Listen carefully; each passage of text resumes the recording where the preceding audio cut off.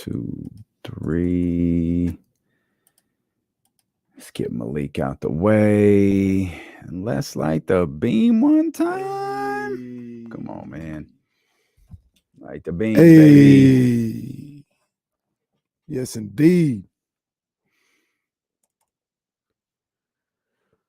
Can you tilt your screen a little bit? Like center you a little bit more. I think it needs to go the other way. Yeah, the other way. This way. Yeah. That's there it. We go. Yo. Yeah, it's pretty dope. Yeah, I like it. I'm just thankful Don understands my dumbass messages in the middle of a show. Let's go, baby. Let's go. Adds a little life to the screen. You know what I want? I mean, I don't know. Maybe we got to get this approved or something like that. I don't know, but I want a crew neck with Don. If you can make this happen, a crew neck with the KSFM logo. The FM 102 joint. Yeah, that's what I. Hey. Tell Aaron I want to be in charge of that station, and then we'll sell merch for it. The real ones would know. I think. Okay. Hang on. We're doing something different this time, guys. Hang on.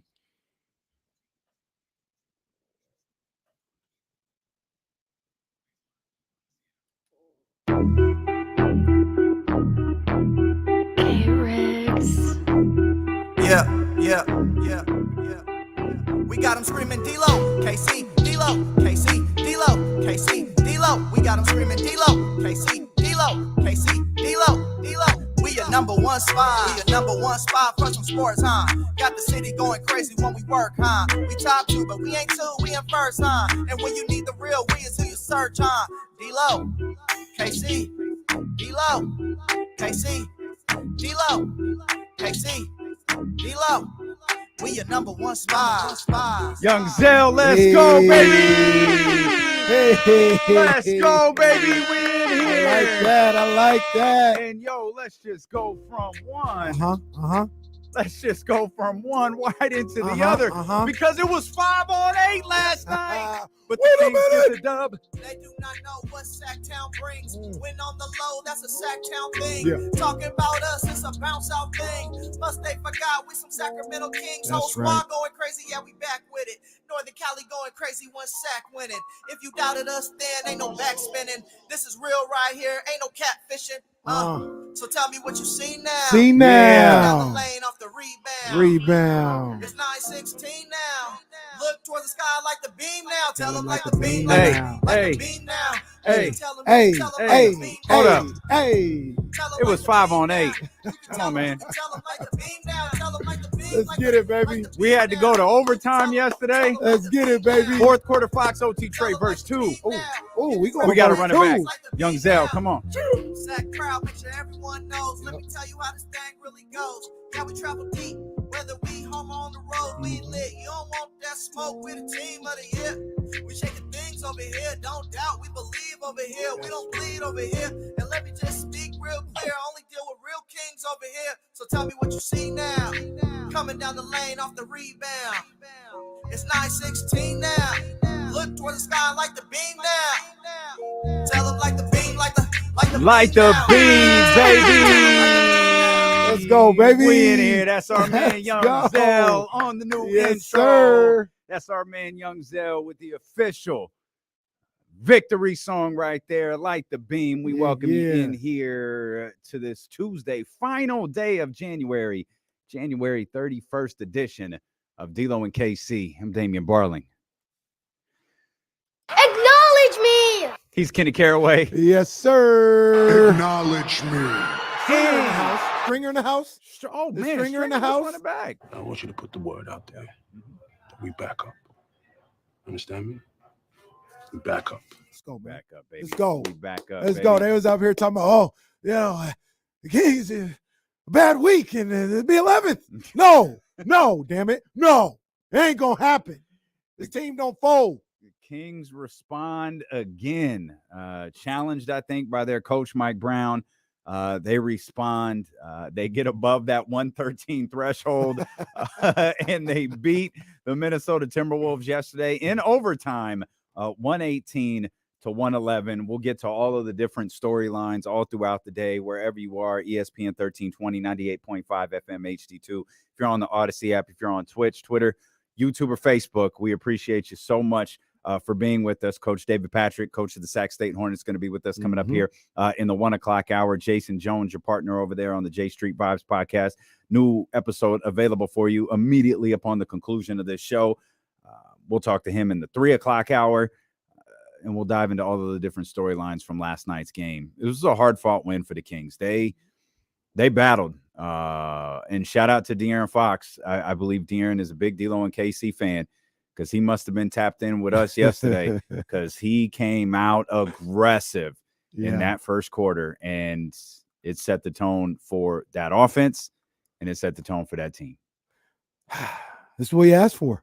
Yep. First quarter Fox. Yeah. We asked for first quarter Fox. He gave it to us, man. He was balling last night. De'Aaron Fox, I don't know what it was, just watching the game, I just felt like he was balling. Like you said, maybe he is a listener of D-Lo and KC. Maybe he was streaming on the Odyssey app or watching on YouTube in his Minnesota, in his Minnesota hotel room. But he was balling last night. He was in his bag. The handle was crazy. The speed was crazy. I loved everything I saw from De'Aaron Fox last night. He took one bad shot that I didn't like. That's it. 6 points in the first quarter, 7 in the second, 11 total shots taken in the first half. That's great. Remember them days he used to take 11 in the whole game? Yeah. I'd fall out. Yeah, well, that's because Buddy took 39. So we need a sounder. We need a sounder. Yeah. That was your Buddy Hield slander of the day. Brought to you by Jiffy Lube. Hey, Matt, if you're listening, let's go. Let's go. You want to sponsor the Buddy slander joint? We got you. Oh, I guarantee you that line sent people down south in a panic. They're like, what'd he say? Oh, God. Oh, somebody get him on the phone. What is going on? That was an interesting game last night. Again, we'll dive into it. But De'Aaron in the first half and the team's defense. Yeah, and I think this is the fine line we talk about so often, right? It's their defense last night was good. For the Kings, their defense last night was really good. There's nothing great about it. There was nothing stellar. Oh my God, it's the Detroit Pistons of the late 80s out there. It's not that. They were active, they were aggressive, and I had the stupidest realization yesterday.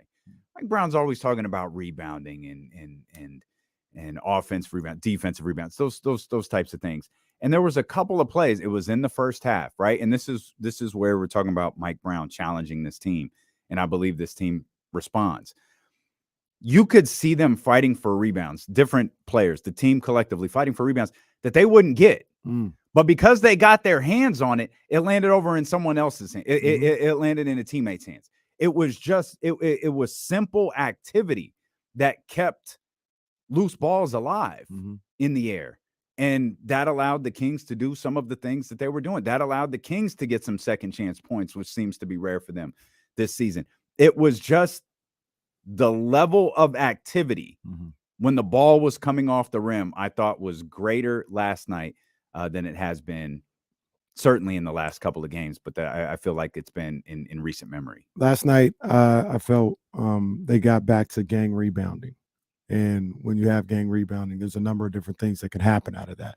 Like you mentioned, you could tip the ball, your teammate can go get it or whatever the case may be. Sometimes big guy box out, and that allows the guard, De'Aaron Fox, to go in there and get the rebound or whatever the case may be. But all 5 guys on the glass is a must, and it's imperative to finish off a defensive possession. And we saw in Toronto, the offensive boards were bad, points in the paint, things of that nature. I thought they were combined.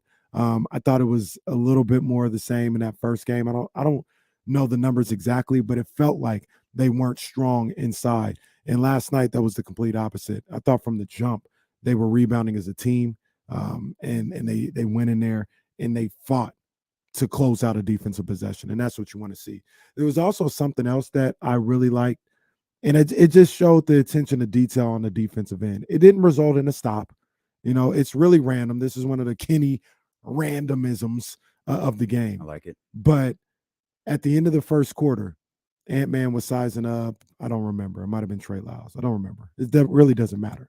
But he was sizing him up, went to make a little move, and Harrison Barnes was in such a great help defense position. He was low. He was active. He got over and got into that help lane that kept Ant-Man from driving to the basket. He backed up, pulled back, splashed a jump shot. That's what he does. That's who he is. But so many times in the last couple of games, the help side wasn't there. It was a straight line drive. And I just thought that play really showed me that they were locked in to team defense, team rebounding yesterday, doing the little things. And it ended up showing in the final result, I thought. 4 steals for Harrison Barnes last night. 3-time defensive player of the game. Do we have all the stats on that? On the DPOG? I don't know that we do. I'm assuming the Sacramento Kings do. They should let us know so we can keep track. I only know for sure that it's 3 because that was the post. He's got 3. Davion's got 2 or 3. Nobody knows. I don't even know what I'm asking. I think he's got 2 though.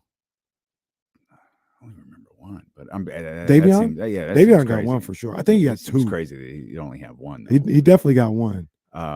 Does the person with the most DPOGs get to keep the chain at the end of the season? That's a good call. That's a good call. Winner keeps the chain.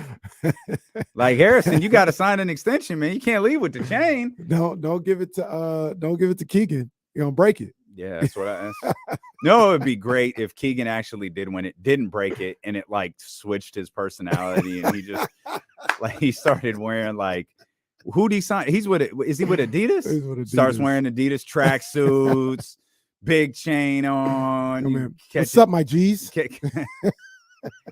What up, God? Showing up at Tiger. Yeah, I need that DPOG chain to switch Keegan Murray up. Keegan Murray, come in. Yep.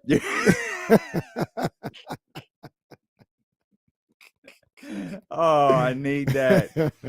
15 steals for the Sacramento Kings last night, season high, according to our buddy Will Z.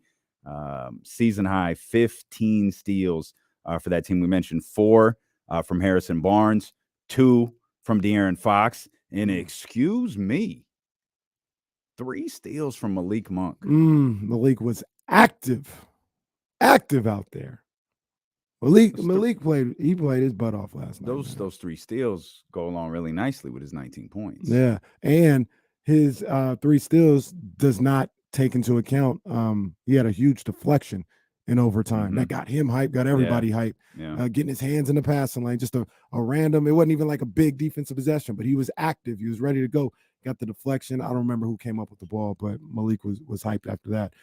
Man, he was active yesterday. Who else? Man, let's run it. Sensational. Hey, Terrence Davis. Terrence Davis out there, all again on the defensive end. We notice when shots fall and guys are aggressive on the offensive end. Terrence Davis on the defensive end, particularly late in the game, was big for Sacramento last night. I thought Terrence Davis. I don't want to overspeak it, but I thought he had some major minutes in the third quarter. I don't think you're overstating that at all. Major minutes in the third quarter. Had some winning plays. That was the biggest thing. He had some winning plays in the third quarter, man, that helped this game stay within reach, and then they took the lead there. And this is what we were talking about yesterday, right? And this is what I want to dive into when we get back. That what we saw last night, that level of defense, can they do that? Step out, we'll come back, we'll sing. I have just another thought on Malik Monk. Just watching him, it's terrifying. Watching Malik Monk is terrifying. It is so exhilarating watching Malik Monk, and I think that may explain why the crowd reacts the way that it does so often when he's out there. So we'll really dive into this game. We're so happy that you're here. It's a victory. You know the vibes. You know the vibes, baby. You know the vibes, baby. Yeah. I ain't letting the day go by. This is the greatest album of all time when it's all said and done. The 29th edition of Drake Bars, the 28th edition of Drake Bars on the way.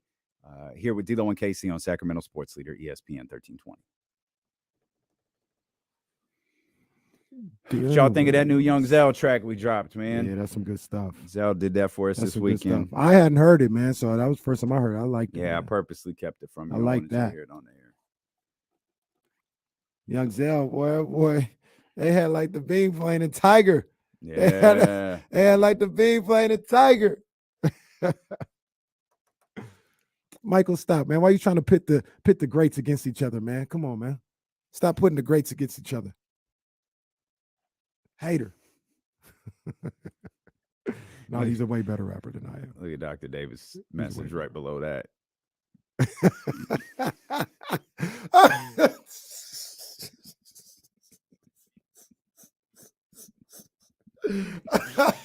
Oh, man. Come on, man. Well, counting theirs and yours, that's two. They did it. Oh, man. That's cold game. Hey, you know, it might happen. It might happen. What's the name? Sorry for your loss, Young Zell, KC. Her loss, that's what it was.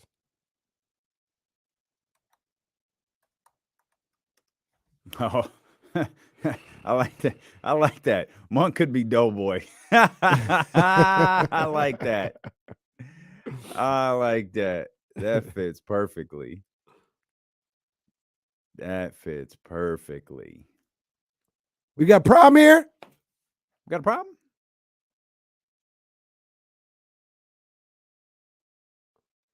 You know, I was thinking about something. I'll put it in my own little notes here. Remind me to say something about LeBron James. What's what is her real name? The girl, she's in Boys in the Hood, but she's in Poetic Justice too. Chicago's girl. Oh, Regina King. Thank you.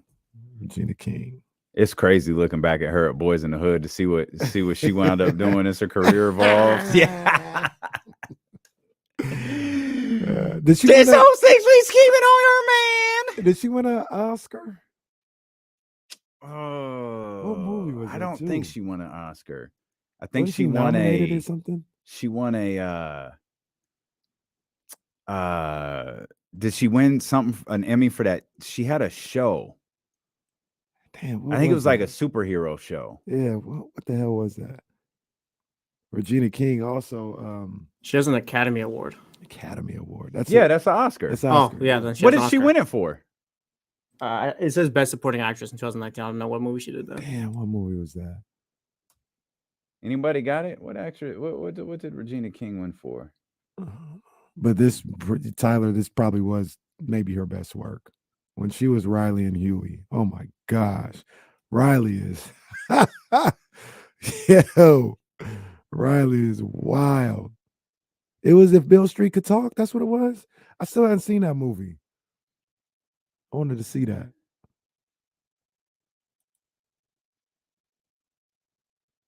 Golden Globe Academy. Yeah, that's right, Omar. 227, Regina King. Yeah. There's no place like home. I don't have a lot of memories of watching 227, but with your family around, you never alone. I gotta. Now I'm trying to figure out what the hell was the show she did that everybody was talking about. Oh, Watchmen. That's what it was, and she won for that too. Wow. She won four of it. She won four of those. What a career. Yeah, she's bad. And she's in a what is that, a Capital One commercial? See that when she locks herself out of the house and just goes and buys a bunch of new stuff.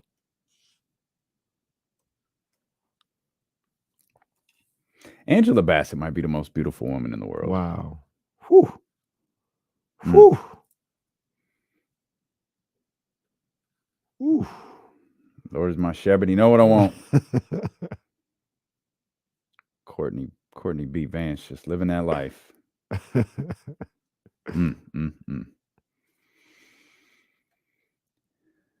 Have y'all seen it? Yeah, that was great work.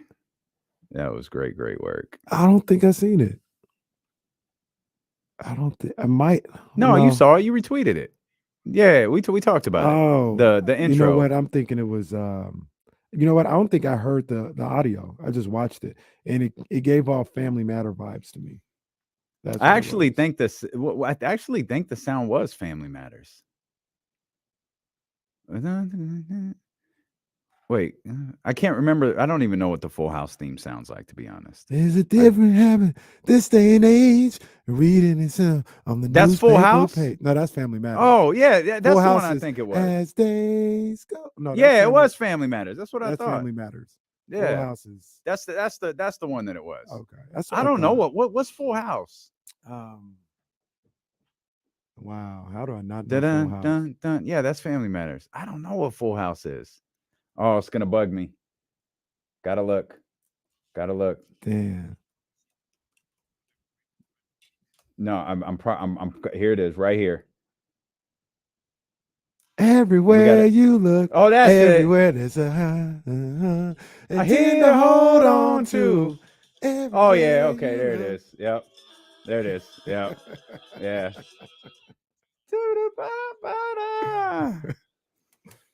A real one would rap over Tanner bars on deck. A real one would rap over the Full House theme. That was a weird commercial break. We went in a lot of different directions there. Regina King, Angela Bassett. Got to mention Tracy Ellis Ross. Always. For no reason. Shout out. And then that evolved into Family Somebody Matters said Megan Good. Sure, we'll mention her too. She's not even in the same. She's different. It's different. These are.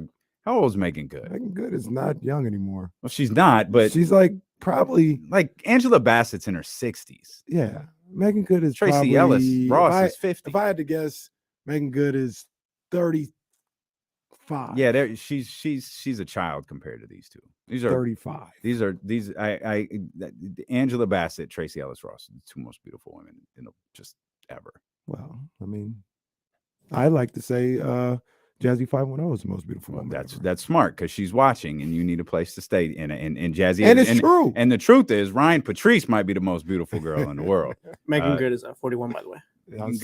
Man, 41. Hey. I was like 35 doesn't sound right. That sounds way too young. Because when she was in Friday, yeah, she felt the same age as I was watching Friday. That's how I knew she was close. A little older, I guess, though. Megan Good, I was going out the club one time. My cousin can attest to this. Megan Good was looking at your boy. Real talk. Okay. It was like if you want to come talk to me, you can. I didn't. Coward. Because I wouldn't really like. I was like, yo, is she giving me the eye? And by then she was gone. That's okay. I once thought a celebrity was hitting on me too. No, this really happened. I learned in later years she was not. Brittany, my cousin Brittany, call in. Tell her she was there. She co-signs. What does that look like? I need to know like what's. I mean, it's pretty visual. We're on the radio, but like that stopped you before. Like all of a sudden, you're aware of the radio audience. But the dude who was doing the gritty in here the other day. I mean, those were the days. Kenny just pulls up messages too and just laughs at him, not even reading what the message was. Right. But I think I was already out the club. Yeah, I was already out the club, posting up on the wall. Mm-hmm. She walks out, and she sees me, kind of lock eyes. Oh, lock eyes. Oh, she kept moving. She looks up and down and then keeps moving. Okay. That happened, man. Brittany was there. She saw it. She's like, she's the one to put me up. She's like, yo, was Megan good? I was like, I think so. All right, I'm gonna hit up Brittany's DMs because we connected like that. So I'm gonna get some truth to this. No, the person who I thought was hitting on me was in fact not Queen Latifah. We did think Queen Latifah was hitting on you though. No, I thought Queen Latifah was just being really, really nice. Okay. I thought Raven Simone was hitting on me. Shout out Raven Simone. I absolutely thought Raven Simone, like to the point where we exchanged numbers and we were going to connect later that night to go to the Radio Music Awards. It wound up not materializing. And I don't think she was in fact hitting on me. I just think she was really nice. That's all that I think. You know, there's some women and some men that are just natural born flirts. They may have no intention of like anything. It's not anything crazy, but they just have the way they talk to people is just it puts the other person in a zone of like, oh man, kind of into me. Yeah, and I think she was just being nice. Yeah, I don't think she was flirting with me at all. Well, yeah, not even. But that's the whole thing with the natural born flirts. They're not trying to flirt. They Right. just that's just how they communicate sometimes. Yeah, she's digging me. She was not. We're digging the Sacramento Kings, though, and that victory they got. Oh, hold on, man. That was, hey, people tapped in at 12:20. We was talking Raven Simone. We was talking Megan Good. We was talking Angela Bassett. You know, I'm not gonna stop that. We was talking Jazzy 510. I'm not gonna stop that.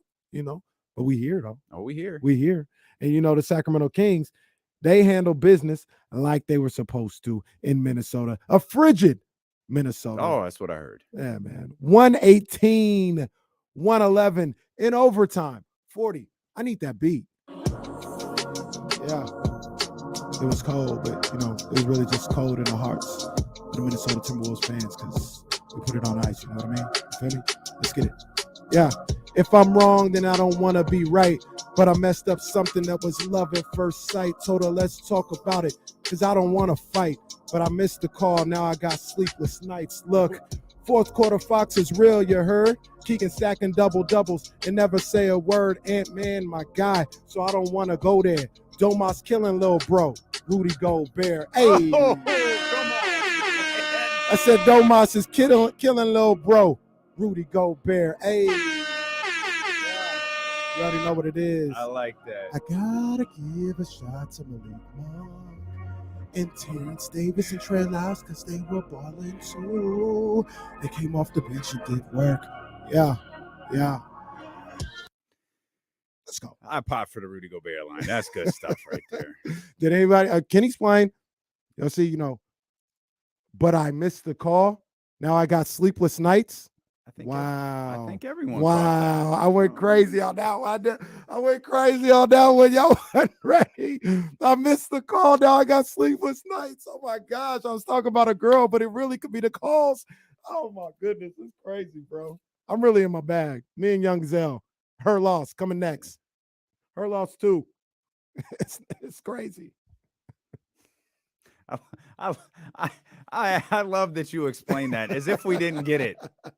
As if that hasn't been on the top of everyone's mind for the last 3 days. Y'all didn't catch that? I'm too deep for you. Like, wait a minute. That's all we've been talking about since Saturday. Went over y'all's head, man. Went over y'all head. My bars is too deep. Yo, that my man who does the Dissect pod lives in Sac, right? He's a Kings fan. Let's get him to dissect Drake bars. My guy, if you're listening, let's get you linked up with Kenny, man. And you could dissect. He might even have to hit me up like, "Oh, I'm usually good at this, but this one I just don't know." Too deep, huh? I don't know. Soren speculates that Megan Good does not like Drake bars. Megan Good probably loves Drake bars. Well, it's just the way your story went. If there's truth to it, maybe she did. Yeah, she probably loves Drake bars. If I see Megan Good right now, I'm just gonna wave and say hello. Oh, yeah, that's all you can do. Yeah. Hi, Megan. Yeah, you. I got what's really good over here. Oh my gosh. Oh wow. My gosh. Now you're doing Yo, this boy's in his bag. This boy in his bag, man. Jazzy 510's at home like, oh, that's nice. But best believe if The Rock walks by or Roman Reigns, it's over. I told you she like Dom Kennedy. Oh, yeah, that's that. I remember that. I remember that because it's random. Like, oh, that's cool. That's not one that you hear a lot. It's kind of a deep cut. It's kind of a deep cut, right? She does like Roman Reigns too. Oh, everybody like Roman Reigns. A lot of the ladies like Roman. Malik Monk. We had mentioned this before. A lot of the ladies like Malik Monk. I think everybody likes Malik Monk. He is the most exhilarating Kings player to watch. He is a roller coaster. He brings you to like he brings you right to the edge as a fan. And nothing Malik does is boring. And I think we said this a couple of Malik ain't going to just make a chest pass. No. Like he's going to find some way to, as creatively as possible, get the ball from point A to point B. But that's what makes him a fan favorite. Love it. That's what makes him so exciting. Love it, man. Malik Monk is everything that I thought he would be if he ever came to the Kings, and I enjoy the hell out of the Malik Monk experience. Plus, man got game. He got game. Like, he go hard, and he really gets in his back. Like, this is how you know Malik is feeling it with his passes, like you just mentioned. Like, if he's like hitting a pocket pass crazy or giving Domas a underhand from 17 feet away, like a dart through the lane, that's how you know he's feeling himself, because he's fearless at that point. Mm-hmm. I enjoy watching Malik Monk play, man. I really do. I really, really do. It's a joy to watch him. Guy can go. And I got to ask Malik one time, man, I wonder if he's ever won some dunk contests. Because he gets up there and sneaky gets up, yeah. Very easily. Yeah. And he's like looking at the rim, throwing down. The alley-oop from Sabonis yesterday, he like wasn't even sure. It's like, oh, alley-oop coming. He just gets up there and Did we mention De'Aaron's first quarter dunk? No, that was yesterday. De'Aaron, yeah, he picked up the ball. Like, I think he picked it up on the inbound. Got to about center court and just decided, I'm just gonna outrun everybody. And he gets to the basket and drops it. Yeah, that was sick. I forgot. I'm like, I remember the play, and I don't know why, because I was standing right in my bedroom at the time. I don't know why I thought it was so damn Saturday. Early in the game. Yeah. Like, so much happened after that. We had the ejection that wasn't. We had the somebody go get Domantas. So that whole thing was such a disaster. So I watched it back this morning because I watched De'Aaron's post game, and I watched I watched Keegan's, and Keegan was like, I thought he was gone. We all thought he was gone. Right. De'Aaron was like, yeah, we all knew he wasn't gone. Sean, the security guy that you see with him, just took him to the back to cool him off. I watched the playback, and there's distinctively two whistles. Absolutely. That's the part that's so confusing, is the technical is called. Domas is walking away, still agitated. The whistle blows again. And I guess Sabonis just assumed he got teed up, because that's when he really went to the official, because he figured, I'm already gone. Right. I'm going to get my money's worth. Right. And he comes walking towards the official. He's obviously livid. The frustrating part about this is the broadcast crew isn't there.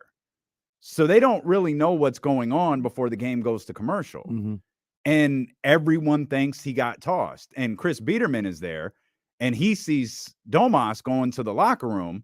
He's like, well, Domas got tossed. And then he got the DeMarcus Cousins treatment, comes back out, is on the floor, and, check that. I guess he's not. And no one, I don't think anyone was really clear what happened. So, what it sounds like, there was never a second technical. There was a second whistle, which can be heard on the broadcast, right, but there was never a second technical. So what I think happened, I watched the back as well. What I think, and everybody got fooled, is Domantas Sabonis going up against Rudy Gobert, thinks he gets fouled, starts yelling at the ref, gets a technical foul, right? Stop play, technical foul. Then there's another whistle. I think the other whistle was for a timeout. Because that was in the middle of the play, and they went to timeout. Now, when he blows the whistle, when I say everybody got fooled, the fans got fooled, because he blows the whistle, and you hear the fans go, let's go, or whatever. Yeah. Domas gets fooled, and everybody's like, yo, he just got thrown out or whatever. And when I watched it back, I was like, wait a minute. We're going to the benches, the timeout. That was in the middle of a play. The whistle must have been for a timeout. And I don't know if it was immediate timeout or Minnesota called a timeout or what, but I think that's what the other whistle was for. It's a good call. Yeah, that's a good call. Yeah, in the damn Minnesota crowd. It was the pop. All 5,000 of them. I'm not, but you know what? I'm not gonna get on them. It's -5. Like I don't know if I'm going to the Golden One Center if it's from Elk Grove if it's -5. Oh, we didn't go to the Golden One Center when there was a bomb cyclone. Well, I guess we did for the Laker game. We were there. 17,000 people went for the Laker game. There was true. another game in that general area where was it Orlando after that? I think it was Orlando that Monday. Maybe we'll sit this one out. maybe we'll watch this one at home. Not a bad idea. Yeah, but they had the lights off in the upper deck. Yeah, it was the second whistle and the pop that was like, and then Sabonis's reaction was like, too. Yeah. He heard the whistle, and the pop and thought he just teed me up. He wasn't even watching because he was walking back to the bench. And that was everyone's initial Kings fans. That was their initial response. Like, yo, he was walking away. Yeah. He left it. And Delly, but Sabonis Delly was so and riled Monk, up. I think they knew that he didn't get a tech, and they saw Sabonis go off, and they got to him quick, like, no, bro, like, hey, stop, you're gonna get another one. I think they knew he didn't get a tech, and they were trying to keep him in the game, and Domas was about to let him have it. There's a great pic of the official walking away from Domas. It's on King's Twitter out there. It's just a tremendous picture from the wire services last night. And it's so telling of the Kings and their relationship with officials this season. Phone lines are open for you. I'll retweet it if you haven't seen it. I think Jason Wise of the Sacramento Kings posted it. 916-909-1320. Let's talk to our brother Pablo. Pablo, what's happening, man?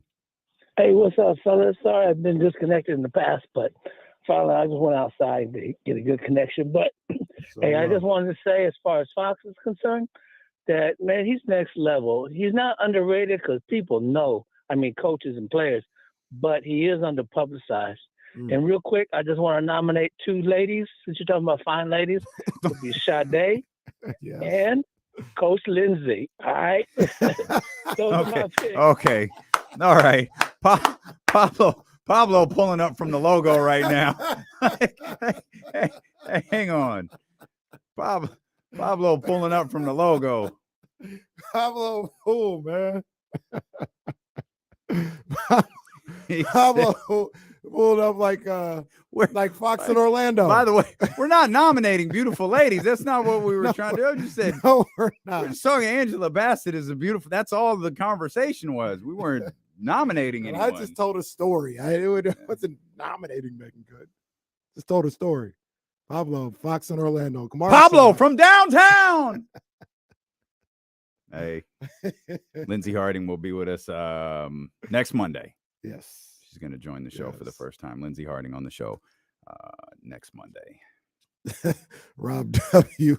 Pablo Hill.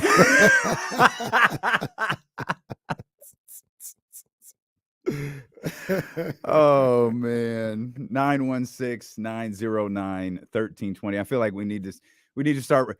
Ladies, what, Morris Chestnut? Like, who are the fine older gentlemen, ladies? Right now, I hate to say it because I ain't even trying to go there, but the ladies love Jalen Hurts, man. Oh my gosh! Well, we got asked this. It was when you decided to not return for the show yesterday. That's what it appeared to all of us. You saw his pregame. Did you see his pregame? No. Oh yeah, my man looks sharp. No, yeah. When he came in the purple joint. Yeah. Absolutely. Yeah. Absolutely. Jalen got style. He do his thing. Oh, that's a good call by Tyler. That's Idris Elba. They love Idris. Yeah, he tops that list, man. John Poles is right, man. That purple jacket. I don't know. He gave me strong Debo vibes when Debo walked in the shadow Gucci suit. I was like, oh yeah, Dallas doesn't stand a chance. I saw Jalen in that purple. I was like, ooh. Uphill battle for the 49ers today. That's how I judge wins. That's how I'm gonna predict the Super Bowl is who shows up there. I can't wait to see what Jalen's rocking in Arizona. Jalen's gonna be smooth. I tell you that right now. Yeah, believe that. I was telling Jason Jones yesterday, man. I still ain't ready to play Dreams and Nightmares. It's gonna be about 3 weeks. Oh, word? Yeah, 3 weeks. Don't want to hear it yet. I listened to that joint yesterday. Oh, whose side is he on? 916-909-1320. Yeah, man, whose side is he on? If you want to get in here on the phone lines, you most definitely Lake can. Show says Shamar Moore. Is that Shamar Moore on Soul Train? is that the one you? I know that's the Shamar Moore, but is that version of Shamar Moore the one everybody's talking about? Remember he would dance on. He Shamar it's a Moore stretch used to to get call it that- in. It's a stretch to call that dancing. Oh, He would get it in. Shamar Moore. Shamar look a little So I don't like when men do it. I don't like. Did Morris Chestnut get some work done before best man? I haven't seen it. Like, What you mean, like facial work? They look a little. Yeah, he looks a little different. I haven't seen Best Man, so I don't know. Oh, you haven't watched But it yet? I mean, Okay. I've seen pictures of him, and he Shamar looks Moore. the same. Okay, Shamar on his IG account too was like, he looks okay. He would know. What? Said he would know. Oh. You said Shamar said something. No. Shamar on. I saw something on his I IG thought he account said something about. where I Morris looked at Chestnut. him. I was like, no. He would know. No, that's what I mean. I think Shamar has visited Dr. Beverly Hills a time or two. Y'all don't have to do that, man. Nah, man. Don't do that. Age gracefully. You guys already got it in your genes, man. You got it in your blood. Idris Elba ain't had no work done. Nah. How old is Idris? He got to be 50, right? I think so. Well, I don't want to say well over 50. I mean, The Rock is 50. Rock is 50. Wow. Idris, is it just my computer? My internet isn't working. Is yours? Are you streaming your Big Ten basketball game? My wireless internet isn't working. No, mine looks to be good. Oh, I guess it's Looks just pretty me. good. Maybe I've been fired. No. Kimberly asked me to join one of the Odyssey teams, and I said no. Maybe she was like, "Cool, you're no longer have a job." She suckered me into it. You said yes. Yeah, I said yeah. She told me I wouldn't have to do nothing. Bro, yeah, Idris is 50. He's 50 Ah. exactly. I was like, man, I ain't got time for that. She's like, you ain't got to do nothing. Just You like- don't say no to anything. No, I say That's no. part of your problem. Like I you, say no. no, name one thing that you said no to. I don't know off the top of my head, but Because you never say no. Hey, do a podcast 5 times a week with Jason Jones. Okay. Well, yeah, I mean, would have said no if it was free. Oh, okay. There you go. Would have said no if it was free, but She caught me Too bad. right. We didn't even say hi. Kimberly was like, "Hey, will you join our such and such team? Do you want to join our such and such team?" And I no, and turned around, and it got kind of a reaction from the people in the area. And I was like, "Well, let me explain. I was on the team when it launched, and I didn't understand it. I didn't get what we were trying to do or accomplish, and not everybody appreciated me asking questions." So when I had served my term, I was just like, all right, like I just don't need to do this anymore. Then the whole thing went on hiatus because I don't think they knew what they wanted to do. like maybe he's right. We don't know what we want to do right now. There's only one person who could make me join that group, and it's Kendra. Kendra Montgomery Block. She could make me join it. So. Damien hit him with the with Malcolm X, the movie, when he was like, "What are we doing here?" And he's like, "I don't know what we're doing here." Remember when he asked me, he's like, "Who are you?" And then Malcolm said, "I don't know who I am." That's what the group said. I don't know what we're doing here. So they took an 8-month pause, tried to regroup. That's all. Rick got him back into focus. Still don't. I hope so. Good for it's a good group. I hope it does something. Y'all can figure out the group when they ask me and Kenny. The second we walk in the door, they ask me and Kenny. Y'all can figure out what group it is. Oh man. Hey, I don't want to leave Malik Monk yet because I think we're glossing over a really important Malik Monk note. Okay. Not only was he big yesterday, he was big late. He was big in you talked about the defensive plays that he made, the disrupting that he did, which was a word that De'Aaron Fox used in his post-game press conference as well. But Malik had 9 points in the fourth. I mean, that's fourth quarter Monk right there. But I mean, between Malik, De'Aaron, and a guy, shame on us, we haven't mentioned 43 minutes into the show, but we'll talk about when we get back. Trey Lyles. Wow. Big when time. when Sabonis wasn't ejected, but eventually and inevitably fouled out, Trey Lyles stepped up big, man. We'll talk about that. Much more Kings basketball here with D'Lo and KC as we continue on Sacramento Sports Leader ESPN 1320.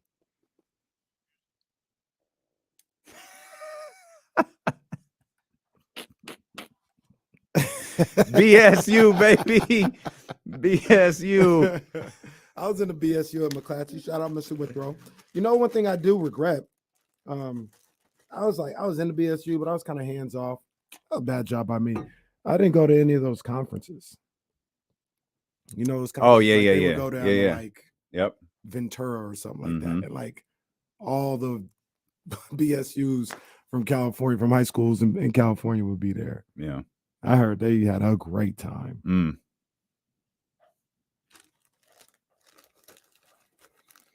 Y'all hit the thumbs up while you're here. Also, little programming note for Thursday. I'm gonna be at the house, so I'll just stay on so we can get the All-Star nods together. KC won't be here. We haven't really talked about that. KC won't be here Thursday and Friday. I'm gonna get him at all. So I'm gonna have to learn when I touch down. We'll text you. I got Wi-Fi on the plane. Yeah, it was safe. I might tap into the show. I messaged. That might not work. You don't think so? Streaming might not work, but iMessage will work. Yeah, I'm actually. I just got a Tesla's a pain in the end. Is that what that was? Huh? We got the tickers or the number for that. I thought I saw it in my email. The what? The ticket? Remember we were waiting for. Oh. We did. Yeah, we did get that. You got to take the training though. You did? Okay.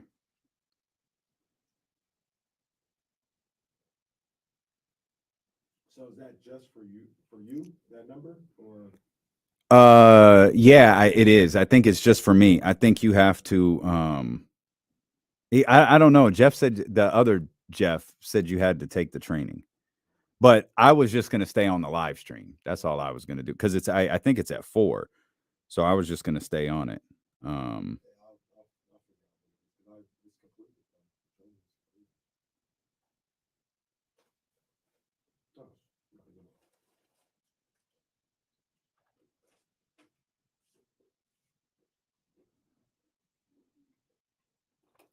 Cheryl and B. Moore, what's going on with you? What's going on with you?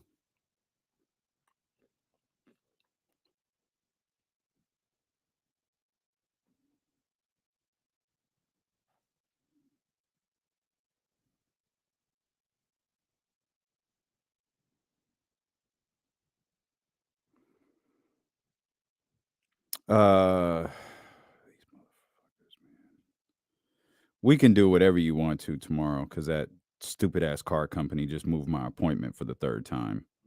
So I'll have my car tomorrow. So if whatever you want to do, I'm down to do. Okay. Stupid, man. Love you, Cheryl. Love you. Your little Sending niece y'all is on love. her way. Well, I was The little niece is on her way to come through there. For no reason at all. I was thinking about that this morning. Because I was thinking about like the week. I was like, Jazz is leaving. It's like, wait, is Jazz flying with Ryan by herself? She's got Reese's going and my mom's going. So okay. I'm going by myself. Oh, okay. So Okay. She's coming. No, back. I knew Reese was going. I was just more thinking without. But that's good that Cheryl and Elk Grove She's is coming going. back by herself though. Unless Cheryl and B. Moore comes with her. Cheryl and B. Moore, Cheryl and B. Moore and Miss P. Them East Coast, them DMV folks, man. They get anywhere they need to, anytime, man.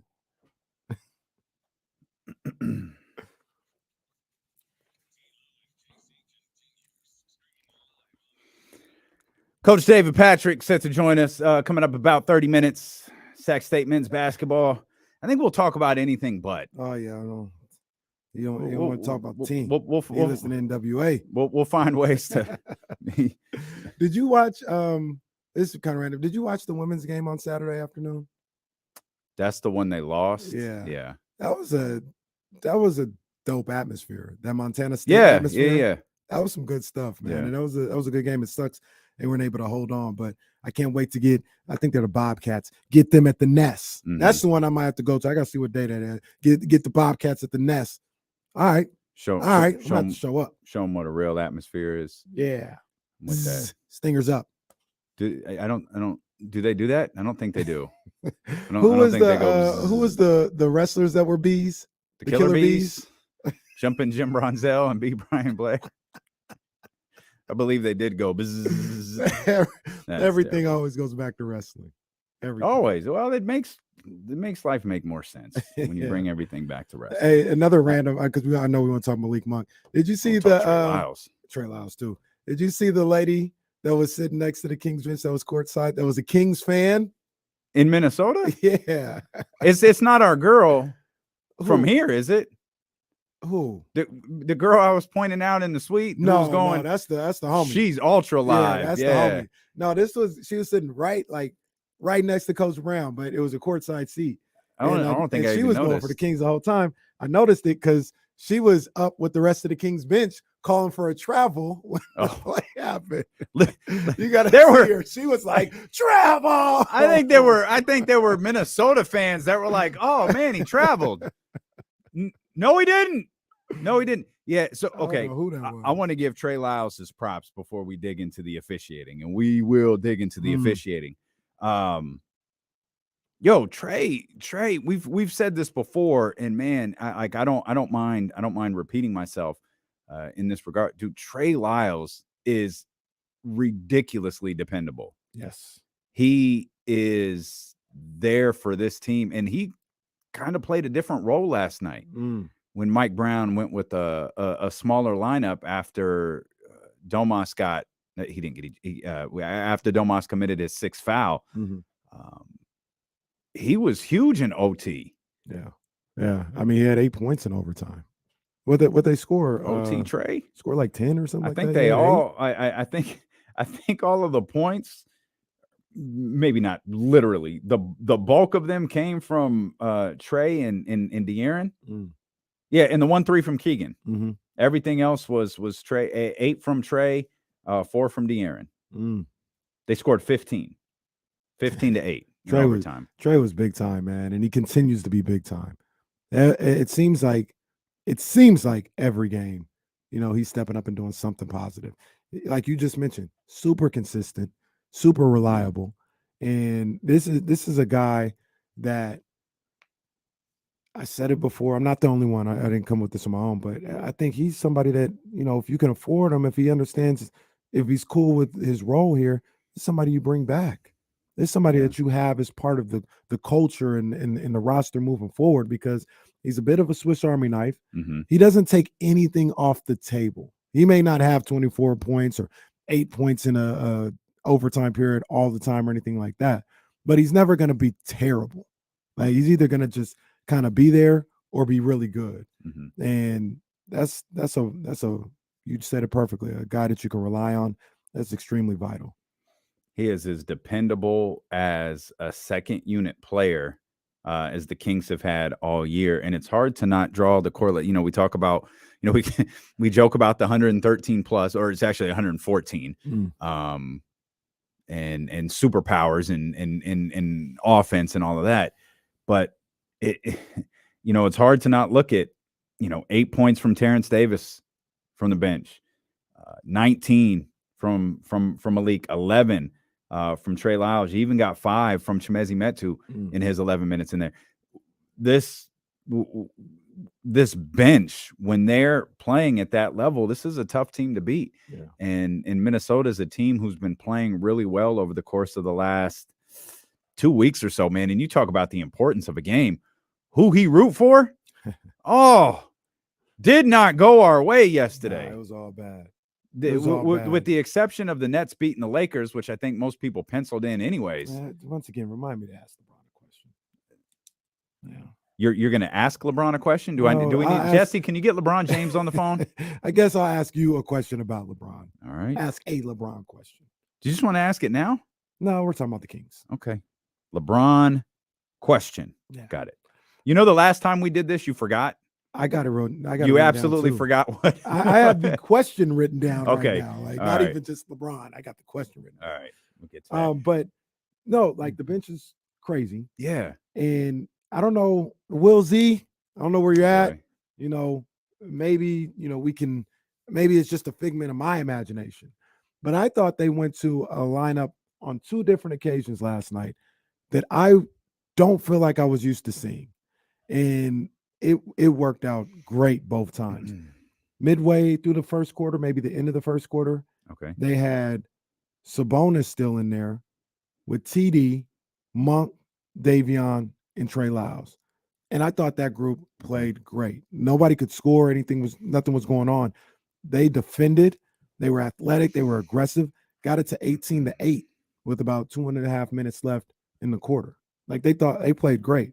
Then at the start of the fourth quarter, he had that same unit back on the floor. I forgot what the score was at the end of the third quarter, but I know the Kings were down by 2, I think. That same unit with Sabonis had the Kings up 86-81 with 9:34 to go in the quarter, in the game. That's where I had it in my notes. And I just like the energy of that group. I thought they were super athletic.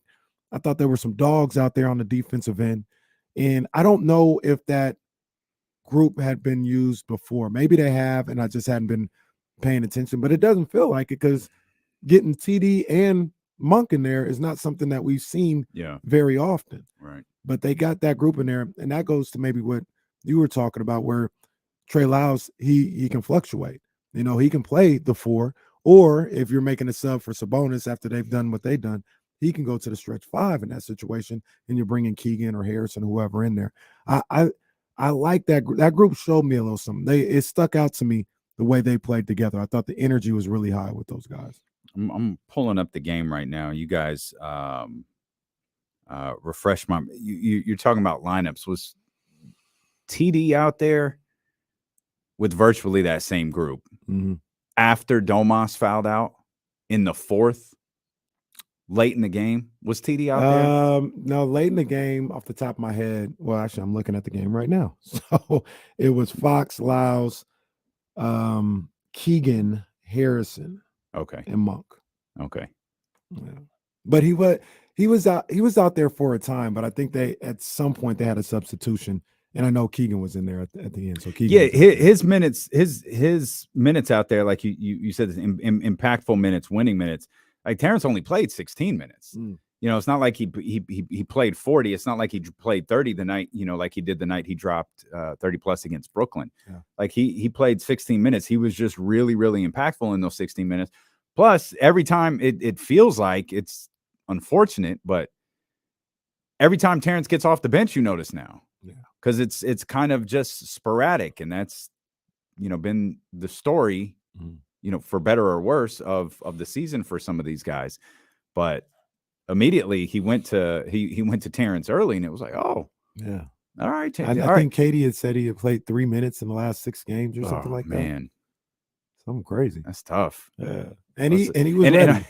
And that's why I was like, come on, TD, like this, just lock in, because if you make a mistake, it's going to be another.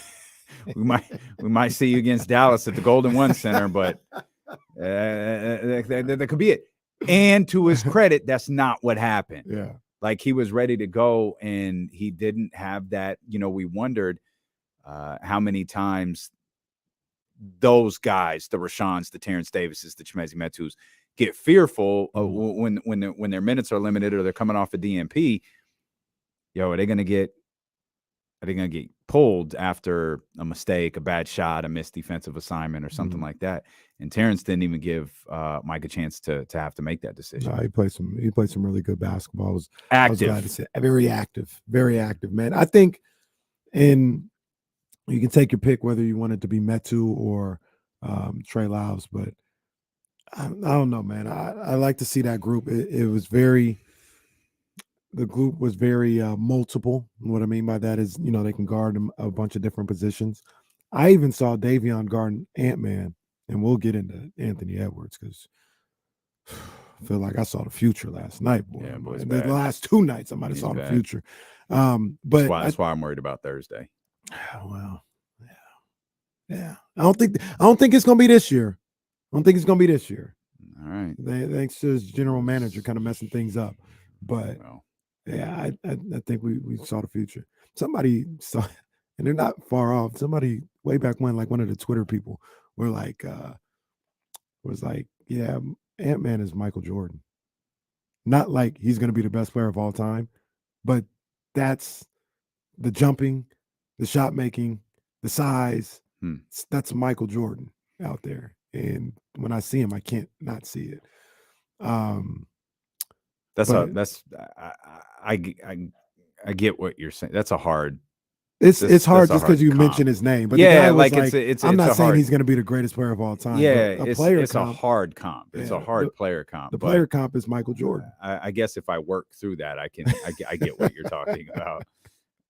Yeah, but he's different though. I think that's the overarching point, right? Like when you watch Anthony Edwards, but like he's different. Yeah, like I think you said it perfectly. He's the future. Yeah, he's one of them ones. Yeah, absolutely. Will Z did his thing. He did. Will Z did his thing. Yeah, yeah. That lineup that I talked about, Sabonis, along with Trey Lyles, Terrence Davis, Malik Monk, and Davion Mitchell, only played 15 total minutes together. They have totaled plus 11. I think they might have played all 15 last night. Maybe a little less than that. Maybe it was like 10. But they had two different, spots in that game last night where they were playing. It had to have been like 6 or 8 minutes or something like that. So you're right. I hadn't seen it that much because it hasn't happened that much. But I liked what I saw. I wonder if Mike Brown saw the same thing. It might be going back to that group a little bit more regularly to see if it's real. Yeah, I hope so. I'm never quite sure what Mike is. I feel like I know what he's looking for because I feel like he's told us what he's looking for. I guess if we see this lineup moving forward, he'll feel like, all right, let's test this again. Like let's check this again. Yeah. I think sometimes when Terrence plays a certain way or Rashawn plays a certain way, and this might have been the case with Chimezie Metu before. I don't think it's necessarily the case with him now. I think he looks at it like, okay, great. That's what we needed tonight. Yeah. I might not make that call against San Antonio. Right. But that's what we needed tonight. He does it on a game-to-game basis, like kind of goes field type wise. Right. Which I guess there's good and bad in that, right? Like you don't want a coach to fall into routine. I call it coaching on the clock. It's this time in the clock, so I got to put this person in and take this person out and do this person in and not go by, a feel. It's clear though, he knew he was going to play Terrence. Like, I don't think there was a situation where he's standing on that sideline in how competitive that game and goes, you know what I need? Terrence Davis. He knew whether it was a matchup, whether it was something he saw at shoot around or practice or more than likely something he didn't see a couple of nights ago against Minnesota. He knew going into the game that he was going to go to Terrence Davis. Yeah. And Mike did a great job of singing Terrence's praises in the post-game press conference. I think one of the things that has kind of come out with watching this team and seeing them every day and getting a feel for these players is they believe and respect Mike Brown to no end. I don't think there's ever going to be, at least this group this year, a situation where somebody is pouting because they don't play. Somebody is, not ready to go because they haven't played and, they're kind of checked out. I don't think it doesn't matter who it was, whether it was Metu, Rashawn Holmes, Terrence Davis, it doesn't matter. KZ Okpala, whether they play a lot or not, when they're called on, they're ready to go. And that goes with that shows the utmost respect that they have for Mike Brown as a coach. and he respects them. I think, one of the things I always talked about was like, make sure you're communicating with these guys, keeping them up. I think he does that. I believe he talks to them and keeps them engaged, keeps them locked in on what the team is trying to do. And he doesn't let them fall by the wayside or make them feel like they're not a part of what's going on. And I think that's a big reason why they're always ready to go. You're listening to D-Lo and KC on KIFM West Sacramento 98.5 FM, KRXQ HD2 Sacramento, ESPN 1320, driven by our friends over at Lasher's Elk Grove Dodge, always live on the free Odyssey app, live on twitch.tv/ESPN 1320, youtube.com/ESPN 1320. We're live on Facebook as well if you go check out the ESPN 1320 page. Mention the Odyssey app. Make sure you download that on your smartphone and register. You just enter your email or connect with your Facebook page. You don't get spam. They don't post for you, nothing like that. It allows you to be a part of the Odyssey community. If you search ESPN 1320, hit the heart button, save us as your favorite radio station. You'll get alerted when D-Lo and KC go live Monday through Friday. But more importantly, you'll get alerted when D-Lo and KC go live after hours, which is something we were hoping to launch on Saturday. But it looks like the first chance to go live might be tomorrow. Following the San Antonio game. So make sure you do that. The Odyssey app, that is exclusive. There'll be no YouTube show. There'll be nothing like that. It is exclusive to the Odyssey app. So make sure you download that on your phone. Again, it's completely free. Before we get back to the Sacramento Kings, Coach David Patrick going to join us in 10 minutes. A report here from the NFL Network. Clearly, Demeco Ryan's going somewhere. Though it was reported yesterday he turned down the Denver job. Sure feels like all signs are pointing to him taking that Houston job. And according to this report from the NFL Network, the San Francisco 49ers have requested permission to interview former Panthers interim head coach Steve Wilks. I like that. He should have been the head coach in Carolina. Kyle Martin Luther Shanahan added, man. Somebody got to do a 30 for 30 on Kyle Shanahan. That dude is, man, when you connect the dots at what that dude is doing around the league, goodness great. I have a whole new respect for Kyle Shanahan when I started piecing that together. Yeah. There was some article we were reading, and it was like, oh, it was about like privilege, and like the Rex Ryans and the Rob Ryans, and how they take advantage of being Buddy Ryan's kids and that whole thing. And, of course, Kyle is mentioned in that. It's like, okay, Kyle's always going to be brought up because his dad is a Super Bowl winning coach. And then they're like, yeah, I think Kyle might be using his privilege for good. Look at what he's done. And then they outlined it. I'm like, my goodness, look at what this man has done in the NFL. Yeah. All right, Kyle, I see you. Doing it again, man. They got Anthony Lynn on their way, just waiting in the wings to get another job. Anthony Lynn absolutely deserves another head coaching job. Yeah. Absolutely deserves another head coaching job. We'll talk more 49ers later on in the day for sure. Not ready. We haven't. I'm not ready. Well, I got questions. There was a lot of 49ers news yesterday. And his Brady stuff is really loud, dude. Like, between Vegas and San Francisco, it's bordering on obnoxious. And so I gotta, you're the authority. I got some thoughts, man. I'm a broadcast journalist. You're the 49er authority. I just got to ask some questions.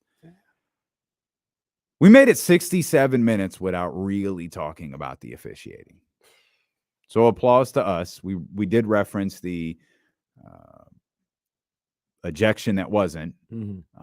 But the bigger story is what led to the ejection and the fouls that were called against Domantas Sabonis and not in favor of Domantas Sabonis. It was another problem. It was a problem that was going on all night that got Domas to that point where he picked up the technical foul, and we thought he had been thrown out. Eventually, he does commit his sixth foul by putting two hands to the back of Rudy Gobert when Rudy Gobert went up for a rebound.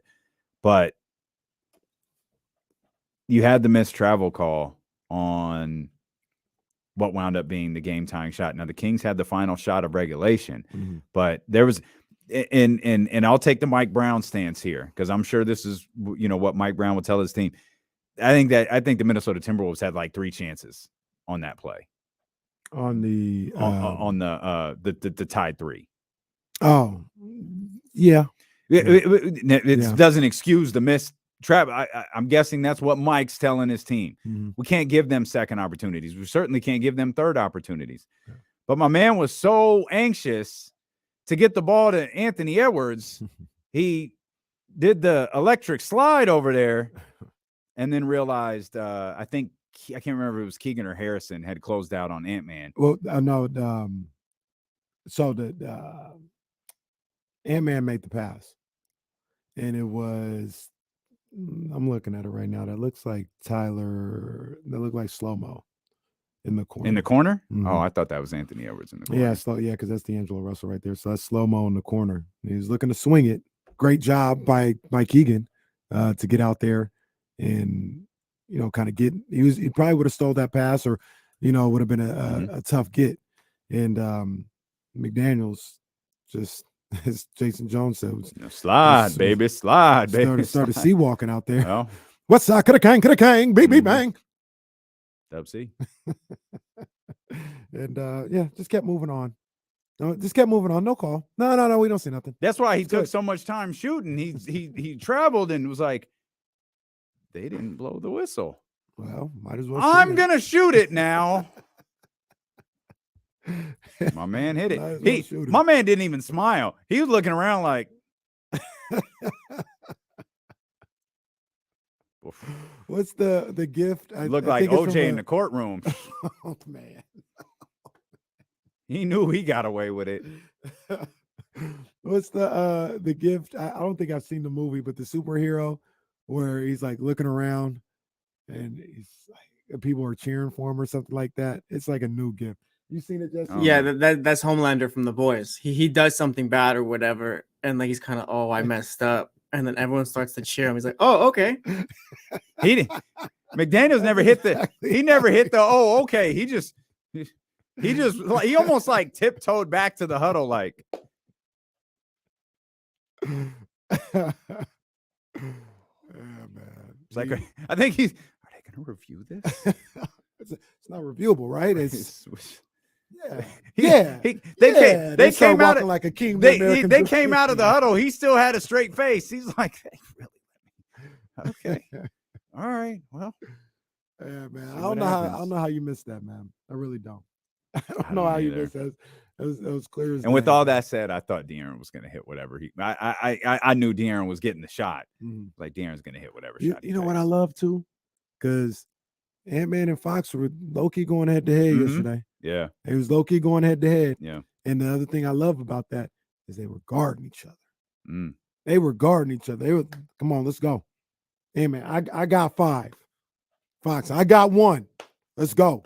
That's what I'm talking about. You never get that with the other almost anything. Yeah, you don't get that a lot. They was going at it. Ant-Man, I say that because Ant-Man was guarding him on the final play. Forced him into a tough shot. Pretty contested shot. Tough shot. In that situation, I don't have any issue with that shot from De'Aaron. I don't know what you would have rather have gone to instead. It was a contested shot. I thought it was a decent one. De'Aaron and Domas were getting knocked around the entire game. It was a physical game. It really was. It was a physical game. Yeah, and that I think when you allow games to be that physical, it increases the frustration of players. Like De'Aaron, I think was bordering on the technical a couple of times too. He can't get no more, man. Yeah, and he didn't. Yeah, but he was kind of pushing the limits of them yesterday. My man Raul says, "Can we discuss Rudy Gobert's award-winning flopping?"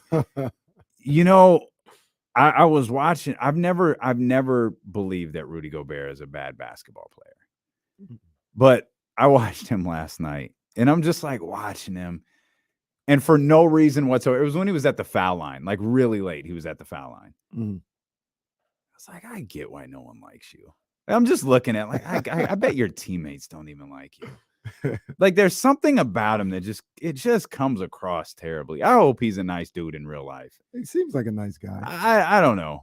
I'm just looking at him like, I know why everyone doesn't like you. I don't think he's as bad of a basketball player as people make him out there's to be. Things, I think there's things out there that he does for sure, very but well. But in the things that he does bad, people use that against it's in relation to his contract. Yeah, it's the price tag and it the always accolades. comes back. That's it. The price tag and accolades that make people do that. Hey, real quick, we're about to go to break. Yeah, but Josina Anderson, yeah, she just tweeted out and she said, just missed this text. Check my phone. I'm told the 49ers are planning not only to talk to Steve Wilks, as Mike Garfolio or the NFL Network reported, but they're planning to talk to Vic Fangio. We all know who Vic Fangio is. And they're also talking to Chris Harris. Want to guess what Chris Harris is? Free last. Boy, Kyle's been to the mountaintop. I love Kyle Shanahan. Vic Fangio is a departure from a Kyle Shanahan hire. He is a massive departure from. What's the NFL, the Rooney Rule? Yeah, Kyle doing the Rooney Rule in reverse. He doing the Rodney Rule. We'll talk to Coach David Patrick, Sac State Hornets. We'll get back to the Sacramento Kings as well. We'll talk more about Mike Brown. Also, y'all paying attention to the East? Yeah, I'm digging into that as well. When we return here, D'Lo and Casey on Sacramento Sports Leader, ESPN 1320. The Rodney Rule. I love Kyle Shanahan, man. Stephen Brown. With that said, I hope he's not hiring Vic Fangio. I mean, I hope he's not either, but I do like Vic Fangio. It's a I also hope he's not hiring Vic Fangio. Huh? I said I also hope he's not. Is he your coordinator? He was supposed to be. He was supposed to be linked with the Dolphins. Vic Fangio, he's a suspect head coach. He's a master as a defensive coordinator. I would be all good with that.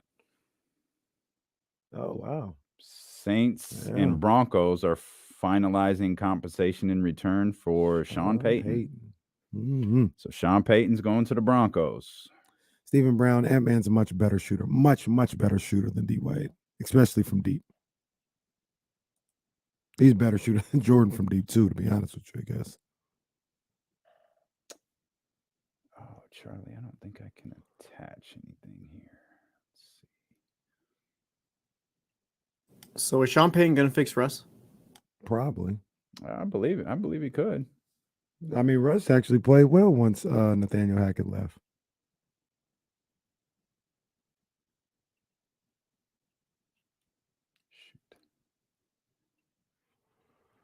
The Jets hired that guy quick too, Hackett. They did. They really did. No hesitation. They really did. Sorry, guys. I'm trying to email something to Charlie.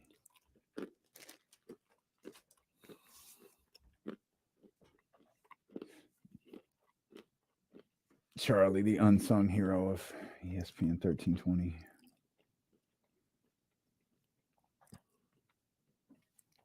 Y'all hit the thumbs up while you're here. Please, baby, please. If you got a Facebook account, share us on Facebook too. That's an easy thing to do. That's literally the only thing I do on Facebook every day. Is like go over here to ESPN. Did I post on my Instagram lately?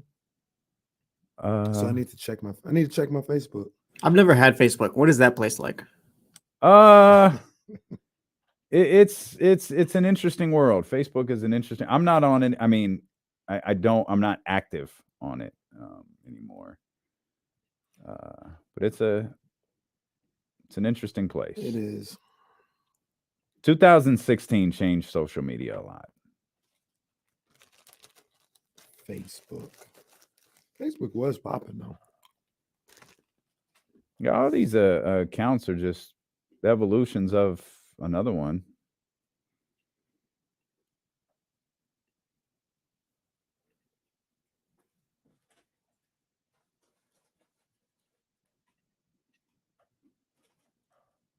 Oh, Ryan Patrice.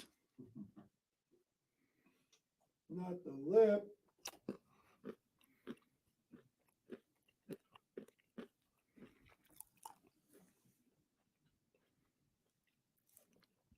Let's see. Denver and the Saints have been discussing two potential packages.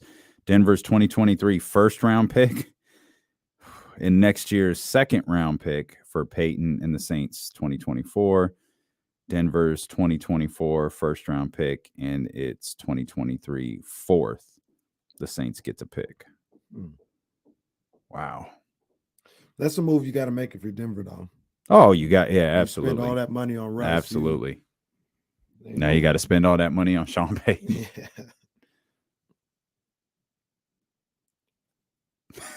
Jacob, in regards to Facebook, it's racist and full of scammers, but it's the only way to stay in touch with Nana. That's tremendous. Nana's not on Snapchat.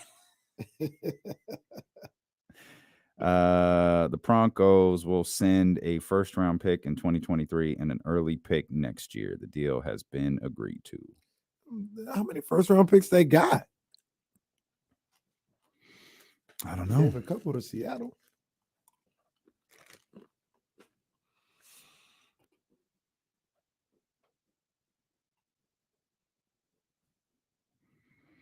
I'm trying to think of where they might have acquired him from. Oh, you know what? Now that I'm thinking about it, I need to take the got to take the beam down for a little bit, guys. You're off. Last year and this year's first rounds to Seattle. So maybe they get a future one. I have that.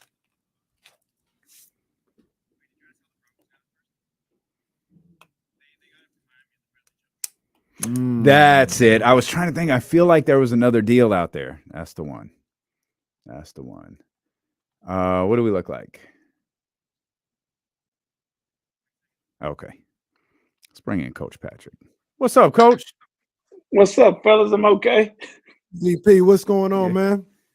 And I was hungry, but I'm more hungry now seeing you eat.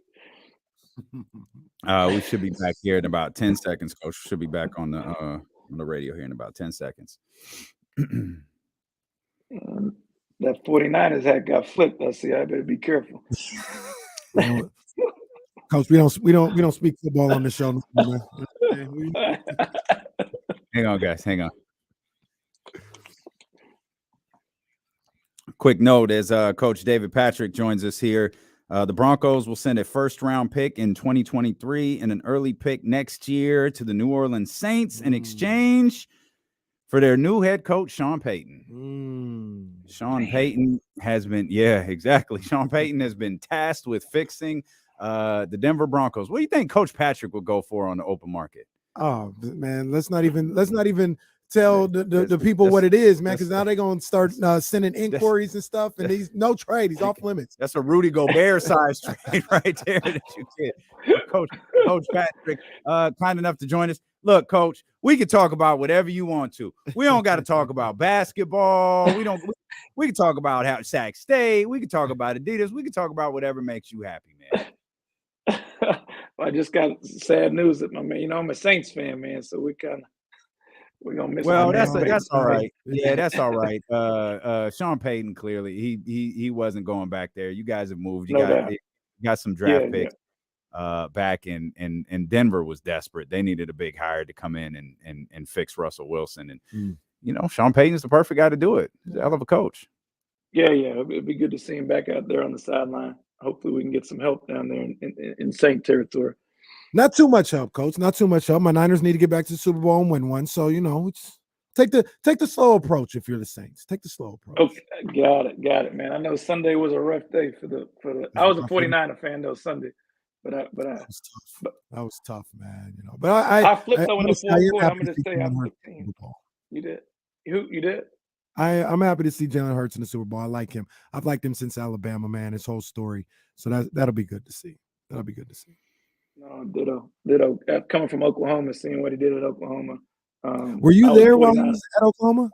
No, he had just left when I got there, but he claims OU now. So we'll take him. But right. I was going for the 49ers all the way to about 4 minutes left, and I flipped. I put my OU stuff on. Coach was talking about bang bang Niner gang, then fly Eagles fly. Fly Eagles fly. I flipped quick. Who you going for in the Super Bowl then? I'm going for the Eagles. I'm going for the Eagles in the Super Bowl. Yeah. I got you. I feel like the Super Bowl is actually an easy way to transition to something that's going on at Sac State. Y'all got Black Excellence Day going on Saturday, and obviously Black History Month kicks off tomorrow. It's always February is always an interesting time, especially post 2020. Businesses have their way of going about things, and it's always great, to celebrate. Can you tell us about Black Excellence Day and what you guys are doing on Saturday? Yeah, we just want to. First of all, we're going to wear black jerseys in that game, and our coaching staffs will be dressed in black. But we want to, celebrate equality and inclusion in that game on Saturday. Not only for all races to come together, but also all genders to come together and make note of it. And obviously, for me, being someone of color that's leading this program, I don't take that lightly, and want to do everything I can to put that platform in place so there is equality in this world. Because as we see what's going on, and all these shocking stuff that's happening on the news, we have a long way to go when it comes to equality and us being treated the right way. Yeah, kudos to Sac State for for doing this, for having this type of awareness, having this type of event coinciding with the basketball program, man. So and great to see you here as well, Coach David Patrick, and pushing it as well, man. I mean, when you talk about something like Black Excellence Day and then having your guys at the MLK March on that Monday, I mean, these are things that getting out into the community, ingratiating, Sac State athletics and the basketball programs with the community is something that goes a long way, just not only for, wins and losses, but knowing that you're representing the community the way you guys are, man. Big ups to you guys for sure. No, I appreciate it, man. And I tell these guys all the time, you're not going to remember if you won or lost at Eastern Washington, but you'll remember, I don't care how old you get, that you were able to go walk in that march in Sacramento. And for me, that's the biggest impact I can have, on these young kids, because it's very easy not to show up. But when you show up, that's something that you'll remember and why I'm in the position I'm in. Yeah, I appreciate that line of thinking, Coach. But given the way Eastern Washington is playing, I think they're going to remember if they win. Eastern Washington is playing some good ball. What are you guys doing to get ready for that? Praying, but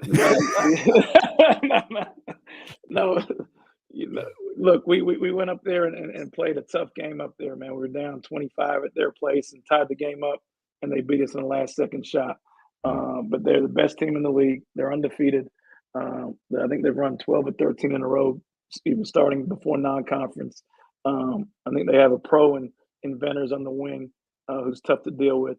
But they're a formidable opponent for us. But somebody I think at the Nest, if we have our fans and we play the way we're capable of playing, we can possibly get after on Thursday night. Coach, so we talk about the Eastern Washington game. You guys were down early in that game. The Eastern Washington just blitzed you guys from beyond New York. That was crazy to see how many they hit to start the game. You talk about the Montana State game. You're down at the half there. What are those conversations like, trying to get through to these guys, to say, hey, we got to get off the faster starts? Or is it something where the whole coaching staff is, kind of scratching their head and trying to come together with how do we get these guys to not fall behind? Because once they get rolling, I mean, they play great basketball, but getting out to faster starts, what's the possible solution for that? Look, I think the tone Saturday night was a little tougher than it had been because we've proved that we can play with everybody in the league. I think anybody would tell you that that's watched us play for small increments of time, or we've been able to compete or be better than anybody in the league. So part of it's on me getting the lineup right, which I have. I've made an adjustment there, and then a lot of it just keeps showing in film and having a belief and not being satisfied that on Thursday night we beat Montana by 15 or 17 points. Is a great team. You can't be satisfied with that. You got to go ahead and come in with a bigger chip on your shoulder on Saturday night against Montana State. And we're still not there yet. I think handling success is part of a process and understanding what it feels like to win and what it feels like to be hunted as opposed to hunting. Like all those are things that you have to go through in the process. So I'm hopeful that setback this past Saturday night against Montana State gets us ready for Eastern Washington this Thursday. And Coach, we talk about stuff like that a lot with Mike Brown and the Kings learning to win, and one thing it appears Mike has the ability to do, and it's got to be really difficult for a coach, and ask how you handle this, is you want to challenge your guys, right? Especially coming off games like you had this weekend, you want to challenge them, but you still want to find ways to encourage them, right? Like they're doing things well, they're doing things that you want them to do, but you got to challenge them to be better. Like how do you walk that line, especially as a first-year head coach with this group? Look, I show them via film, and I just talk about the great teams or the great organizations that consistent of what they do over long periods of time. And so consistency every possession, every minute, every game, how you approach practice on Monday has got to be the same the way you approach it Wednesday, the night before the game. And my guess is Mike's dealing with a lot of those same deals. You win a game and they get satisfied. You can't be satisfied. You got to keep working, keep chipping, because that target gets bigger and bigger on your back the more wins you get. Mm-hmm. Yeah. Hey, I'm gonna check in with you, Coach, man, because we're getting into February and it's the final month of the regular season, man. And I know it seemed like it probably feels to you like you just signed here like 2 weeks ago, and now we're already in February, man. Going into the final month, hopefully the final 2 months, because we playing in March. I'm gonna say it right now. We playing in March. The back end of the season. How's it going for you, man? How's this first season, and before the season started and getting everything going? How's that been going for you, man? Well, it's been awesome. It's probably been more than I thought. Coming here to Sacramento, I never thought I'd be on ESPN 1320 with guys like yourself when I took the job, and I really mean that. I didn't know what people thought of Sac State, before coming here. So the community's been awesome, and then the team itself, I think's made a bigger jump than I would have thought. Usually year one, you're trying to get 6 to 10 wins, but we've surpassed that, and the buy-in from the guys and the administration and the city has been really good. And so hopefully this thing keeps rolling, and we can get a couple more games and get some great momentum going into our conference tournament at the end of February. Most people don't think they'll be on with guys like us, so that's perfect. And while you're obviously focused on your team's success, you deserve a lot of credit as the individual accolades continue to come in for you with your 12th win, the most wins by a first-year head coach in Sac State history, Division I history. So, congratulations to you, Coach. Man, we're incredibly proud of you. We're thrilled to have you on every week, and we're really excited to see where this program is going. Yeah. No, I appreciate that. No head coach can do it without a great staff, and I mean that. That's not lip service so much. I got a great staff that's bought in and has the same fundamental beliefs that I have, so that helps. When you're trying to change a program. Yeah, let's go get Eastern Washington, man. It's a green out. It's a green out. First 250 people get green shirts. It's a green out on Thursday. Let's go, man. Come on, man. The Nets is gonna be rocking some of that green. Yeah, man. That's gonna be rocking. Let's get Eastern Washington. We owe them a little something. I need some get back, Coach. Let's get it. I'll be on here smiling real big next Tuesday. We get Eastern Washington, bro. Go get them, Coach. We appreciate you as always. Thank you, my man. Thank you, guys. All right, it's Coach David Patrick. Thursday and Saturday, both at the Nest. Yeah, man. Make your plans to step out if you can. Try to get to one or both of those games and support our guy, Coach David Patrick and that squad. Yeah, 4 more games left. So they got this weekend. They're gone the following weekend, and then the following weekend, Weber State and Idaho State. Those are the last 2 home games of the season. So make sure you get out to one of the 4, man. It's a good time out.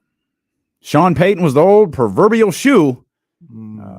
Because it's been announced now that Demeco Ryans is, in fact, taking that head coaching job with the Houston Texans. Good luck to him, man. I didn't want him to do it, but hey, I'm happy for him to get this opportunity. A 6-year deal. So I will say this.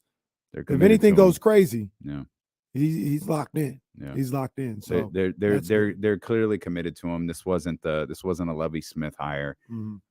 This wasn't was it Steve Wilks the year before? No, it was what was my man's David name? Coley. David Coley. That's right. That's David right. Coley. Yeah. And I think it was Romeo, right? Right after. Yeah. They're fake Kyle Shanahan's. Huh? So they're fake Kyle Shanahan's. Yeah. The Texans. Yeah. Yeah. They very much are. But one thing is for certain, Demeco Ryans is a hell of a defensive coordinator. Mhm. Everybody believes he has the opportunity to be a hell of a head coach, and I hope that winds up being true.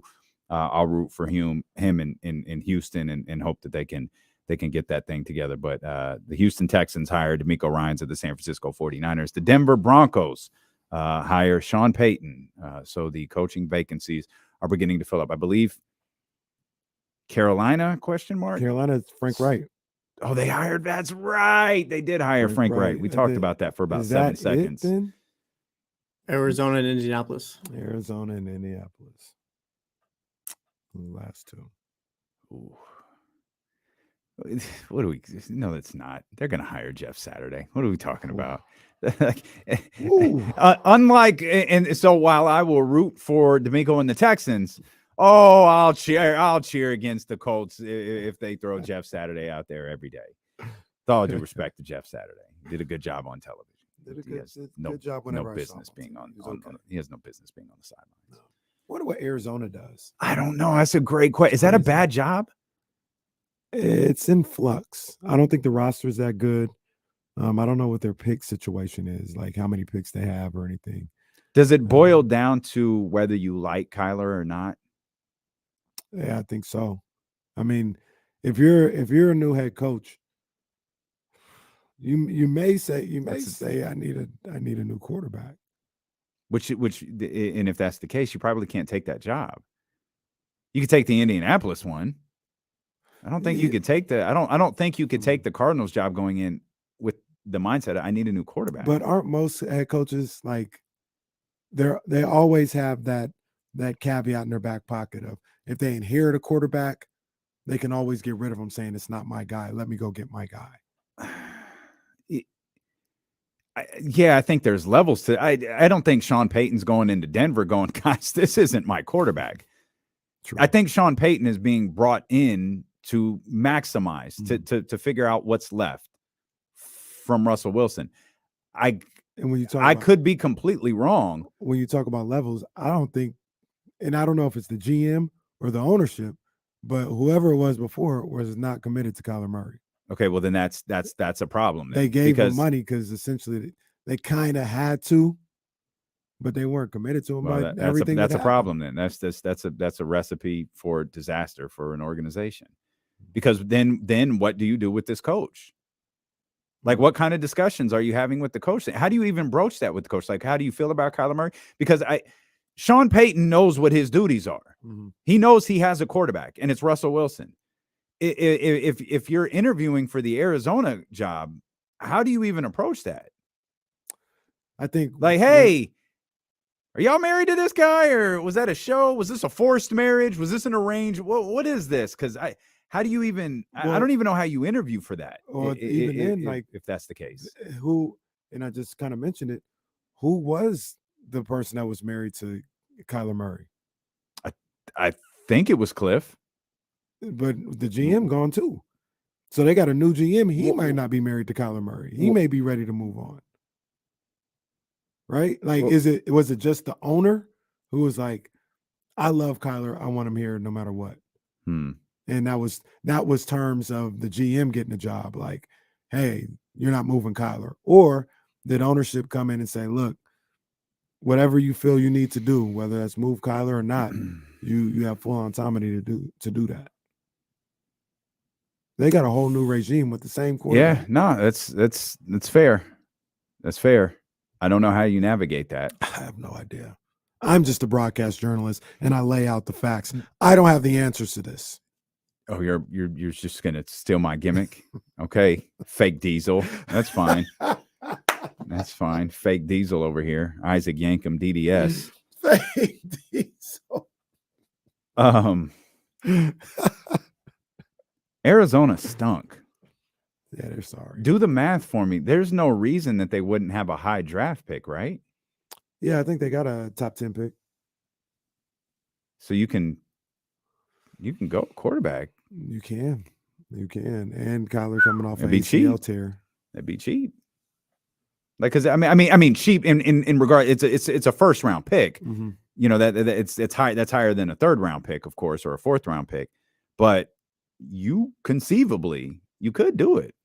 They've got the 3rd pick in the draft. The 3rd? Pick. Wow. They were that bad? Pretty bad. Oh my God. Man. Jeez.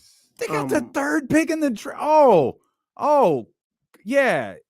You can pretty much do what you want. I know Hopkins too. He's turning 30 or something like that. They might move off of him and try to get some picks. Oh, you can do what you want. That's right. Hopkins does want to trade. We Oh, talked about it. Lord. The 3rd pick in the draft. I knew they were bad. I don't think I realized they were that bad.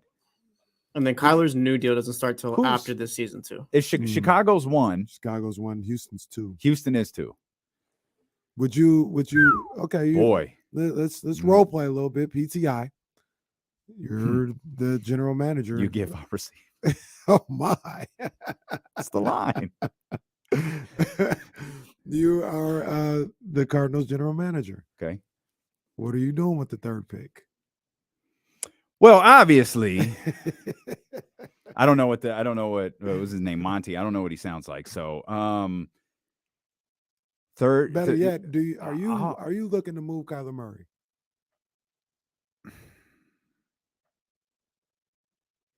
I don't know. Like if I'm Monty, like if it's me, it's good knowledge by you. I had no idea his name was Monty. I definitely didn't pull it up. I definitely didn't look it up at all.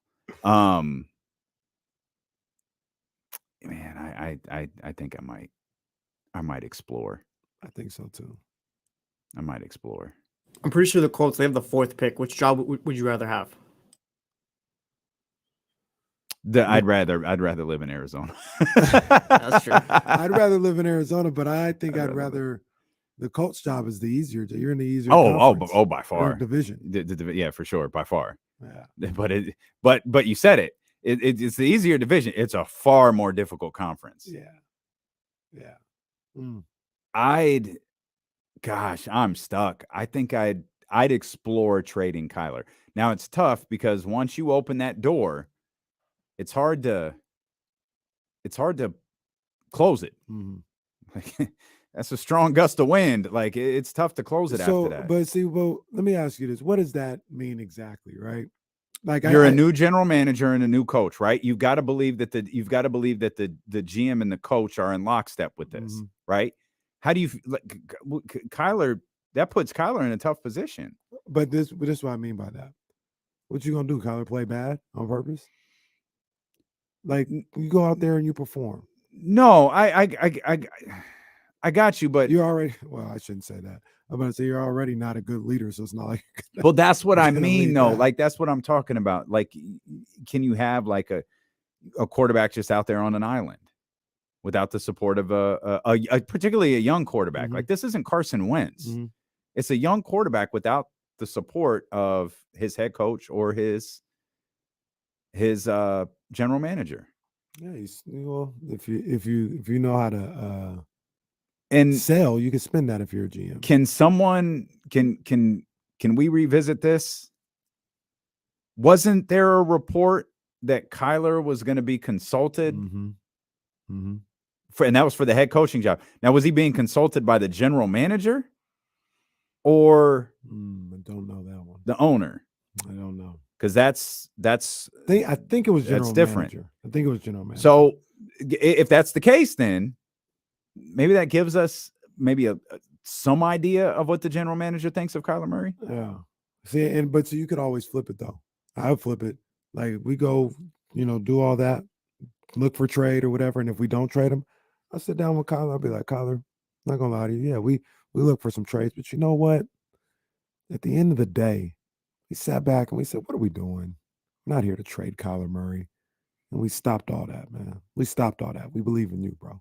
The Cardinals owner said he'll consult Murray on it. The owner said it. Oh boy, that's not good. That Cardinals job feels like a mess right now. Yeah. Well, not our problem. One less thing we got to worry about. Hey, put the Niners in a weak division. I don't care. You can talk about us. Make that division sorry. Can I read this latest Ian Rappaport sure. tweet? It's hard to say Ian Rappaport report. The Broncos spent today trying to hire Demeco Ryans again before he committed to the Texans. When he agreed to terms with the Texans, they moved and finalized with Sean Payton. Well, that's weird. That's a tough report to have out there if you're Sean Payton. That's pretty strange. Well, can I ask my LeBron question when we come back? Yes, please do. The question about LeBron. The long-awaited LeBron James question. Plus, we're back to the Sacramento Kings. Probably a couple of 49ers things we could touch on. Oh, shout out to Keegan Murray, too. We'll talk about it. Not just Keegan. The All-Star weekend, I think, is going to be well represented. It's going to be popping. Sacramento is going to be well represented. Well, the representation is going to be popping, not the actual place. No, Utah will. No. Okay. All right. We'll come back. It's Stilo and KC on Sacramento Sports Leader ESPN 1320. You guys see the rosters for the Rising Stars game? Mm-hmm. That's the talent in there is so insane. It is. Yeah, it's really good. It is. That G League roster is crazy. I need Kyle to go to Vic Fangio and said, "Look, man, we want to bring you on board, but I got a reputation to uphold. We're gonna give you a role here, but would you mind being a consultant?" I'm gonna be so hurt if Vic goes to the 49ers. I thought it was a done deal. Now yeah, that's what it looked like. Okay, what it seems like I think Miami and the agent agreed to terms, but like Fangio wasn't like completely in on it or something like that. Someone was tweeting. I don't remember who it was, but he kept saying, like, I don't know what you guys are talking about. Like, Vic Fangio told me this. I just can't remember what reporter it was. Yeah, because from the Miami side, they thought, the deal was done. You know, this Rising Stars roster is crazy. And next year's draft class is supposed to be a monster. Man. Jeez. The Broncos in the last few weeks zeroed in on Demeco Ryans, secretly tried to lure Jim Harbaugh from Michigan, negotiated a Sean Payton deal, tried to hire Demeco Ryans again, finalized the hire of Payton as their head coach. That's tremendous. Oh, man, does that speak to Demeco Ryans, though? I'm not sure Denver knows what they're doing. Which job do you think has like the most chances at success? Denver.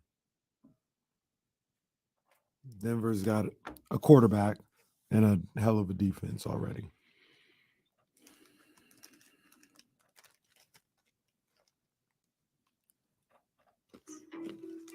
This does look cool on the screen. Like, I mean, obviously I see it on the screen, but I'm looking at the video that Young Zell posted. It looks pretty cool.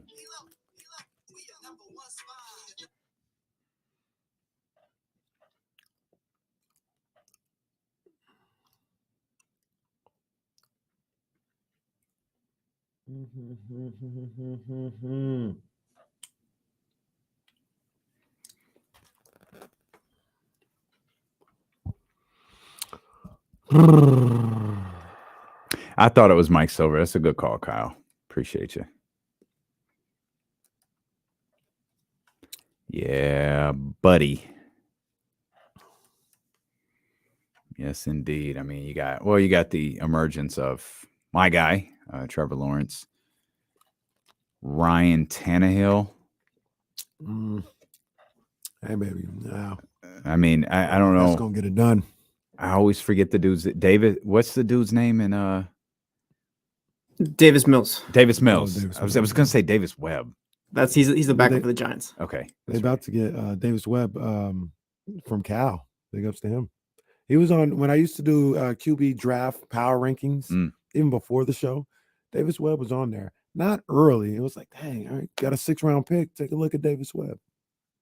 He didn't end up being that good.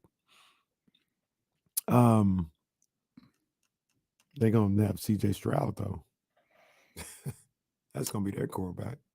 Houston? Yeah. Or Bryce. Yeah.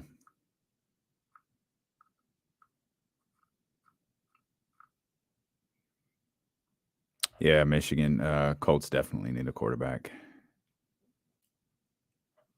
Definitely. The Texans need everything. That's facts. But if they give this KC, do you think Demeco will bring Jimmy G on board? Possibly. It's not a bad scenario. Stopgap guy. Mm-mm.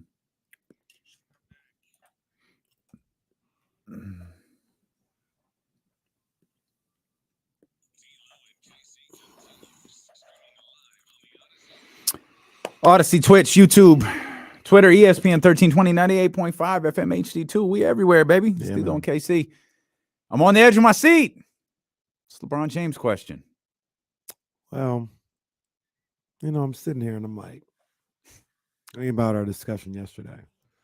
LeBron, allegedly, LeBron hasn't said this. This is just our own speculation. We're just talking about LeBron, trying to make sure he gets that, breaks that record, that all-time scoring record in LA. Definitely never said that. That was Yeah, definitely us. definitely never said that. The math checks out, though. Math checks out for sure.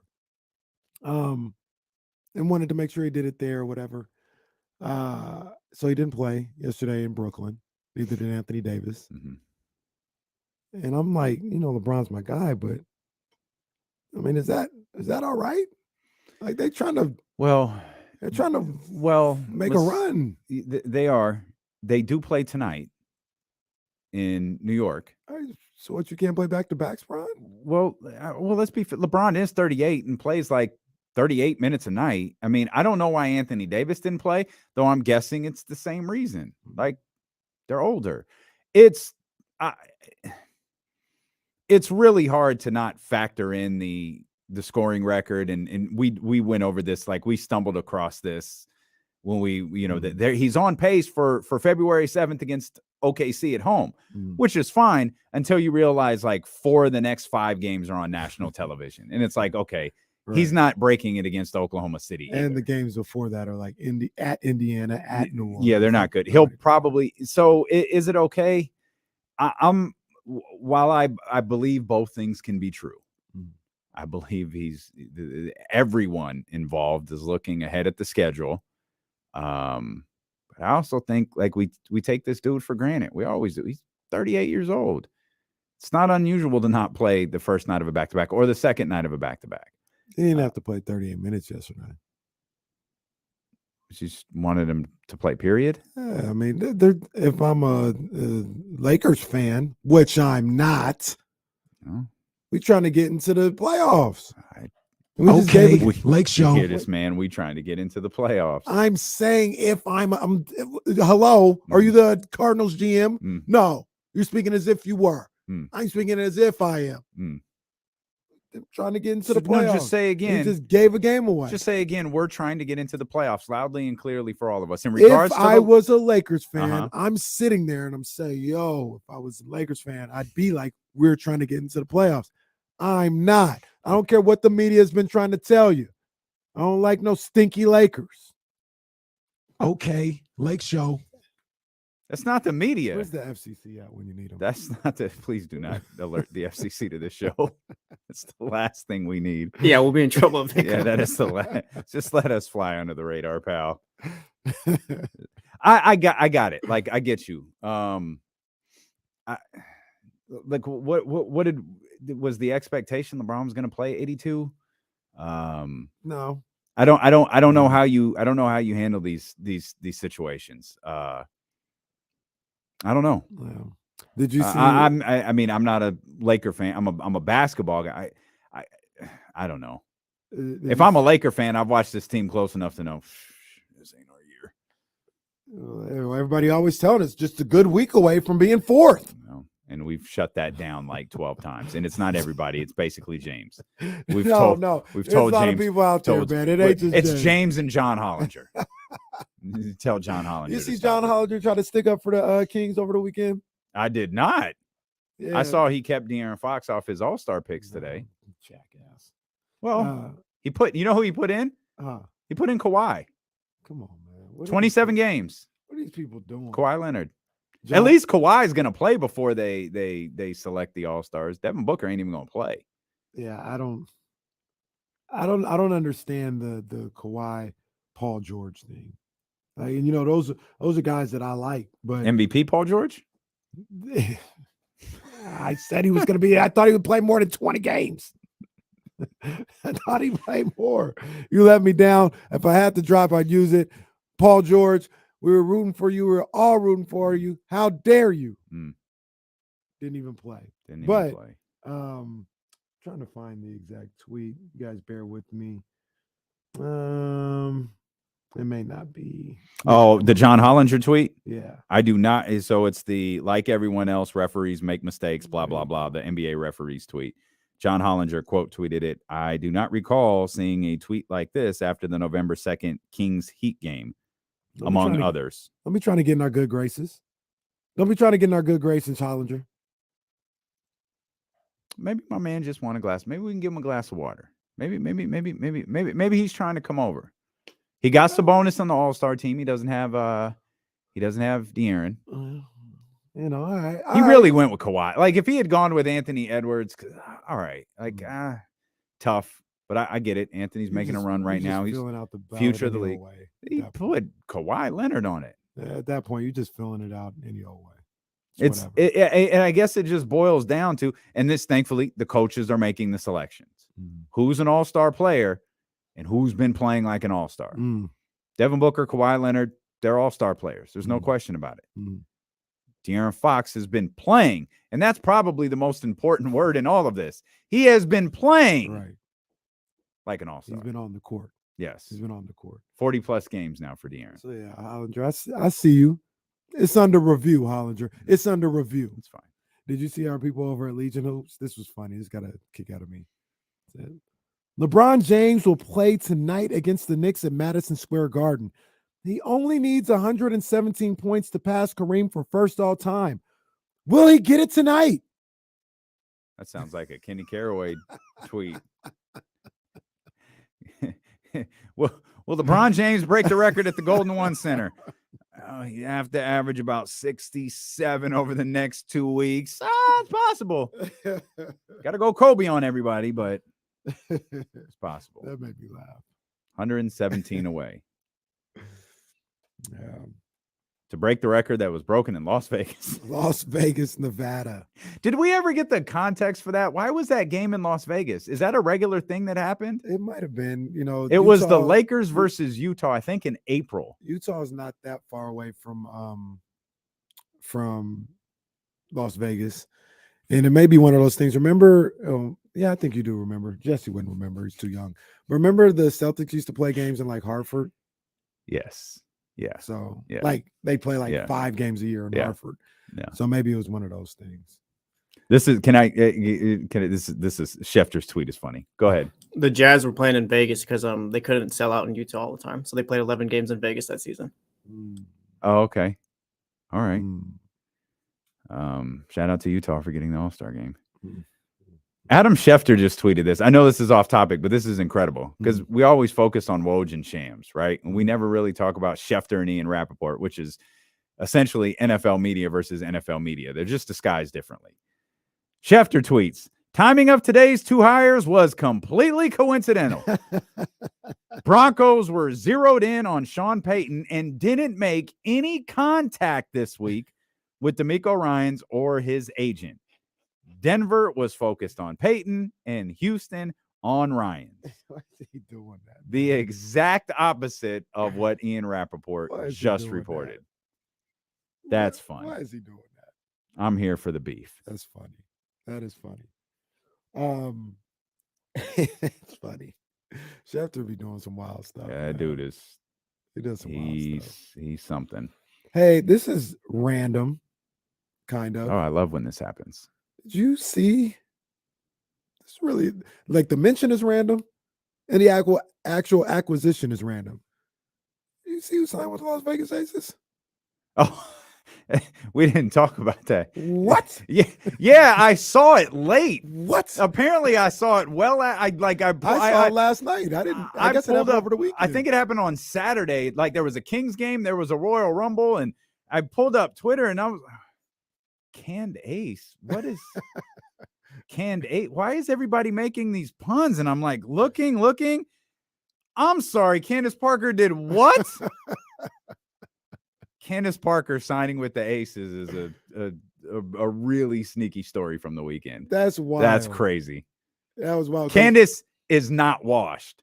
No, This is not a star looking for another ring. Like Candace can still go. that was crazy. So she was on NBA Game Night last night. Okay. So they kind of started the show that they're like, hey, congratulations in order. You signed into the Aces. And she's like, yeah, I want to. Chicago's a great place. Like she's not from there. Chicago's a great place. I had a great time there. Just an opportunity to get back to the West Coast and learn from Asia, learn from Kelsey and I'm sorry. Yeah. She said I'm sorry. she said What? learn. Yeah, she said learn and play with Jackie again. Are you serious? Reunite. Yeah. I said, what's going on? I mean, Asia Wilson's arguably the best woman on the planet. Yeah. I don't know what she's teaching Candace Parker at this point. That was an interesting choice of words. But I saw that. I said, wait till CP3. I ask Damien about this on the show. Who's gonna beat him? Yeah, Who the hell's gonna beat him? I was really late to that party. If that team is still motivated after winning, Connecticut, they ripped their team apart. Didn't they have my crew in Washington? Didn't somebody get hurt from them last year too? Connecticut for Las Vegas, they didn't play. I thought they had somebody that got hurt and didn't play. I could be wrong. Not that I can. But not that I can think of. Even if they don't, you got Candace, Kelsey Plum, Jackie, Asia, Kelsey. Come on, man. Who's beating these guys? I don't know. Did anybody know the record for wins in a season in the WNBA? Ooh, I should know that. Well, it's a new number. There's more games. There's more games. Yeah. I'm gonna go. Was it? It might have been. Oh, this can't be right. Was it Sacramento? Wow. I feel like it might. That seems like it. It has to have been one of the Houston teams. I was about to say because either them or the Comets, huh? Sacramento's got to be close up there, but I thought Jesse had it, and he took his headphones off to do his job and answer the phone. So I'm looking at Jesse like, here we go, we got it. Okay, we'll look it up. You know what I thought about for the first time yesterday though, and I was like, man, it shouldn't be like this. The Google machine says it was the Phoenix Mercury with 29 in 2014. That sounds about right. 2014. Yeah. 2014. That's got to be 14. That's got to be Brittany and Diana. Yeah. Okay. Yeah. What's the number? Does it say the number? 29, huh? Oh, 29. So what's that? 29 and 5? Jeez. God. Jeez almighty. They're going after that this year. 29 and 5. That's a hell of a record too. They're going after it. And it's a 40-game season, I think, now. Okay. A lot of talent in the league, though. I would even say, no disrespect, more. Because it just keeps getting better every year. Maybe more talent in the league this year, or right now, than in 2014. So maybe it won't be as easy as we think. But one thing I thought about yesterday, and I was like, man, I don't even want to think like this, but I may have to. I was like, I'd love to go see that team play, and if they come around, but I was like. First thought was like, they come around here, I'm going to see them. I was like, they're not going to come around here. And it was like, they went to the Bay Area. If they had a team, and I might go to the Bay to go see Vegas and maybe a couple other teams. But I don't want, I got mad because I don't want that. They should be coming here. I got you. Well, the WNBA is moving slow on that. And place we probably need to, what we need to do, like you can get me to go to Las Vegas for this. Aces versus Mercury. I need to see number 3 one more time. I have to see her in person one more time. Did I mention you're listening to Phoenix for that? To D-Lo and Casey? Well, we could go to Las Vegas. I don't mind going to Phoenix. Well, see, here's the thing. Like, we can go to Vegas, but I'd go to Vegas for no reason. I don't know if I'd go to Phoenix for no reason. So let me go for a reason. Someone said to me over the weekend, hey, we need to plan a trip to Las Vegas. Excuse me? It just meets you. It's like, I'm sorry? Like, what can I send Kenny instead? Like, why is this a thing? You're listening to D-Lo and Casey on KIFM West Sacramento 98.5 FM, KRXQ HD2 Sacramento, ESPN 1320, driven by Lasher's Elk Grove Dodge, always live on the free Odyssey app. Ramsey, always live here on the phone lines. What's happening, bro? Man, I mean, when I heard this news about Candace, first and foremost, I thought Candace literally is the third or fourth option in Las Vegas right now, and that's how deep that squad is. I mean, whether you want to put Chelsea Gray third or Candace fourth, and I'm like, this is really unfair. The only team I could see potentially doing anything is if New York signs Stewie. Then you got Stewie. Yep. Then you got Stewie, Jonquel Jones, and Sabrina at the point. Other than That's a that, good call. And the other player that's going to make a huge move people ain't thinking about, Vandersloot, if she decides to leave Chicago. Yeah, with Candace gone, Courtney might be out of there as well. Yeah. Yeah, it's a good call, Ramsey. Good call. That blew my mind when I saw that this weekend. Yeah, that was a fun little note. Keegan Murray named to the Rising Stars All-Star Challenge. We mentioned this before the break. Sacramento will be very well represented against or in Utah, because obviously Keegan is a part of Rising Stars. I absolutely believe Domas is going to be an All-Star. Mm-hmm. I'm crossing my fingers that they're both All-Stars. I think they both gonna get it. And then, like, how do you not put? You got to put at least Kevin Huerter just because of the video alone. Do you believe us now? The video. It doesn't matter. Like Israel. Okay. He really did. I believe he really shot all those shots and they really filmed them. So yes. Not to your points, Val, though. Like, yeah, he's got to be in there. I think, and he's campaigning for it. Like, he wants to do it. Like, why wouldn't you have? Yeah, absolutely. Especially when someone goes through the trouble of putting together a video like that. Obviously, they want to be a part of it. Get them out there. Yeah, absolutely. So we're looking at 4 Sacramento Kings represented during the weekend. I don't know how this at least 4. Well, I was going to say I don't know how this usually goes. Is it Mike Malone's going to be the head coach for one of the teams? He's the top team in the West. Mm-hmm. Mike Malone. Is it all just his staff, or I feel like they had different coaches? His staff, and then maybe say for instance Mike Brown got to be on the All-Star staff. I don't think so. I thought it was the staff. Okay. Yeah, I thought it was the staff. That could absolutely I tried to throw another king in there. So yeah, I don't think so. Mm. Yeah. But there's still the skills challenge out there. Like, there's a variety of things that you could throw Davion Mitchell in. Like, I don't know that if De'Aaron's not an All-Star, he's in the skills challenge. Like, there's a variety of things, though I'm not sure he'd want to do that given what I understand. I think his wife is due during that general time. Just hold on a little bit, Reset. Hold on. Just a little bit. Or speed it up. Well, careful. That's what you told. I mean, poor Jazz. Ryan was like, look, I ain't ready. I'll come. Ryan's just like our dad. I'll get there when I get there.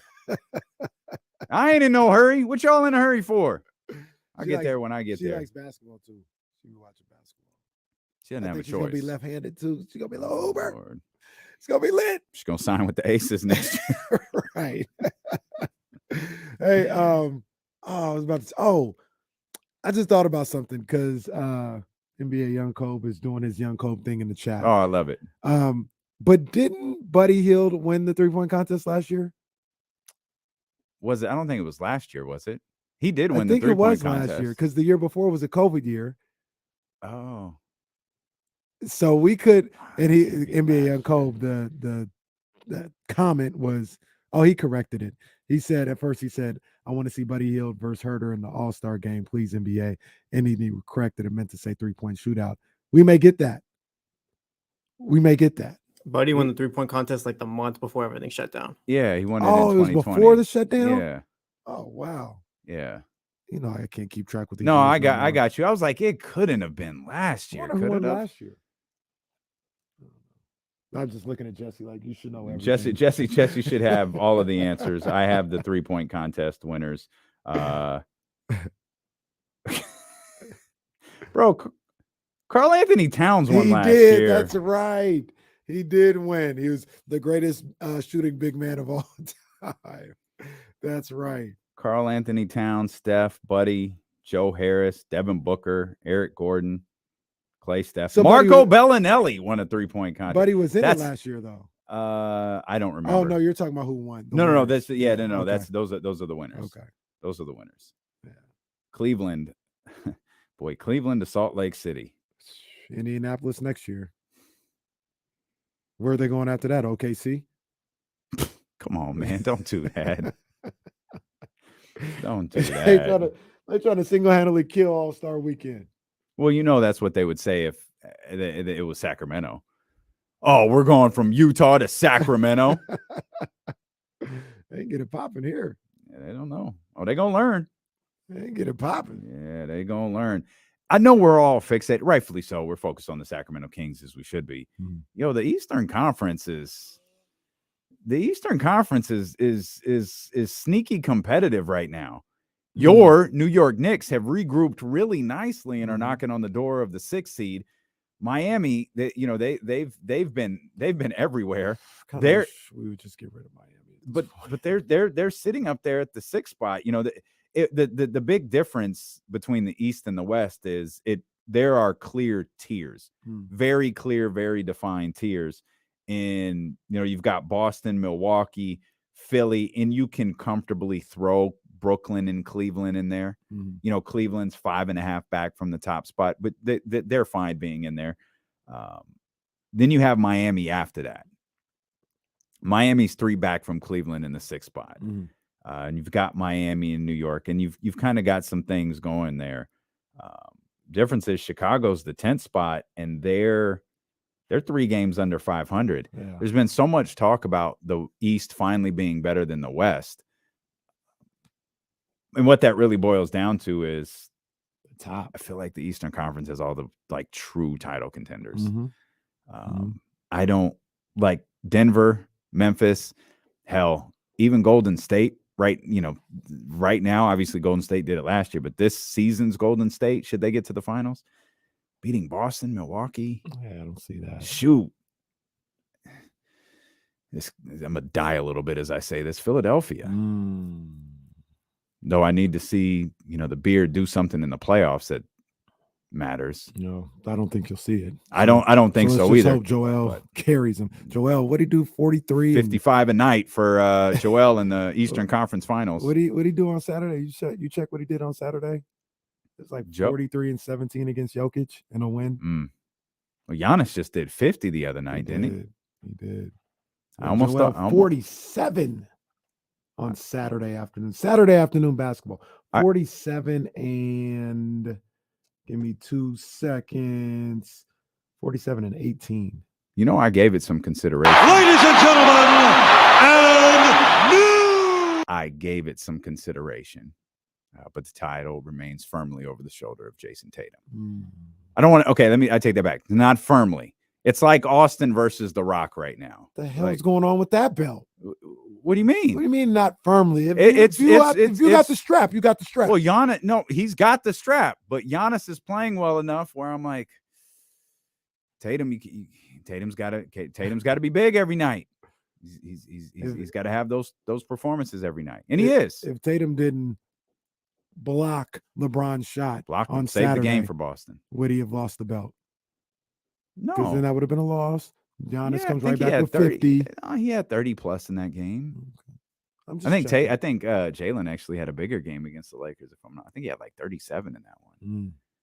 I didn't watch that game. I gotta go back and see it. No, you really just need to watch the end. Just watch the LeBron cam. We never talked about your boy. Did we talk about your boy Pat Bev? Oh yeah, I that was fantastic with the tip dunk though. Oh no, we didn't talk about the tip dunk. We only talked. We would have never heard the end of it from that guy. No. Those were the basketball gods going, we can't do this. We can't do this. He hit a 3 right before then. I instantly got like Ron Artest 2010 vibes. I was like, how the hell is Pat Beverly? Like Pat Beverly's the one who's going to do this? Dave Lillard, I think after they had their little back and forth or whatever.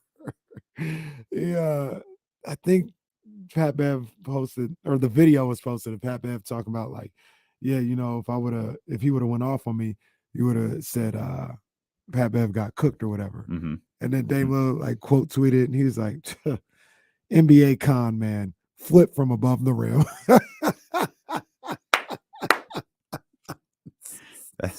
That's an all-time quote tweet from Dame. That's an all-time quote tweet from Dame right there. NBA con man.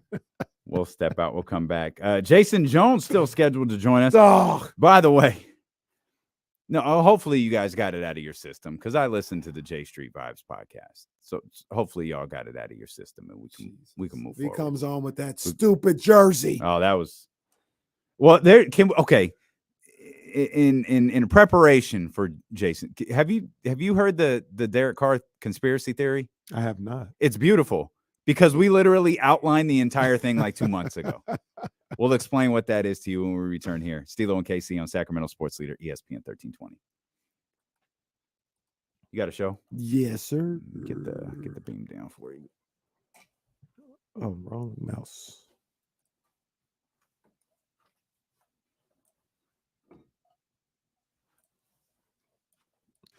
I'm going to shake the table.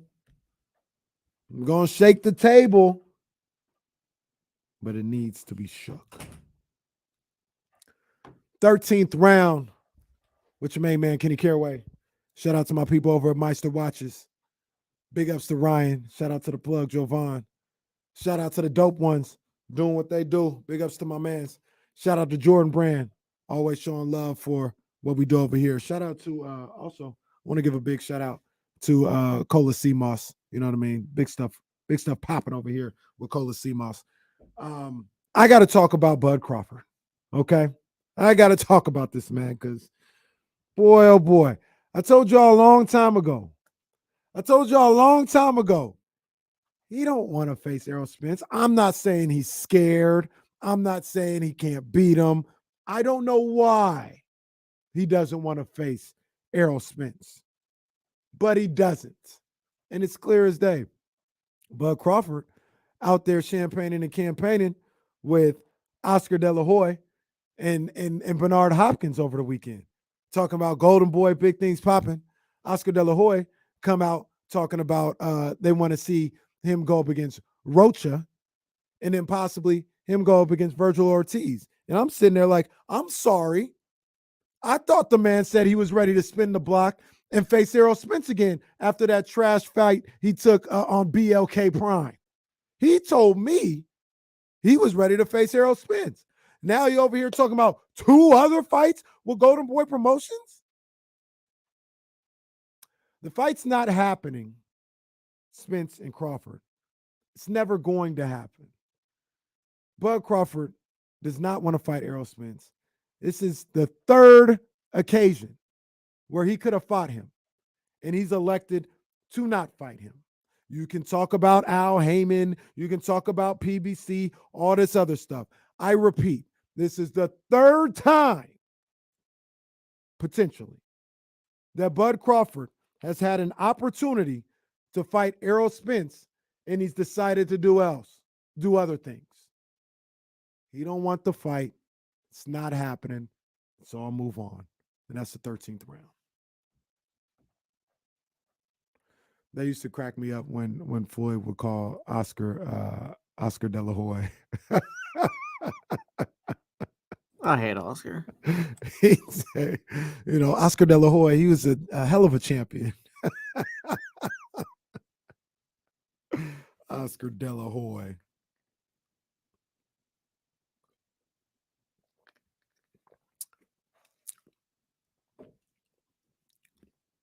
Hey, you can say whatever you want, Dr. David. Dr. David, you explain to me, Dr. David. You explain to me. Because you always talking about Floyd and Al and all this other stuff.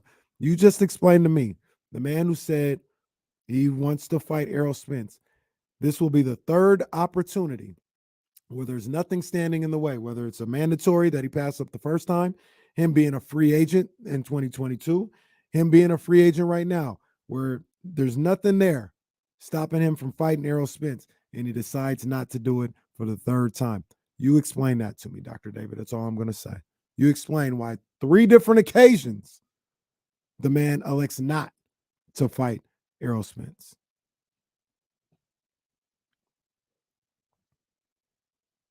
Wait, what? Showbiz, the adult boxing show. Oh, my.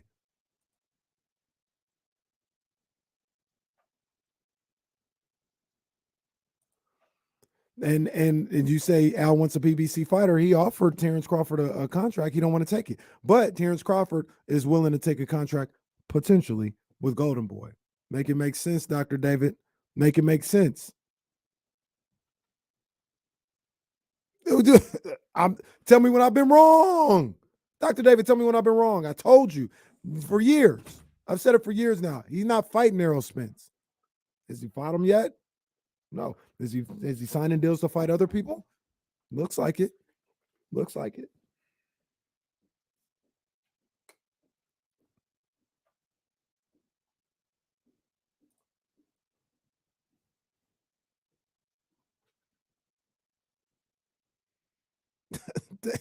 What are you talking about? They offered a contract. What are you talking about? Contract was offered. He went and signed with BLK Prime. Come on, man. I know. It's hilarious.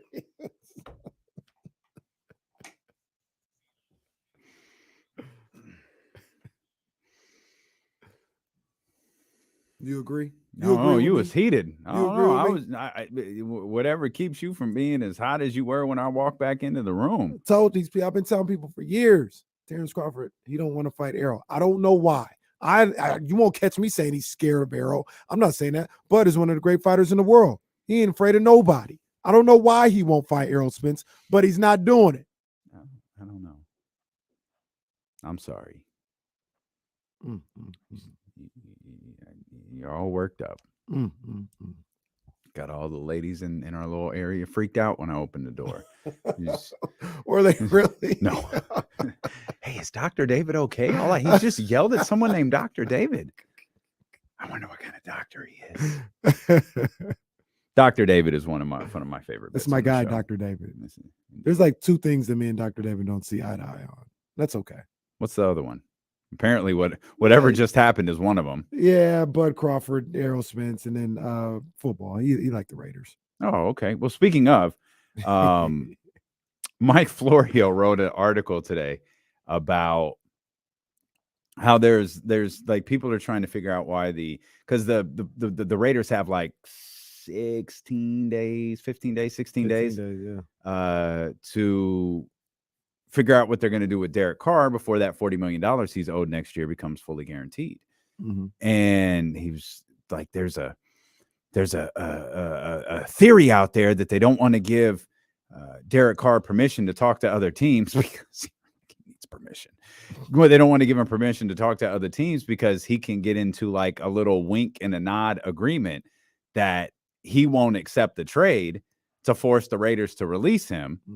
And that way the team he's going to doesn't have to give up any assets and they just sign him to a new contract. Yeah. Very literally what we discussed the second they benched Derek Carr. Whereas if I'm Derek Carr and I don't like the parameters of what's in front of me, I just say no to everything. Why would I go to a team that's getting worse because they're acquiring me? Right. When I can still, obviously, I'm still a starting quarterback in this league.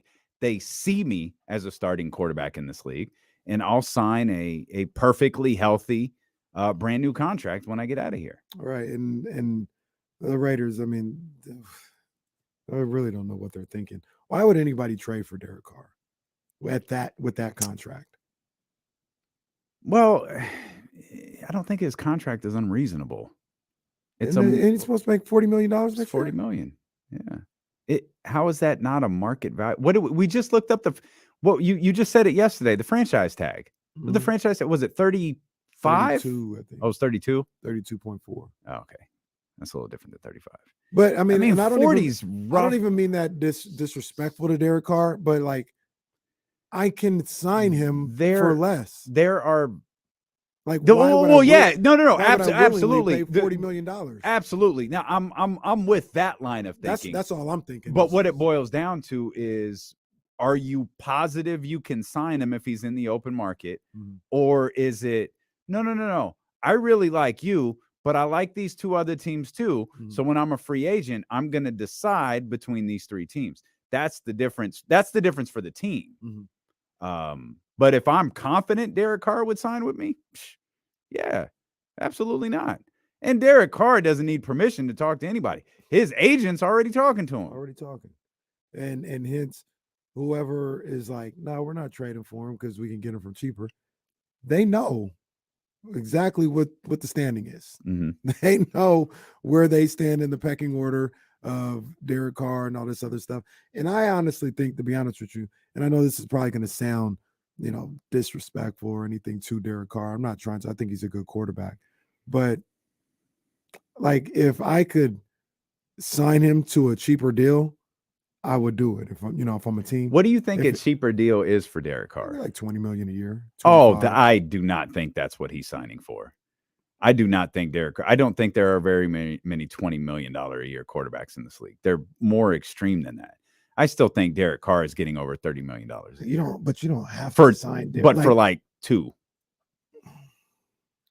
But this is what I was gonna say. Like, do I want to sign Derek Carr to the same type of deal that Lamar Jackson might get, or anything close? Look, it wouldn't. It wouldn't be anywhere close to that. Just name quarterback X. Like if I'm the Lions, I'm gonna sign Derek Carr to $35 million a year.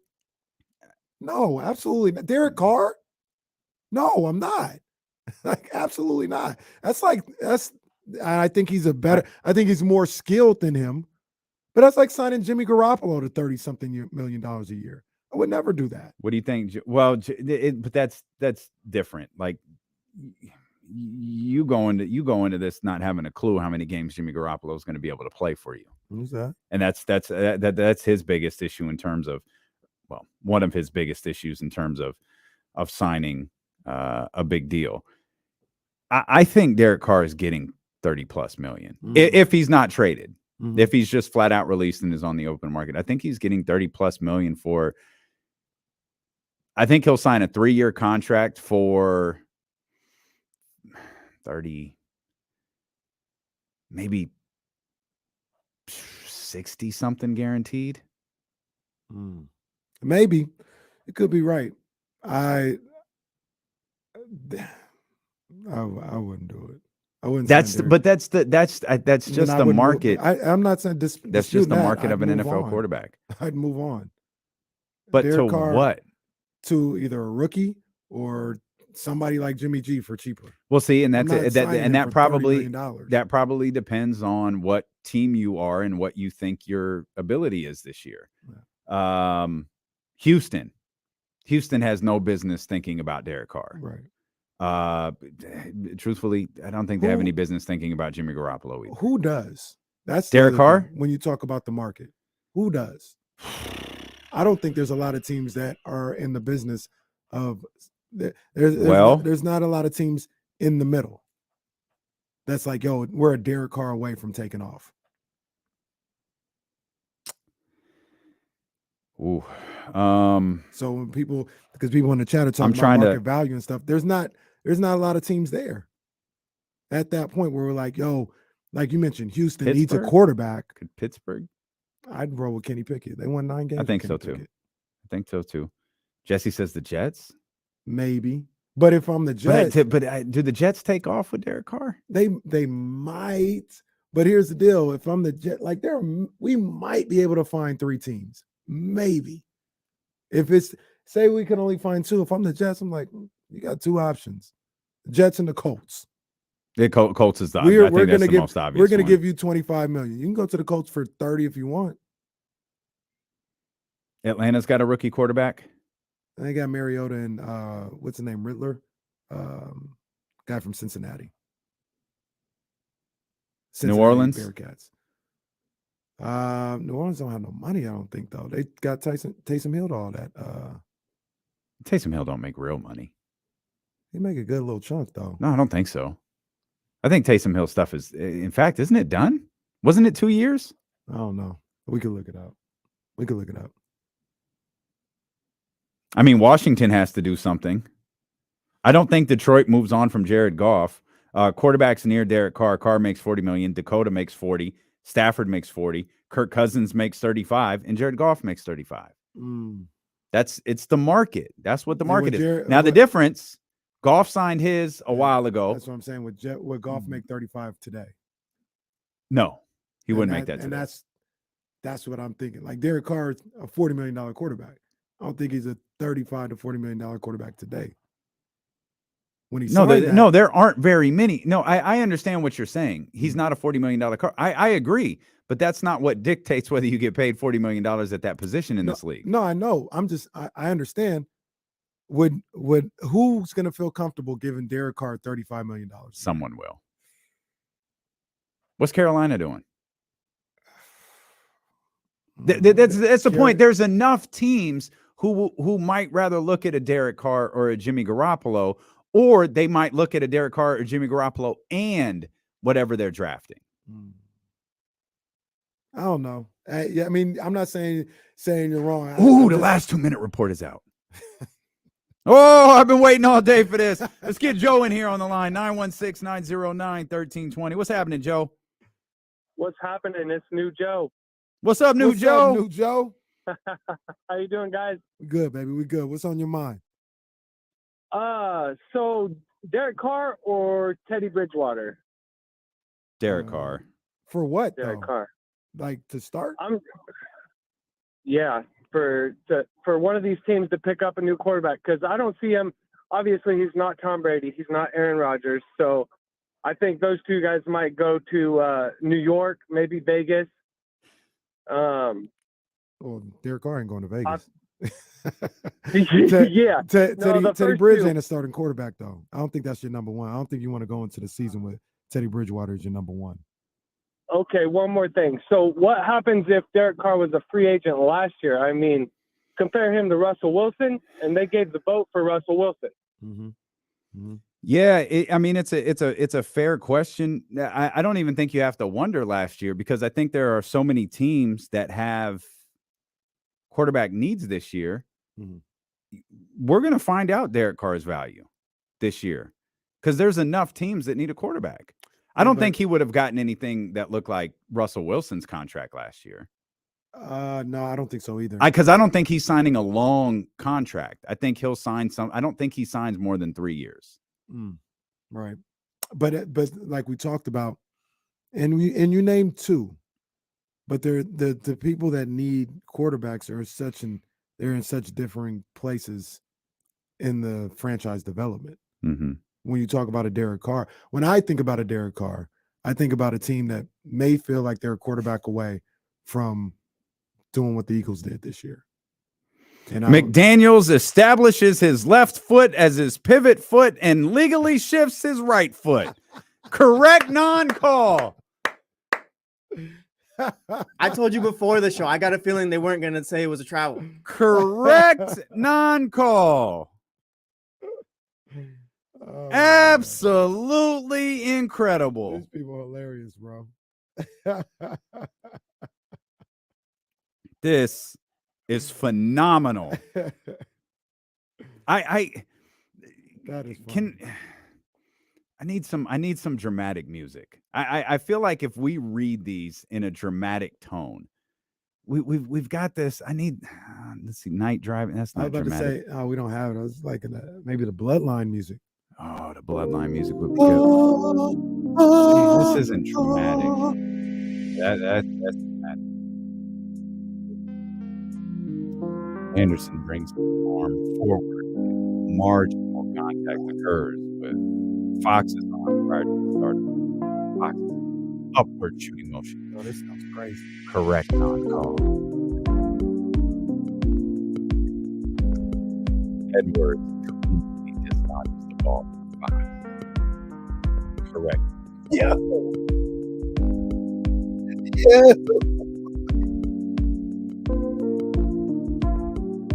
Fox loses his balance on his own. Edwards steps forward toward Fox. Marginal contact occurs as Fox recovers the ball. Correct ball. I can watch the video here. I can't believe that wasn't a travel. They said it wasn't a travel. Rivers brings the forearm towards Murray's side, and marginal contact occurs. Murray and carries it away from the basket. When did we start using this term marginal contact? Was this invented for Sacramento? It certainly feels like it. Oh, we've got an incorrect non-call. What is this? Something on the Kings. Russell swipes his arm forward and makes contact with Lyles' arm that affects his driving shot attempt. Incorrect non-call. That was with a minute 38 left. Oh, good. This is a circus, man. Unbelievable. Wow. So I guess everyone who watched the broadcast last night was wrong. Everyone in that whole building was wrong. Even Jaden McDaniels. I'm sorry. I gotta watch the video one more time of this non. Did I just get away with that? I need to see if they. I want to see if they like manipulated the video. They end up putting a whole different. They like CGI'd his foot in place. They put the WWE's people in there. They have the bottom of the screen cut off so you can't see it. Man. This is a wild league, dude. This is an absolutely wild league. Well, they're going to do what they do, man. They're going to do what they do. And saying that protecting what they do at all costs, you know. Is this protecting what they do, though? Yeah, especially after what happened on Saturday. Like, and I don't even mean the play. I mean the way they behaved on Saturday. They gotta come out looking strong. Like, no, we are not losing sleep. We made the right call. Let's see. Here we go. Oh, got the Minnesota broadcast. Oh, yep. Oh, slipping all over the place. There's a pass from Russ. Oh, there's Ant-Man. Over. Yeah. Wow. Run this back. I'm gonna watch this in slow motion. Yeah, no. As our guy Monty would say, yeah, no. Boy. Hey, I got some other what NBA a league. News. I got some other NBA news, and I just want to be perfectly clear here. What a league. I know the teams aren't picked yet. I don't know what's going on. I don't know how they're doing the Rising Stars. But Keegan Murray is going to be in the game like we talked about. Mm-hmm. He better not be on Jason Terry's team.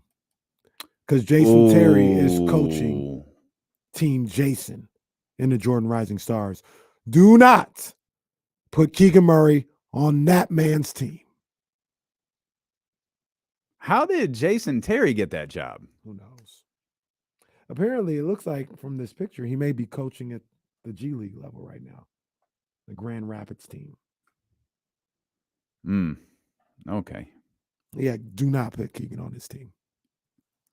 Yeah. We ain't here for that. Mm-mm. We ain't here for that.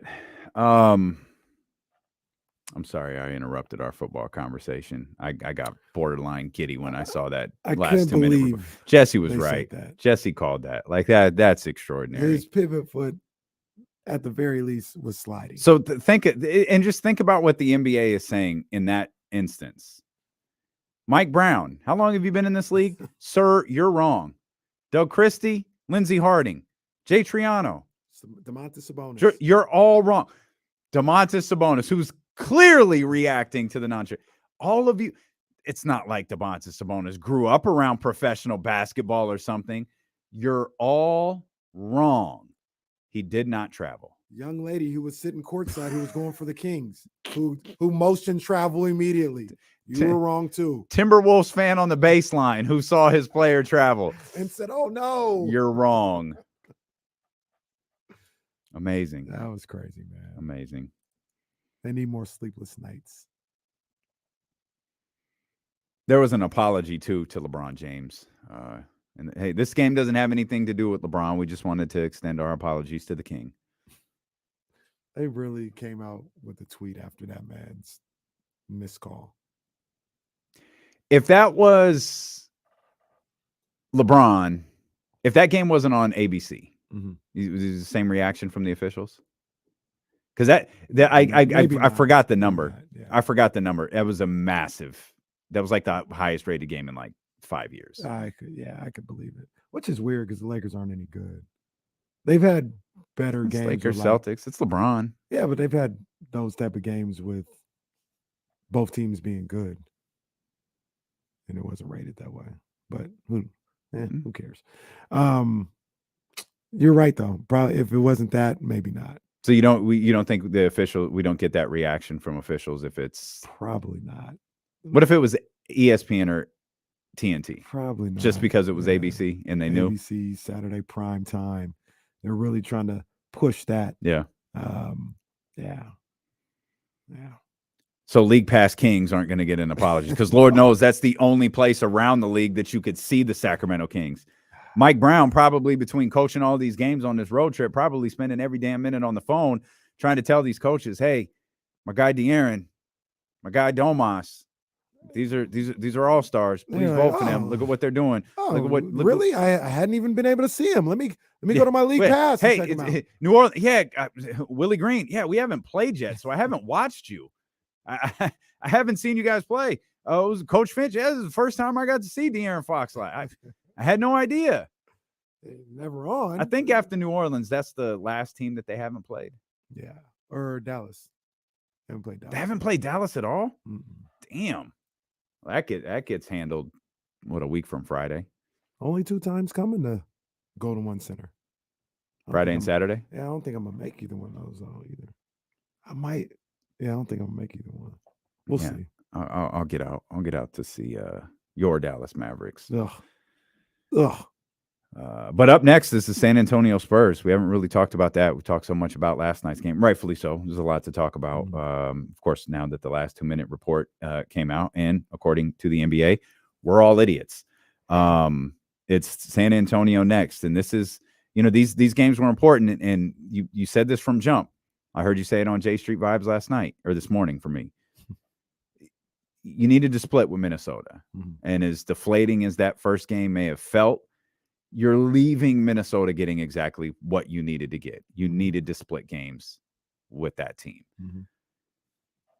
Now it's a little bit different, though. You've got San Antonio. You've got Indiana, which is going to be, I think that's going to be, similar to what it was in Sacramento for Sacramento. I think that was a more emotionally charged game for Sacramento because they were the home team against Indiana. This time, I think it's going to be a more emotionally charged game for Indiana because they're at home. Probably less because of Domantas Sabonis and more because the Pacers kicked their ass, or because the Pacers got their ass kicked. Yeah.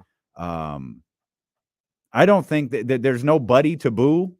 Like that, like no one like that, like Tyrese. Hey, Tyrese is back. Cool. There's not going to be the same energy. There was a villain. Yeah, there was a villain. I don't think Indiana's going to boo Domas. I don't even know if Indiana's going to react to Domas, to be honest with you. Hey, didn't he used to play here? Like Domas is walking into the building. I think I used to play here. Like, literally haven't thought about this place in a year.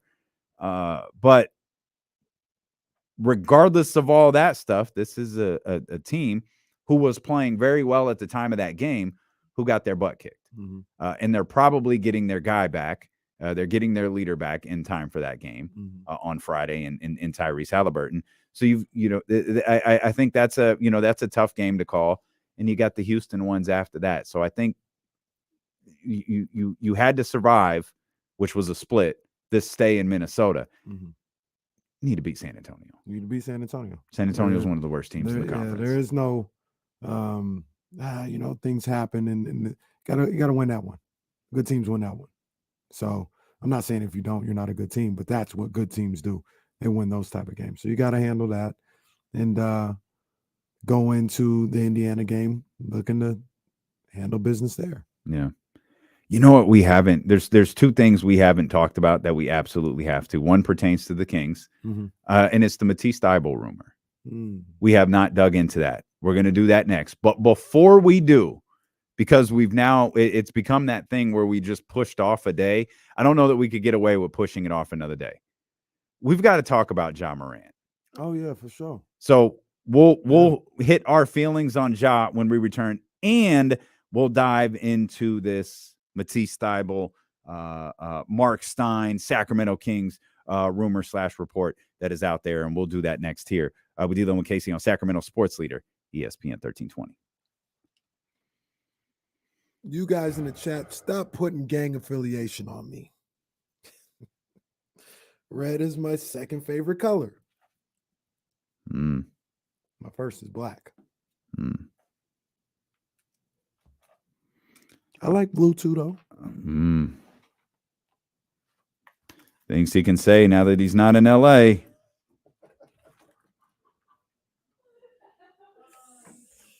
Yeah, I'll keep it down. We're trying to do a show in here.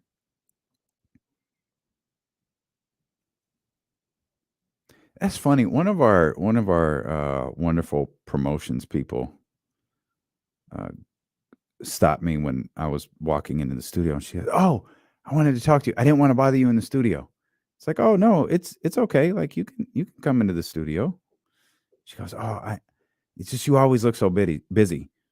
I was like, "Am I unapproachable?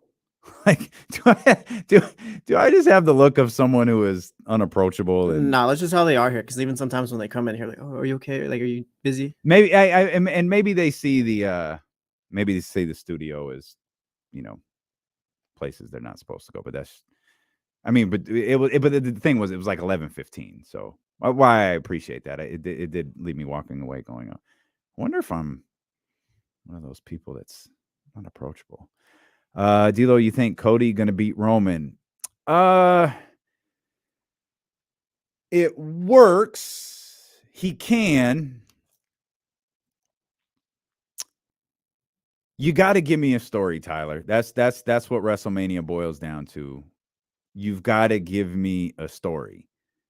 And right now, if you ask me to pick that match, which I think that's what the question is, I'm going to say no.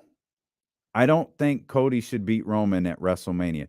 Now you can extend the program somehow with Cody, or Cody falls short and he becomes the underdog. He's got to battle back. Cody's legs got cut out from underneath him because of the pec injury, and it's a great start to have him back at the Rumble. And the story they told leading into the Rumble, I thought he cut a hell of a promo last night talking about, there's more than one royal family in professional wrestling, talking about the Rhodes family and the bloodline. It was beautiful. Like it worked. But I need to see more, and I'm fearful with so much focus on the Sami Zayn stuff, which I that's the way to go. Like, are we not getting a true Cody versus Roman build until after Elimination Chamber? Because what story are you going to tell me that's going to be better than the one that you've told for the last 7 months with Sammy? And that's that was my concern coming out of Saturday, is you put Cody on first, right? You give Cody his big moment first, but you walk away from the Royal Rumble wanting to see Sami Zayn and Roman Reigns. That's what I'm concerned about. Oh, she's showing out? Hold on, let me see. Oh, wow. Okay. You gotta watch out for her. We gotta start sneaker cam with Facts. Yeah, we gotta get sneaker cam going with her. I think I'm wearing my threes for the first time. Hello. I'll show y'all these raised by a woman joints, man. These are Hello. I think these are they got a 4 coming out that looks like this this month. But yeah, I think this is one of the nicest shoes they've ever done. This is bad. That is a dope shoe. Yeah, I know. Yeah, I see you, Bryce. It looks like Sammy and y'all need to calm down. Leave Catalina alone. Yeah, y'all need to calm down, all of you. She's a Sun Devil. Shout out to Ramsey. Indeed.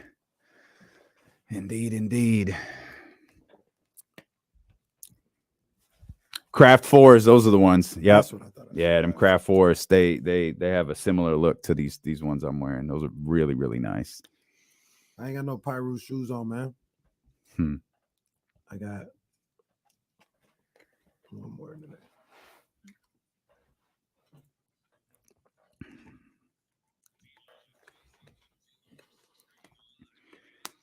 KC about to pull a hamstring trying to show the camera his shoes. Speculation that he's wearing red Feelers today. Come on, man. Hey, before we get back to the Sacramento Kings, before we talk about this Mattise Thybulle rumor, we put this off yesterday. Just kind of, Kenny was hurt, and we just had to let him grieve a little bit yesterday. Still hurt. We kept bringing up, we got to talk about Ja Morant. We got to talk about Ja Morant. Ja Morant, and it's not specifically Ja. It's more his dad, and now it seems like it's extended to other members of his family and friends that sit courtside. They're getting into it with players that's starting to get to like an uncomfortable level. Yeah. And I think one of his guys was escorted off of the floor a couple of nights ago over the weekend. I know Ja's a young, fiery dude. I know his dad has, had like a little 15-minute run of fame because he looks like Usher. Ja, you've got to calm this down. This is a bad look for you. It's a bad look for the Grizzlies. It's a really bad look for the league, and it's a bad look for your people. You're in charge of this situation. This is no different than Marvin and his dad. Absolutely. You've got to settle this. If your dad wants to be a star and mingle with everybody, like, that's cool. That's great. You can't get into arguments with players. Right. You can't get into arguments with NFL Hall of Famers. Yeah. That's not your business. If Shannon is popping off at Dillon Brooks, Shannon pops off at Dillon Brooks. If Shannon is popping off at Ja Morant while Ja Morant is on the court, you tell your dad, Dad, get there. I'm a grown-ass man making millions and millions of dollars. That's why that NFL Hall of Famer is going at me. I got this. The T Morant Shannon thing was like, all right, in a bubble, that's funny. And then it's fine. Like the fact that's not as dramatic, but the fact that he had people escorted off the court, like 2 days later, it's like, okay, now you got to hit the stop button and you've got to get this dealt with. Right. It's starting to make Ja look bad, in my opinion. Yeah, it's not cute. You know what I'm saying? Like, it's not, oh yeah, my people ride for me, or we don't tolerate, like, it's not cool, man. And I'm always sensitive to and aware of, let's just call what it is, on these young black men, what friends they can do and what they can do and all this other stuff. I'm not trying to be like that or categorize them like others in the past may have with these athletes. But I would tell Ja, like, all you got to tell your people, they can sit court, like you just mentioned, they can sit courtside. You can get them all in the building. They can come along with the ride with you. Just lay off on all the, oh, I'm going to stand up and flex and square up with somebody and walk on the court. Like, that's not necessary. You can't do that. That's not what goes on. This is a $1 billion company, like you said. It's a bad look for them. Then you don't want them to step in, because that's what I was going to say. Get really ridiculous. There's a certain point here where the league has to step in and say to Ja, this has to stop. I'm pretty sure they said something to Drake when Drake put his hands on Nick Nurse, when he gave Nick Nurse a back rub in the middle of a game. It was like low publicized, but I'm pretty sure the league went to Drake and said, you can't do that. You're sitting courtside. Like, you can't do that. Like, we know you've got an affiliate. Like, we get all that. You just can't do that because there are other people who aren't Drake sitting courtside. It's just like with T Morant and the people in Ja's group. There are other people who aren't a part of your group sitting courtside. And that's what you have to be. That's what you have to be mindful of. Yeah, absolutely, man. So, and you don't cross that line, right. From the stands, as thin of a line as it is, from those courtside seats to the court. You don't cross that line. And that's and it's just as simple as saying, like, look, Dad, to my guy, look, man, I appreciate the support. Just keep it to basketball, man. I still got the seats for you. You can sit here anytime. Just let's not do that. The guy was walking on the court. Yeah, you can't do that. You can't do that. He was walking on the court. I say, yo, come on, man. Hey, you can't have that. You can't have that. So, And the reason why, I think you feel like it, maybe not you, maybe other than the chat, feel like it, it's a bad look for Ja. It's like, it feels like Ja kind of like gasses all this stuff on. Yeah, it does kind of feel like that. Like his dad gets on the court, he don't tell him, "Hey, yo, dad, chill." Yeah. He's like, "This is what we do." Yeah. His homeboy get on the court. Like, if I was, I'm not saying he got to embarrass him, but if I was Ja and my guy steps on the court, yo, no, bro, sit down. Sit down. Like publicly, I let you know it's not what we're doing here. Sit down. You know what I mean? But he kind of just floating along, letting all this happen. Like, they're living that team mentality a little too hard. The Grizzlies team, like you have an MO on the court, and that's good for you. It's what's made you one of the upper echelon teams in the league. Yeah, you ain't got to do that off the court. You've got to chill that stuff out. Like it's got to. You're working yourself into a shoot here. Like stop it. Yeah, knock it off. Yeah, relax. Hey, I got a question for you. Ja's already turned heel, I think, in a lot of people's eyes. He got his shoe, so people saying he's the next Nike superstar. I still think it's a heel turn though. Maybe. I think they got. I'm trying to think of where they're at this year. You can have a shoe and it sucks though. I'll just put that out there. Like yeah, your shoe. Okay, have you've worn it or you've seen it? I like the shoe. You've got you're essentially following Kyrie. Those are the Kyrie. Those are Kyrie's until they got out of the Kyrie business. They said, "Here, Ja. Okay, you can have these." Okay, that's what I think. That's a very smart move. Then that's a very smart move because that was one of the most popular basketball shoes on the planet. That's what I think happened. They were always too narrow for me, but one of the most popular shoes on the planet. I'm a big fan of the Kyries. I like the Ja's. I might get a pair at some point. But I was thinking like with Ja and the Memphis Grizzlies, I feel like they might get a little bit of a pass this year, but they're like, they might not even get a pass this year, but they're at the point now where people are like kind of tired of them and shut the hell up. Like you haven't really done nothing. What do you mean? That like give them a pass for like, young team or whatever. Now a pass for not winning? For not winning. Got you. They don't, it doesn't happen now this year. I think next year they may be looked at. They're going to start getting talk of like, you guys are failures. Do something. I've been talking and having your chest out for 3 years now. Do something. You're expected to win. You're not this young little cute team anymore. It's the Kings. You guys are expected to win now. Right. They're kind of close to that. Kind of close. Huh. Okay. I like. Is it? I like. Are they close to that because of how loud they are? That probably may speed up the process because Denver's further. Like at some point, Denver's the team you've got to look at. Like, all right, what do you guys like? You guys got to do something. This isn't enough, and I get why you kind of sort of run it back, right? Because you've got Jamal now, where you didn't. You tremendous show. 4 to 6 here, ESPN 1320. I get why you do that though. Yeah. But if you fall short this year, I would look at Denver before I look at Memphis. I think they're in the same boat. Just Denver's quieter. Exactly. The vitriol won't be the same because they ain't bumping their gums the way Memphis is. But you're right. And when you got all of San Francisco hating you. No, you don't want all of San Francisco hating you. You don't want that. Gets loud. Yeah. So loud and annoying. But but you don't want that. So yeah, they got to start doing something.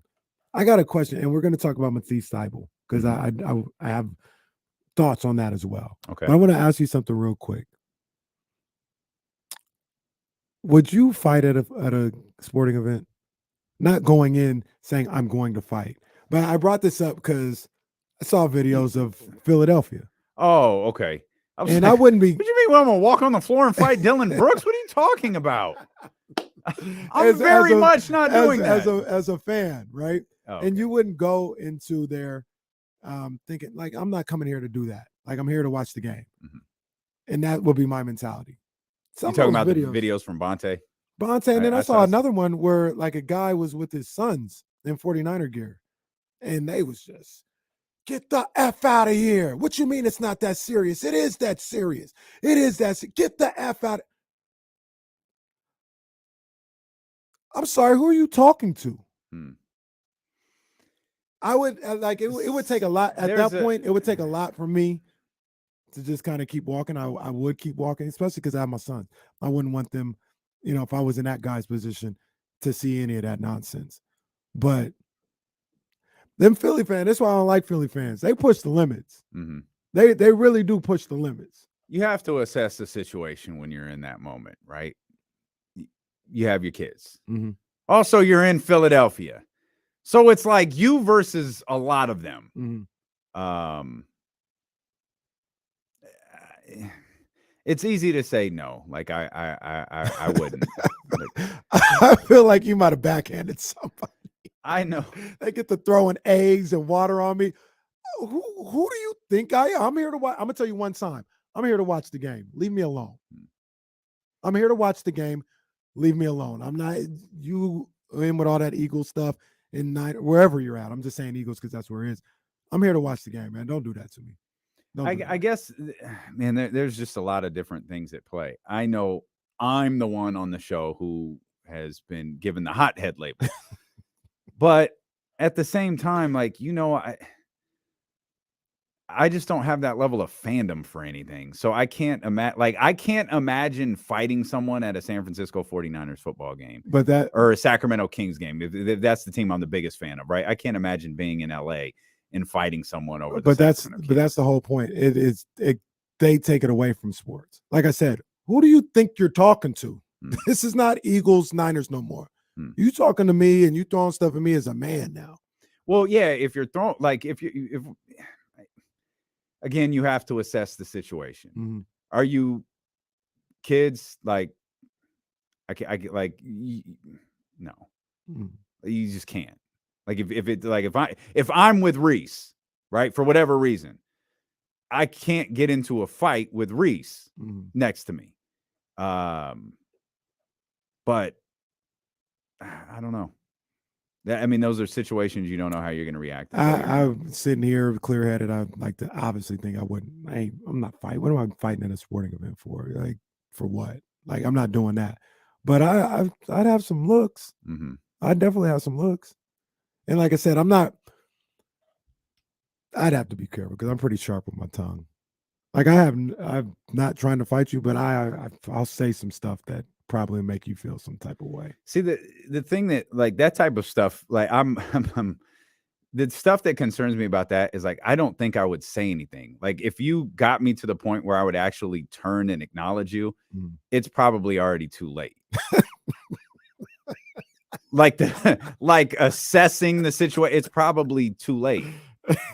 Like, walking through and ignoring it, like, yeah, whatever. But, like, if you say something, do something, throw something that is enough for me to acknowledge, it's probably too late at that point. And the thing about it, the thing that I don't like about Philadelphia Eagle fans in the city of Philadelphia is they kind of like they buy into that. Like, they think it's cool. They think it's funny. Nobody checks them on that. I'm listening all week. I'm listening to the radio and all this other stuff. And they're like, yeah, telling Bonte and Butch, don't die when you come out here if you're wearing your jersey. Like, they feed into that. And it's like, come on, man. Like, what are we doing? Like, I would never be on the airwaves here and telling, a Dallas Mavericks fan, yeah, you go to one center, don't die. Like, yeah, here's what I'll tell Philadelphia Eagles fans and Philadelphia 76ers fans. Your life has gone terribly wrong if you're that invested in a football team. If you're a fan, it's dope to be a fan. Yeah. Fans don't talk like that. Disturbed people do. Right. Fam, get help. Get help and get the hell out of my face. You're listening to D'Lo and KC on KIFM. The chat talking like I'm crazy. Like I'm just some once us light skins decide to pop off, there's no going back. Curtis, you wild for that. You're listening to D'Lo and KC on KIFM West Sacramento, KRXQ HD2 Sacramento. That's 98.5 FM on the HD channel. ESPN 1320, driven by Lashers, Elk Grove Dodge. Always live on the Odyssey app. You can catch the show on youtube.com/ESPN1320. If you're watching, we'll hope you hit the thumbs up and subscribe button as well. Twitch.tv/ESPN1320. Your partner over on J Street Vibes and writer for The Athletic, Jason Jones, set to join us coming up here in just a handful of minutes. So the Kings get the win last night. Moving on to San Antonio next. You got Indiana after that. Coupled with Houston before this thing wraps up and they get back to the Golden One Center to take on I missed one. The Pelicans are in there. My bad. I missed the Pelicans. Pelicans are in this here too. But there was a report from Mark Stein that, again, it's that time. We're 8-9 days away. It's that time where names are out there, teams are out there, stuff is out there. Looking for 2 first-round picks. Apparently, everybody in the league, as it stands right now, is worth 2 first-round picks. 2 first-round picks for Austin Rivers. That's the price. Oh, my God. You'd have to take 2 first-round picks to take Austin Rivers. Austin Rivers could destroy a locker room in one fell swoop. My goodness.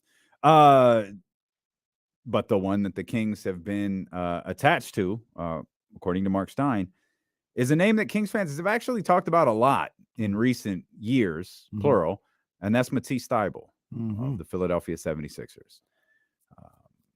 Level of interest, I don't know.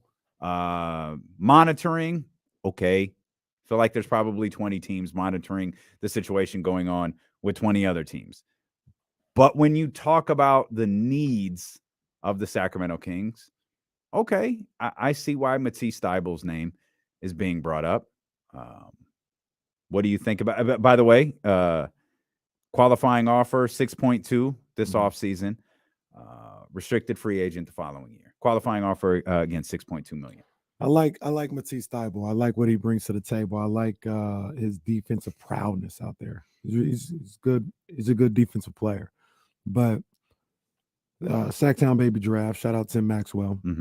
He tweeted out, after hearing this report last night, he was like, Thybulle's an interesting target for the Kings. He solves some defensive problems, but he offers zero offensive ability. He's essentially a better KZ Okpala. I can't imagine the cost would be particularly high, something akin to Davis and second rounders. And I said, then why not just keep KZ Okpala? Yeah.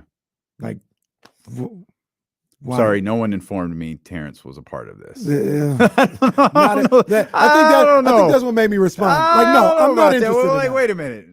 I don't know about that. I'm not interested. I'm not interested in Mattise Thybulle for Terrence Davis. And once again, like, because people were in the comments, and I'm not saying KZ's definitely better than him, but they were like, yo, Thybulle's a way better defender than KZ. Is he? Is he really? And what has that got in Philly? Like, he's been unplayable. He was unplayable in the playoffs last year because he was so god off on the defensive end. They had him as a defensive guy in the playoffs against Atlanta. That didn't help. They had him with a defensive guy with Ben Simmons on the court as well. That didn't help. Like, Thybulle's cool, but if I have to give up something to get him, I'd rather just keep the guys I have and play KZ Okpala. Because once again, this also goes back to he's not going to – Mattise Thybulle, if he's that much of a liability on the offensive end, he's not going to be on the floor in the final 6 minutes of a game. He's not. Who you taking out? Yeah. That's what I always say. You gonna take out Kevin Huerter? You gonna take out Harrison Barnes, Keegan Murray? No. So if I got to give anything up for him, I'm not interested. I'd rather just play KZ Okpala. But I'd like to know what you think and what everybody else thinks as well. Like, maybe I'm overvaluing KZ or whatever the case may be, but even if Thybulle is better, KZ can't be that far off. Yeah, I guess it boils down to, what are you going to do with Mattise? Because you barely play KZ Okpala now. Mattise Thybulle isn't like a much better offensive player, or maybe a better offensive player at all. He's not at all. He was unplayable in Philadelphia. They're going for a championship and they're willing to trade him. That says a lot to me. And they be willing to trade him for nothing, essentially. Some second rounders. They're trying to win a championship. Mm-hmm. They're looking to get rid of him. I wouldn't. You lost me with Terrence. I immediately decided the answer was no. And I think that's why I responded. Like, I just like immediately no. Like, I know we have. I don't think either one of us have zero issue with. Now, we're very biased when it comes to Terrence Davis. Yeah, it's my guy. But we're also very understanding of the situation that Terrence is in, his situation with this team, and more importantly, the situation with his contract. When you're an expiring contract, you're valuable across the league. But I think Terrence can do enough. We saw it last night. And that's probably a conversation we should get into with Jason Jones when he joins us. It's something I teased 3 hours ago and never followed up on. Can the Kings play that level of defense that we saw last night consistently or more consistently? Because Terrence was a big part of that. Malik was a big part of that. It's not like it was Davion and KZ Okpala out there, the two guys we consider, the best defensive guys on the team. Right. It's not like they were out there guarding everybody, doing everything in the final minutes of that game and into overtime. Everybody stepped up a little bit and were able to play well against the team that had been playing really well over the last couple of weeks, teams that had beat you just a couple of nights before. If you want Alex Lynn, hey, maybe we can talk. I don't have any interest in moving Terrence Davis for an offensive issue. Fit-wise, in terms of what Mike Brown preaches on a night-to-night basis, I get why Mattise Thybulle is in the conversation. Absolutely. I just don't know. Is it a trade for the sake of a trade? That's exactly what it sounds like. Especially when you have a guy. And once again, I'm not here to argue who's better defensively. Like if for all the people that say Thybulle is better than KZ, you can have that. I'm not here to argue that. But that's not a game changer when you have a capable perimeter defender right here and you just won't play him. So let's remove our Terrence Davis bias here. What was Katie saying last night? There's no 3 minutes in the last handful of games for Terrence. So does Mattise Thybulle play more regularly than Terrence Davis does? I don't know. I mean, maybe the first question is, does Mattise Thybulle play more regularly than KZ Okpala does? That's a start. If the answer is that, okay, let's go to the next barometer. Yeah. Does he play more regularly? Terrence Davis does not play regularly, whether we agree with it or Kings fans agree with it or anybody agree or Terrence agrees with it. He doesn't. If Mike can look at or Mike and Monty can look at KZ Mattise Thybulle and say, no, we can make him a regular part of our rotation, and here's how we do it. Okay, I'll trust him. I just don't understand how you do it when you don't do it with KZ Okpala. Because I'm just a broadcast journalist who likes to watch basketball. There he is. I've never been let down, confused, head scratched by what KZ Okpala does on the floor. Every time I see him, it's like, I get it. Like, I understand why he's out there. He does a lot of things, especially on that end, really, really well. But he doesn't play regularly. So when you're talking about defense, and you got this guy who really does play pretty good perimeter defense, but you don't play him very often, I don't know whether to make heads or tails of it. If the argument is the offensive end, I got you. That's not your answer, though. Being Mattise Thybulle, that's not your answer.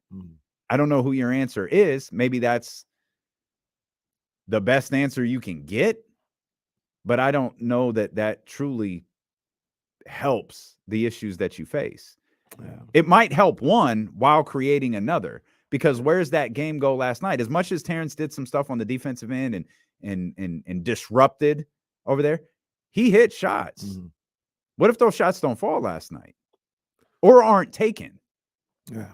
You need in my opinion, you need a player like Terrence Davis on the roster. You need a player like Mattise Thybulle on the roster. I'm not saying you don't, but you already have. So both. This is dumb. You already have both. This is dumb. The thing that makes the most sense to me is if you're going to do this is if it's KZ Okpala that gets traded. Yeah. Because then you're okay. You believe you're upgrading KZ Okpala. Mm-hmm. Okay, now you're going to find minutes for Mattise Thybulle. Mm-hmm. Okay, that I would understand a little bit more. Having KZ Okpala and Mattise Thybulle, you march him out there with Davion. Is that the death lineup? Murderers row. I don't. That's for your own offense. That's what it would be. It's facts. That is 100% accurate. Yeah. No, I like Thybulle. I've always liked Thybulle. Yeah. We've always envisioned him as a king if they could pull it off, given how bad this defense has regularly been. Mm. In my head, I can't make this compute, though. Yeah, I'm the same way. Exact same way. Like I said, I like him. But you said it perfectly. It feels like it would be making a trade just to make a trade. Let's talk more about this with Jason Jones when he joins us next here on Sacramento Sports Leader, ESPN 1320. Let's go, baby. Let's go.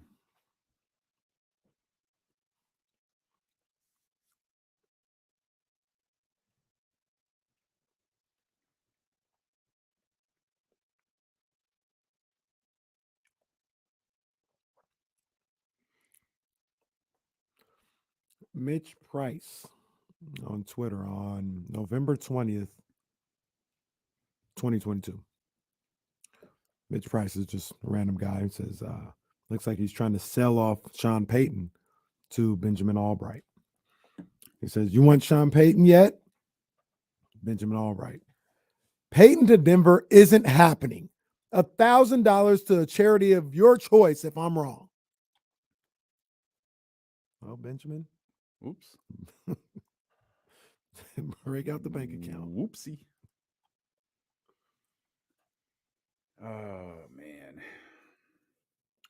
Do what Dr. David says. Please hit the thumbs up. Thumbs up and subscribe.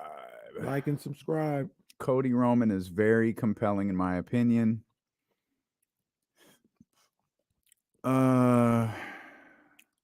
Yeah, I hear you. I see you, and I think Cody did a good job of laying the groundwork for the royal family thing last night. Mm-hmm.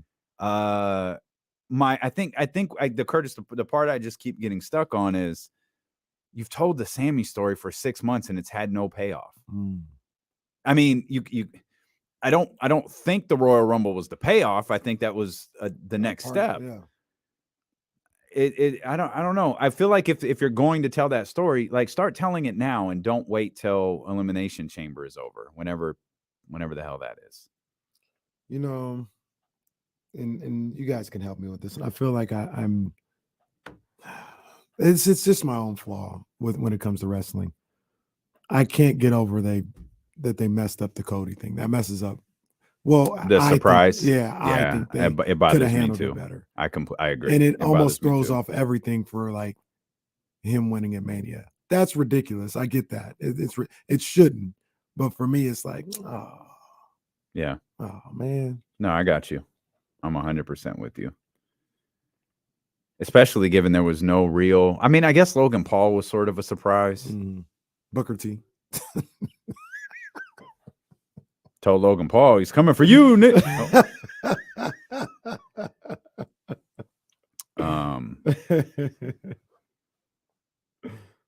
It looks like Logan and Seth. That looks like it might be Mania.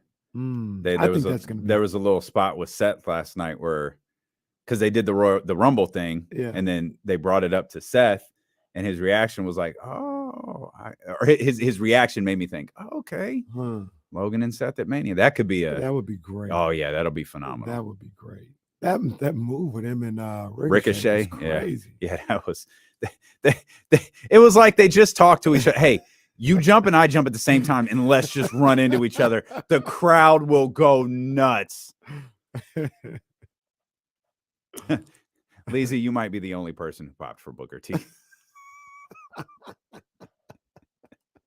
Booker T literally shows up at every Royal Rumble. Can you dig it, sucker? Where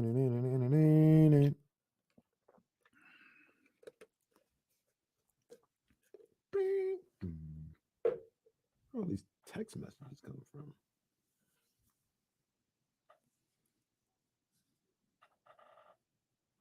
Better wrestler, Logan Paul or Bad Bunny? Bad Bunny was really good. He was really good. But I think it's Logan. Logan looks like he's been doing this for 10 years. I said Logan. I said one time Logan had been the most impressive first-year wrestler outside of like Kurt Angle. Mm-hmm. And I forgot someone super obvious. Brock Lesnar's first year was pretty insane. Now Brock Lesnar's first year was nuts. To be fair to Logan, Brock has professional wrestling experience. Like I give him a little credit. It's different, but you mean amateur wrestling? Amateur wrestling. Yeah.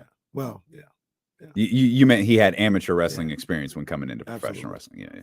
So it's a little. So I got you. Different. But. His and they're also really different. Like Logan and Kurt wrestled really good matches, and so did Brock. Like people forget that Brock was a really good like professional wrestler. But like he ran through Hogan, he ran through like everybody. He beat The Rock.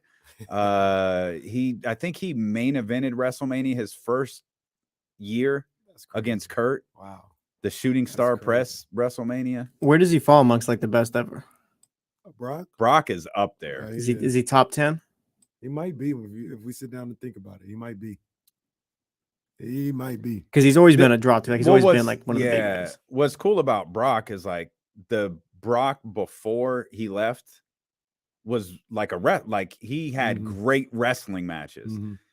The Brock since he came, he just beats everyone's ass, and it's must-see TV. Yeah.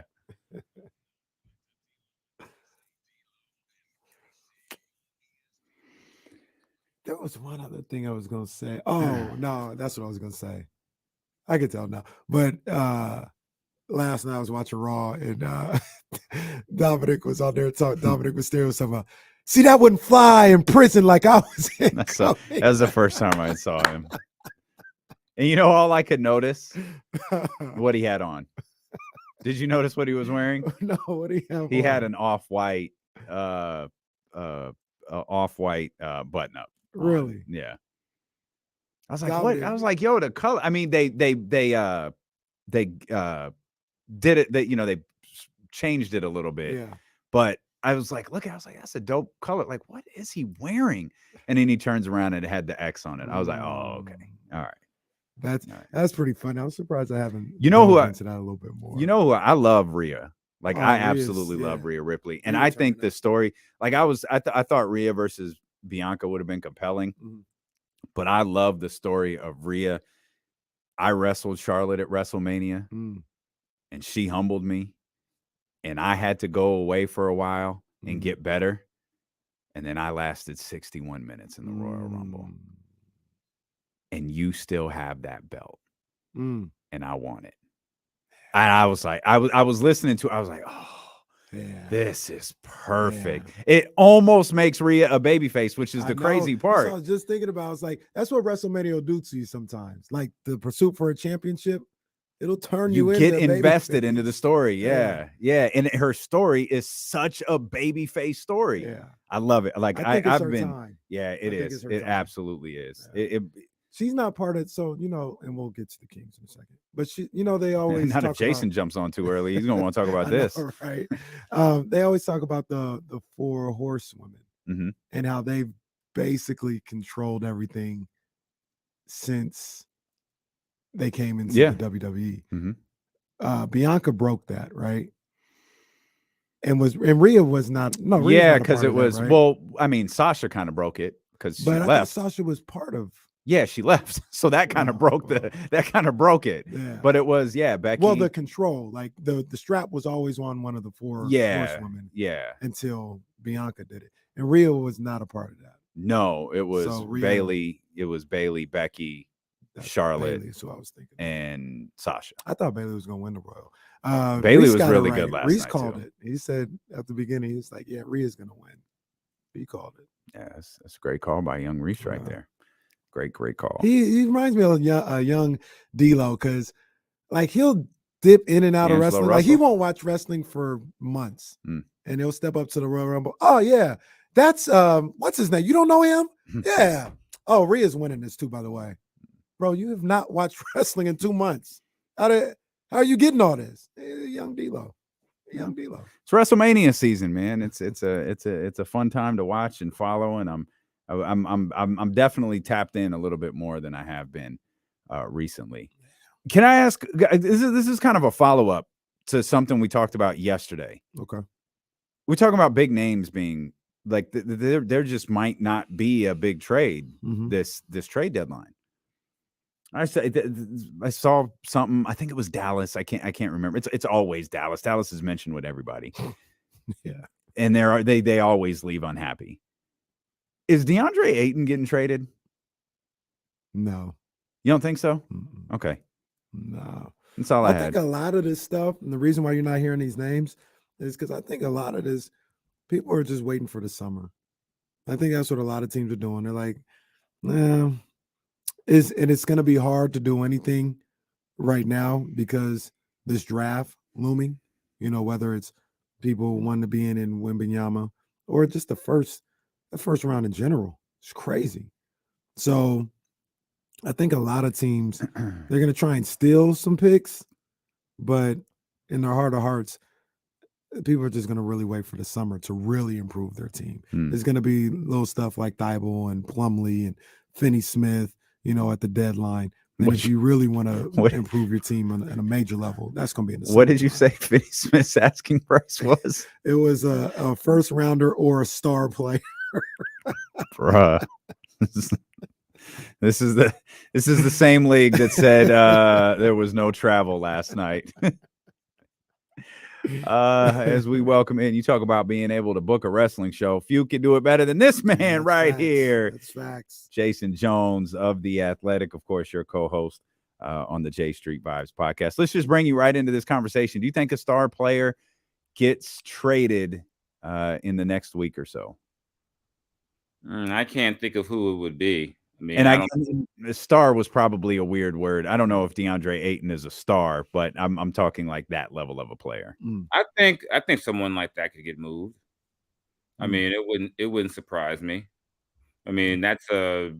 That's the guy. I think everyone figured once they took the deal back, he was going to get moved eventually.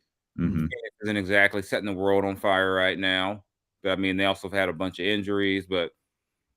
I forget the rules on Ayton and when he can be traded now, right? I think it was like January 15th. Yeah, I think it passed. Yeah, I think the date has passed. Like he can be moved. And now Phoenix, and I wonder how much of this potential lack of movement is because there's so many teams clumped up together.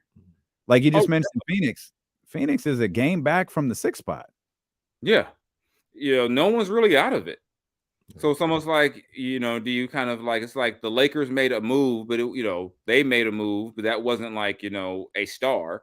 Yeah. So I think you might see a bunch of moves like that kind of, peripheral, like, add a guy to my rotation. Maybe Jay Crowder finally gets to play this season, guys like that. But I mean, with the whole playing situation, the one thing it probably has done that the league likes is that all these teams who in years past would have been like, okay, we're done. There's no point in this. You kind of have to explain that, hey, if you're in 11th, why are you throwing things away? If you're 2 games out of 10th, why are you throwing your hands up? So I think I just mean Ayton, you figure a team like maybe Atlanta moves someone like a John Collins. They wish. There's a couple of names out there I think that could get moved around at some point. Like I mean. John Collins' name has been out there for 2 years. He was supposed to be in Sacramento. He was supposed to be everywhere. Which probably means at the end he goes somewhere no one is even thinking. Yeah. I mean, every year, I think because the names have been relatively quiet, we'll get caught off guard by something. Do you think Tyrese Halliburton traded again? back to the Kings. Right. Do you think because I talked about this just a second ago, do you think that a lot of teams really, with the uncertainty of these first rounders and Wembanyama and all this other stuff, they think a lot of teams are just looking for, if we really want to like change the landscape of our team, we'll just wait till the summer? Is that kind of how people are looking at it in your eyes? Probably some of them, yeah, just because of, with things so clumped up, and it's like maybe we can make a move with what we got. And there's been so many teams that have had so many injuries. You probably got a bunch of teams thinking, you know what? If we get healthy in the next, couple of weeks, we'll make our move that way. Maybe you think your move is getting healthy. If you're Phoenix, your move might be we'll get Devin Booker all the way right again. So I think it's a combination of those things. And then the way some of these teams hold on to these draft picks it's almost funny to me sometimes. It's like it's so valuable because you don't know what it is yet. It's like, I've got this pick in 4 years, and I'll dangle it to get, I'm always a believer, get the immediate help. I'm a big believer in, what, a draft pick sounds cool until you actually got to use it. And if, you mess around and draft the wrong guy, it was like, great, you got this draft pick. And so I just think, it's just it's weird this year. Like, it's like what? I mean, like 8 teams in the West around 500. Yeah. What do you? Well, in this, a lot of this was sparked by a Mark Stein report about Sacramento. I don't remember what the exact word. Keeping an eye on, monitoring the situation with Mattise Thybulle. And Mattise Thybulle is a player that we've talked a lot about as a potential fit for Sacramento in recent years, but it's something that we can't quite figure out right now. What do you think about Mattise Thybulle as a player and potentially fitting in with the Sacramento Kings? I like his defense. I think everyone likes his defense. Even back to college, that was kind of his calling card. You got to be pretty good if you're going into the draft. Talking about your defense. So I like that about him.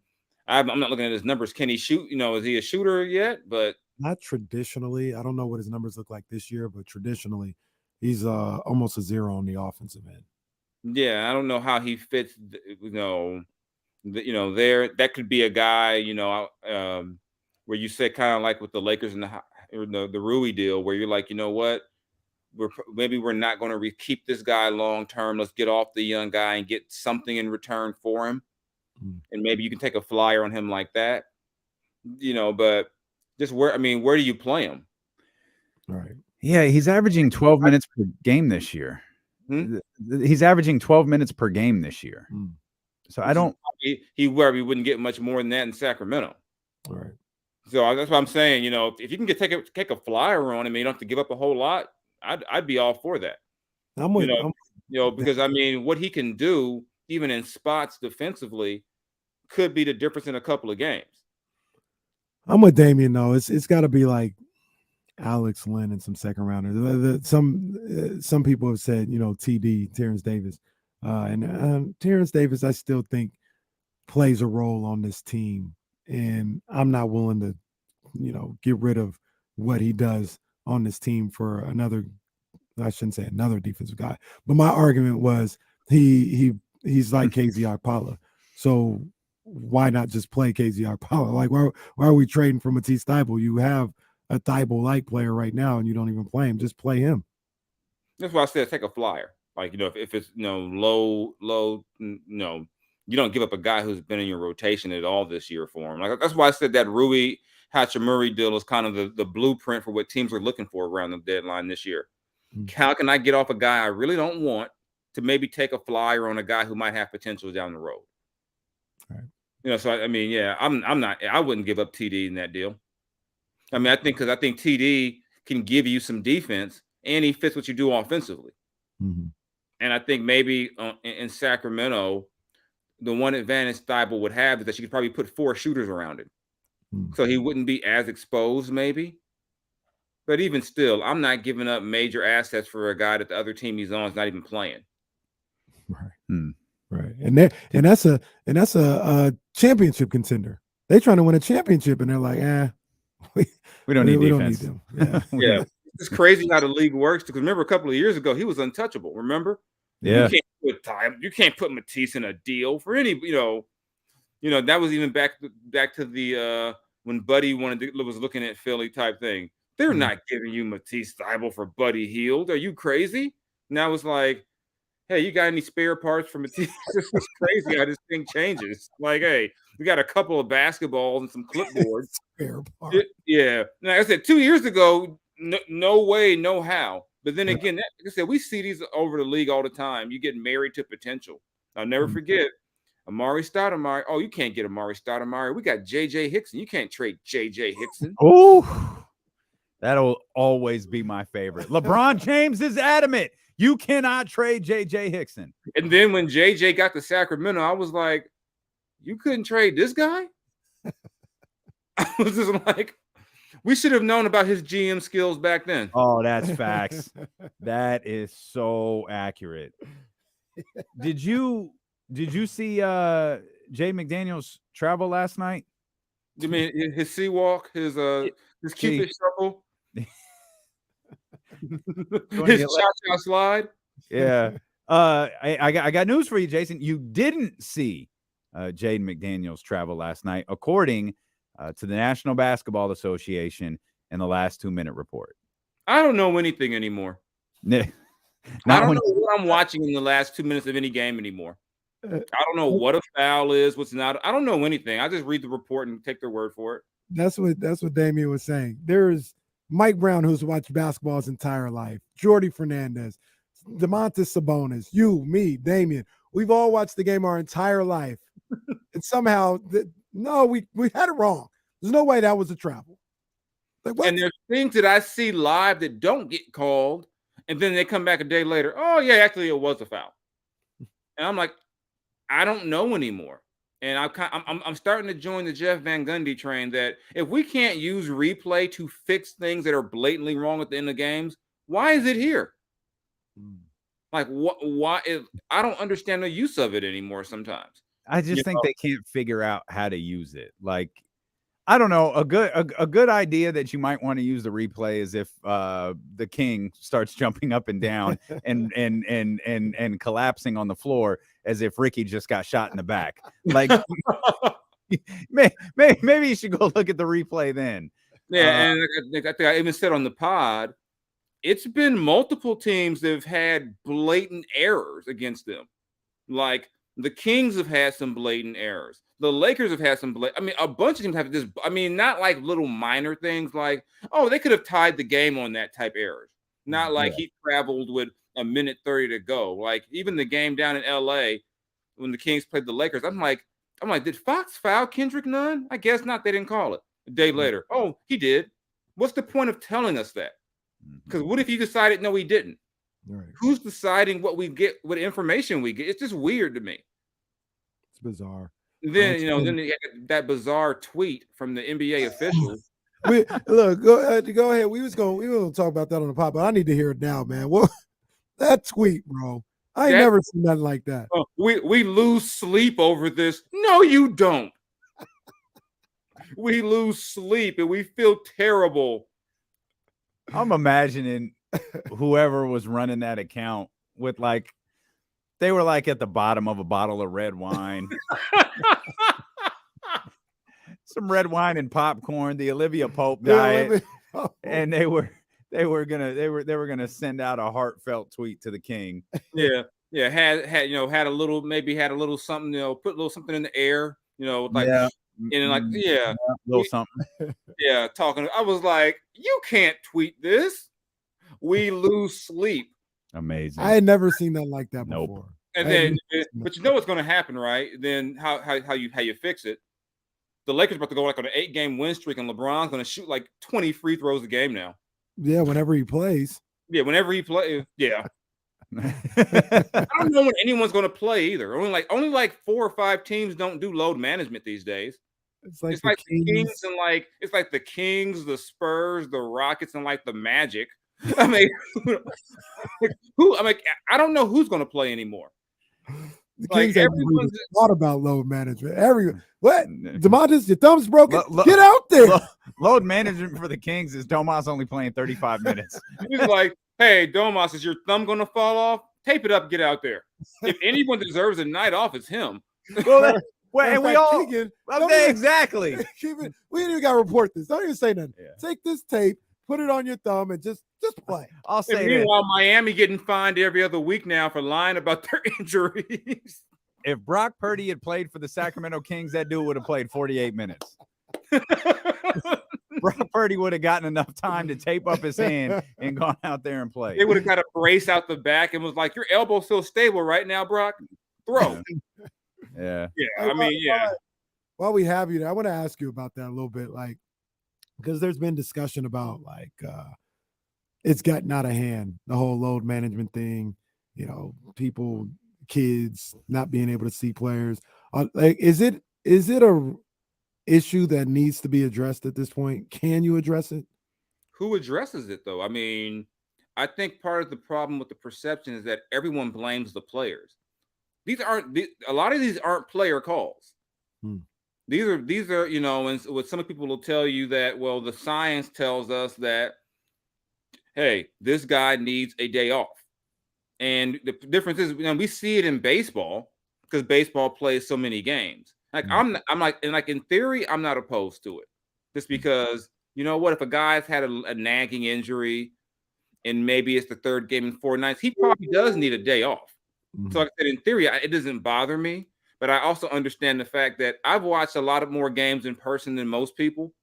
So I don't view it the same. I didn't, you know, travel 2,000 miles to see Jimmy Butler, you know. But like that kid got a better deal than anyone because instead of just watching Jimmy play, you have to hang out with Jimmy Butler. Yeah, right. You know, so I mean, but it also was at the Warriors game the next day. Okay, wait a minute, sir. Yeah, and then it's so weird because like whenever the Warriors sit all their guys, they win.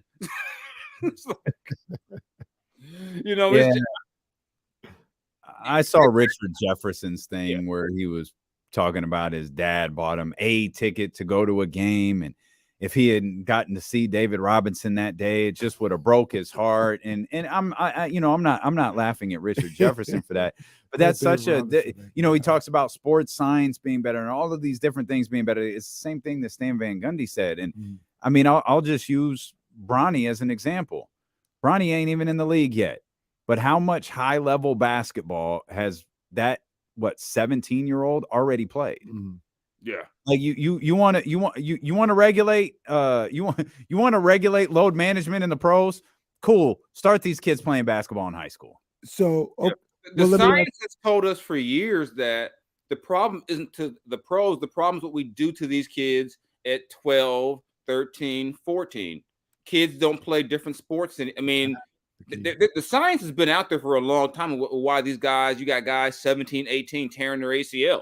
But it's easier to blame it on the guy who makes $200 million, and you can call him selfish and not caring about the kid who traveled all these miles to see him. It's easier to do that. Yeah. But I'll also say this, because I think, Jason, you touched on it, and I think we've talked about it before. I don't know if you can, I know doctors have talked about this, but I think it's the specialization of the sports. Because when you talk about Bronny playing all these games, how many games did we play when we were kids? They weren't regulated, but we was out there playing on cracked asphalt every single day, every day, and like getting in fights. So we were playing too. It's just not a regulated game the way Bronny is. But I do think we all played other stuff, right? Like we were able to put the basketball down for 3 months and play football or play baseball and things of that nature. And I don't know. I've heard doctors say like that matters, but that seems like the true difference is like the specialization of these one sports are wearing these. Well, I think another thing we don't understand is the underdevelopment of like when you start doing that stuff at 10, 11, 12, 13 years old, like your bodies aren't developed, your muscles aren't developed. None of that stuff is developed. And it's what Jason was just talking about. It's why you got these kids who just think about basketball. These kids ain't thinking about foam rolling. They ain't thinking about Theraguns and ice baths and cryotherapy. They ain't thinking, I want to go play ball. Yeah. And then and we just played. Yeah, and we just played. We didn't play and then have someone set us up with a private trainer after practice to put us through another 2 hours of drills.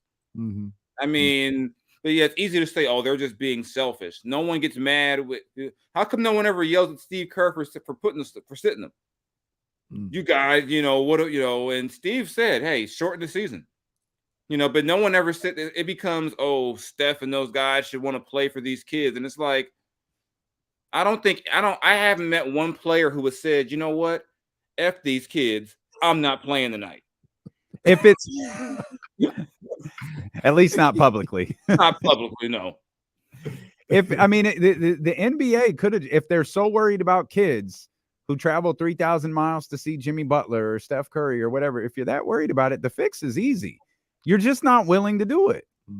You get paid by ABC and TNT and Disney or who all your different partners to air 82 games, and you get the revenue from 82 games from season ticket holders. You're just gonna willingly cut it by 10? No, of course you're not. So so while we're quick to point out, the guy that makes $200 million doesn't care about, little Jimmy who came to see him, little Jimmy who came to see Big Jimmy. Let's ignore the billion-dollar company, right, who's unwilling to cut the season down and say, here's the only way we can come up with to truly eliminate or reduce this issue. Or maybe we eliminate back-to-backs, eliminate 3 games in 4 nights. And I'm not earlier. I don't know, but yeah, I'm sick of everyone blaming the players for this, like it's all their fault. And look, I'm not here to blame the players at all. If I had blame, it would be more so on the owners than anything. But let's also call a spade. Nobody's willing to give up money. No, absolutely. Because the players would lose money too. Because I bet the owners would be like, all right, we can shorten it down to 72. Your contracts are going to go down lower. And the players like, well, I'm not doing that. Well, and I don't blame them, but nobody's willing to give up a couple of dollars. And that's where you get into like NFL, like Players Association stuff, where you have guys who make, super $230 million who are like, oh, okay, what's it cut it down to? Versus league minimum guy who plays for 5 teams in 4 seasons, who's like, no, I'll play 92 games if you want. 17 games, no big, whatever. No way. I'll play 2 games a day. We out there on the back-to-back. I'll play 90 games in 70 nights if you want. Just let me get my game check. Right. So, yeah, it's one of those things. But there's a caveat to that too, and I think the league knows this. And this is what I talk about with like boosters and NILs and all that stuff. Having legal money on the college books is great. You don't think Rich Oil Booster is sliding into that Texas player wallet and handing them like, some under the table money? Like that stuff still happens. The same thing would happen in the NBA, where if you look at a trip and you go, okay, there's no back-to-backs, but if I don't play this night, I can turn 2 days of rest into 5 days of rest, and I can be ready for that big game on Saturday night against the Bucks on on ABC. Right. Like there's always, like, it'll always be there, whether it's a 72 game season or an 82 game season. Right. Like people forget, the big gripe early on wasn't the rest. It was they're resting on nationally televised games. It wasn't they were resting. It was like, you set the like, how dare you, Popovich, sit Tim Duncan for the TNT game? You sit him when you guys are playing, someone on a random Wednesday. Don't sit him on our game. Right. That's our money. TNT don't like that. Which did suck, like as a consumer of the sport. Sure. Like I'm looking there and it's Bucks versus Suns. Like I want to see this. And it's like watching the NFC Championship the other day. Exactly. Right. Like it's I Bucks did versus not Suns. tune in for this. And no Giannis, no Chris Paul, no Devin Booker, no, like, oh, what the hell is this? The TV announcers digging through the media guide. Well, what do you guys know about? Oh, wow, Serge is on this team. I didn't even. Well, I guess not anymore. Like how much more can we learn about the, Cameron Payne and just digging just. Cameron Payne, once famous for his Instagram videos with Russell Westbrook, has made his way over here. So I guess there's no perfect solution to it, because I agree with you, Dame. If it's 72, they'll find a way to play 65. It's always going to happen. So, I mean, you go to 72, Kawhi and Paul might play in 30 games this season. Right. Oh my gosh. You think, speaking of Kawhi and Paul, just because I've been reading their names lately, you think De'Aaron, and I think everyone believes Mattise Thybulle is getting into the All-Star game. Do you think De'Aaron Fox does? Part of me says yes. I'm just kind of, because I mean, you look at who, Ja, Ja. Ja's in. We've Ja's settled it to it's likely De'Aaron, Booker, Anthony Edwards, and some people are really trying to get Kawhi or Paul George. Why? I They don't gotta know. stop that. I don't know. I don't think I don't. I mean, when's the last time Booker played? I don't think Booker gets in. I don't think he shouldn't. He's played 29 games. He might get in, and then they, then he can't play. I don't know, but yeah, I don't. I haven't even considered Booker. I'm like, it's kind of like why I don't consider a guy like AD or consider a Kawhi. It's like, well, yeah, your numbers are great when you actually play, but you missed, if we're basing it on this season, you missed. I don't know what the cutoff, for the number of games can and should be. I think I generally kind of figure if you qualify to be a league leader, you've played enough games. And kind of talked about before with the Clippers, was it Marcus Morris was their leading scorer because he actually played the most games. So I mean, I mean, when I look at the guards, I'm thinking Shea, Ja, De'Aaron, Ant. I mean, to me, Dame. Oh, I forgot about Dame. See, that's why we kept getting. They had what 41 last night. Yeah, man, yeah. So we got there's one spot left. Yeah, there's 2 wild card spots that don't have to be guards or forward. They could be whatever. Just make it all guards. I mean, hell. Well, then they're going to eliminate Domas and get Booker and Anthony Edwards and. I mean, as far as the wild card players, there's no forwards after DeMontis, and there was one and Marketing. And you could even put AD in I think there. Markkanen's making it. Yeah, you could even put AD in there, and there's no other guards or forwards after that. So, yeah, I'm like, I don't see any reason why De'Aaron, Shea, Ja, and Ant can't be there. I mean, but every year there's always that one guy you go, he didn't make it. But I think the Kings record, his numbers, he has the whole story with him about being the king of the fourth quarter. To me, all that helps him. Yeah. And and it's not like it's a popular. To me, it's not we can't really say it's a market size because the guys who just named, nobody plays in a big market. Shoot, in that case, either De'Aaron or Ant play in the biggest market.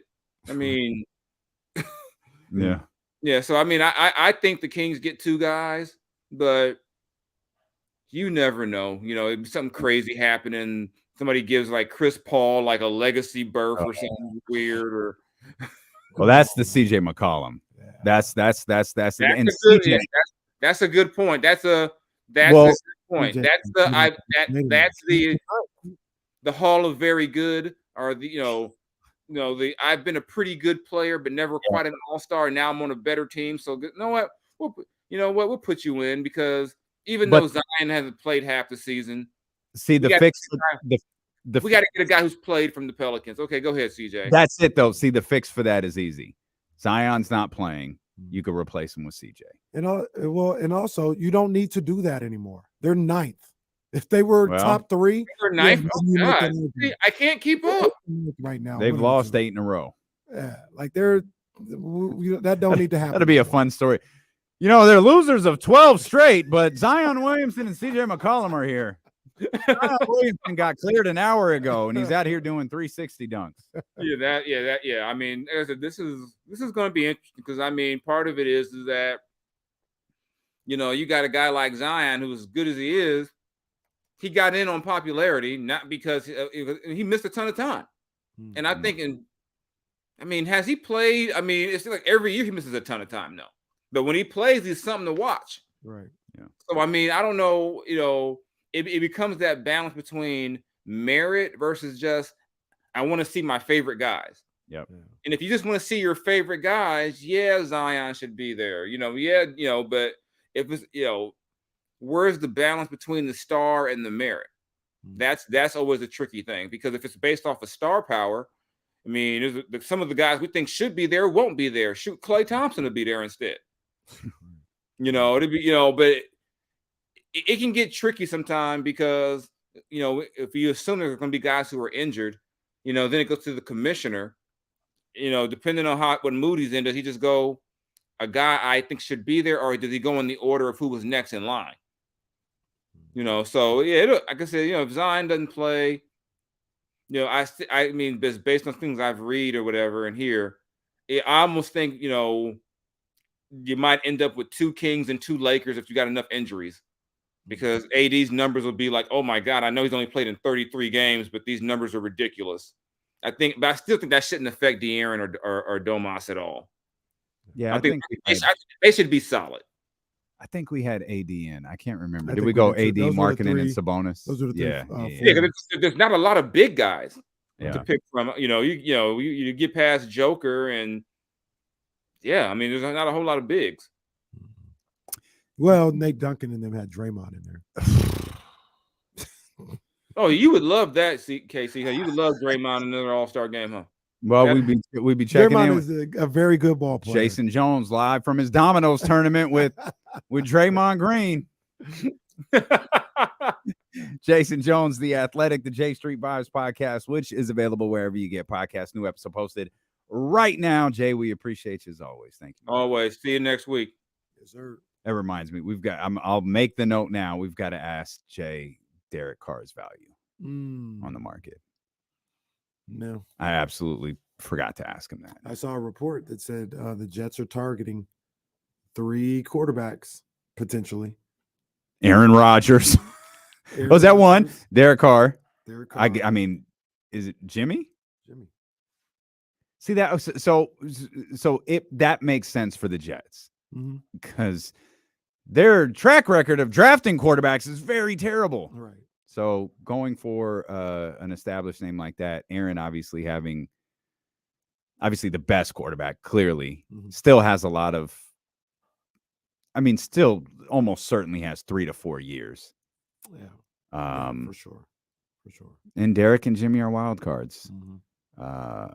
It's what happened to Brock Purdy could very well have thrown a little wrench into what San Francisco may have been thinking about their quarterback position. And I'm only referencing the Trey Lance crossed fingers tweet when he was repping the new Titans GM from the San Francisco 49ers. Yeah. Well, hey Trey, Rand Carthon, how you doing? Is that right? How you doing? Everything good? You happy? What's good, boo? You need anything? Mm-hmm. You know, I know we tried to toss you out a little bit, but don't worry about that, man. That was all the media. Kyle hitting Trey with the "you up" text. That was all just the media, Trey. Don't worry about that. QB1. Been our guy from jump. Believe that. If you're listening on ESPN 1320 or if you're listening on the Odyssey app, don't go anywhere. We got more. You're here, Jason Jones. We'll talk more about the Sacramento Kings victory last night against the Minnesota Timberwolves. We're going to run it back here with D'Lo and KC on Sacramento Sports Leader, ESPN 1320. Yeah, my bad. I got stuck. And then I was like, oh, snap. Kenny's I should have. Okay. Lake Show. Should have fired that off right at the end. Wow. I was just sitting there waiting to fire the next break. Did you send that tweet last night? Yeah. Oh, I didn't see it. Maybe I looked at, I probably looked at the wrong account. I put it on the ESPN 1321. Oh, okay. I'm too stupid to look. All right. I don't think Squints is here. Y'all want to fire off some questions for a couple minutes? What you want to know? Got a Q&A for a couple minutes. Somebody asked me earlier. I'll be able to hang out a little bit more, by the way, when we're sitting at the house. Yeah. Where was I forgot who it was. It's way long ago. But he asked me, should the Niners what if the Niners traded for Lamar Jackson? I love that. I don't think that is getting a 49ers jersey. I don't think that is relatively close to happening, but I would love it. Absolutely.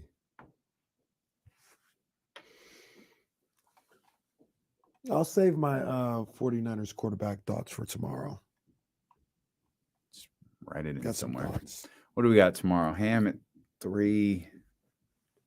Is that it? That's it for now. Oh, Warren wants to hear the intro music again. Said he missed it.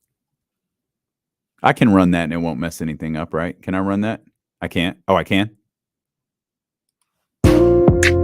Nope, that's not it. That's like the beam. Hang on. I got too many Young Zell joints here. Hey, Riggs. Yeah. We got them screaming D-Lo, KC, D-Lo, KC, D-Lo, KC, D-Lo. We got them screaming D-Lo, KC, D-Lo, KC, D-Lo, D-Lo. We your number one spot. We your number one spot for some sports, huh? Got the city going crazy when we work, huh? We top 2, but we ain't 2, we in first, huh? And when you need the real, we is who you search, huh? D-Lo, KC, D-Lo, KC, D-Lo, KC, D-Lo. We your number one spot. Let's go. Sir man Young Zell right there. Appreciate you, Young Zell. Thanks for always taking care of us, my guy. Yeah, man. Carr to the Bucks. Yeah, that's probably one thing we have. The Bucks are certainly going to be looking for a quarterback for sure. Filthy McNasty wants to know, when's the next Sac State game y'all going to? They got one. I was looking today. I think they play. I can't remember because I can't remember if it was the girls' schedule. I was looking at the guys, but there's like Thursday the 23rd. I might try and go to that one. I think that's when the girls play Montana State. Actually, I might try to get out this weekend. Yeah, I might. They got one on Saturday at 2, so I'm gonna. We'll see how kind of my weekend shakes out, but that's pretty possible for you, boy.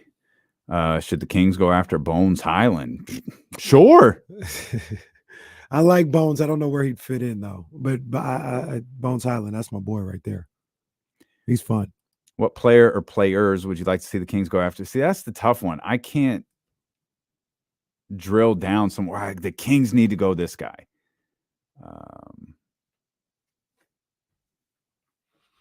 I don't know. I don't think there is one.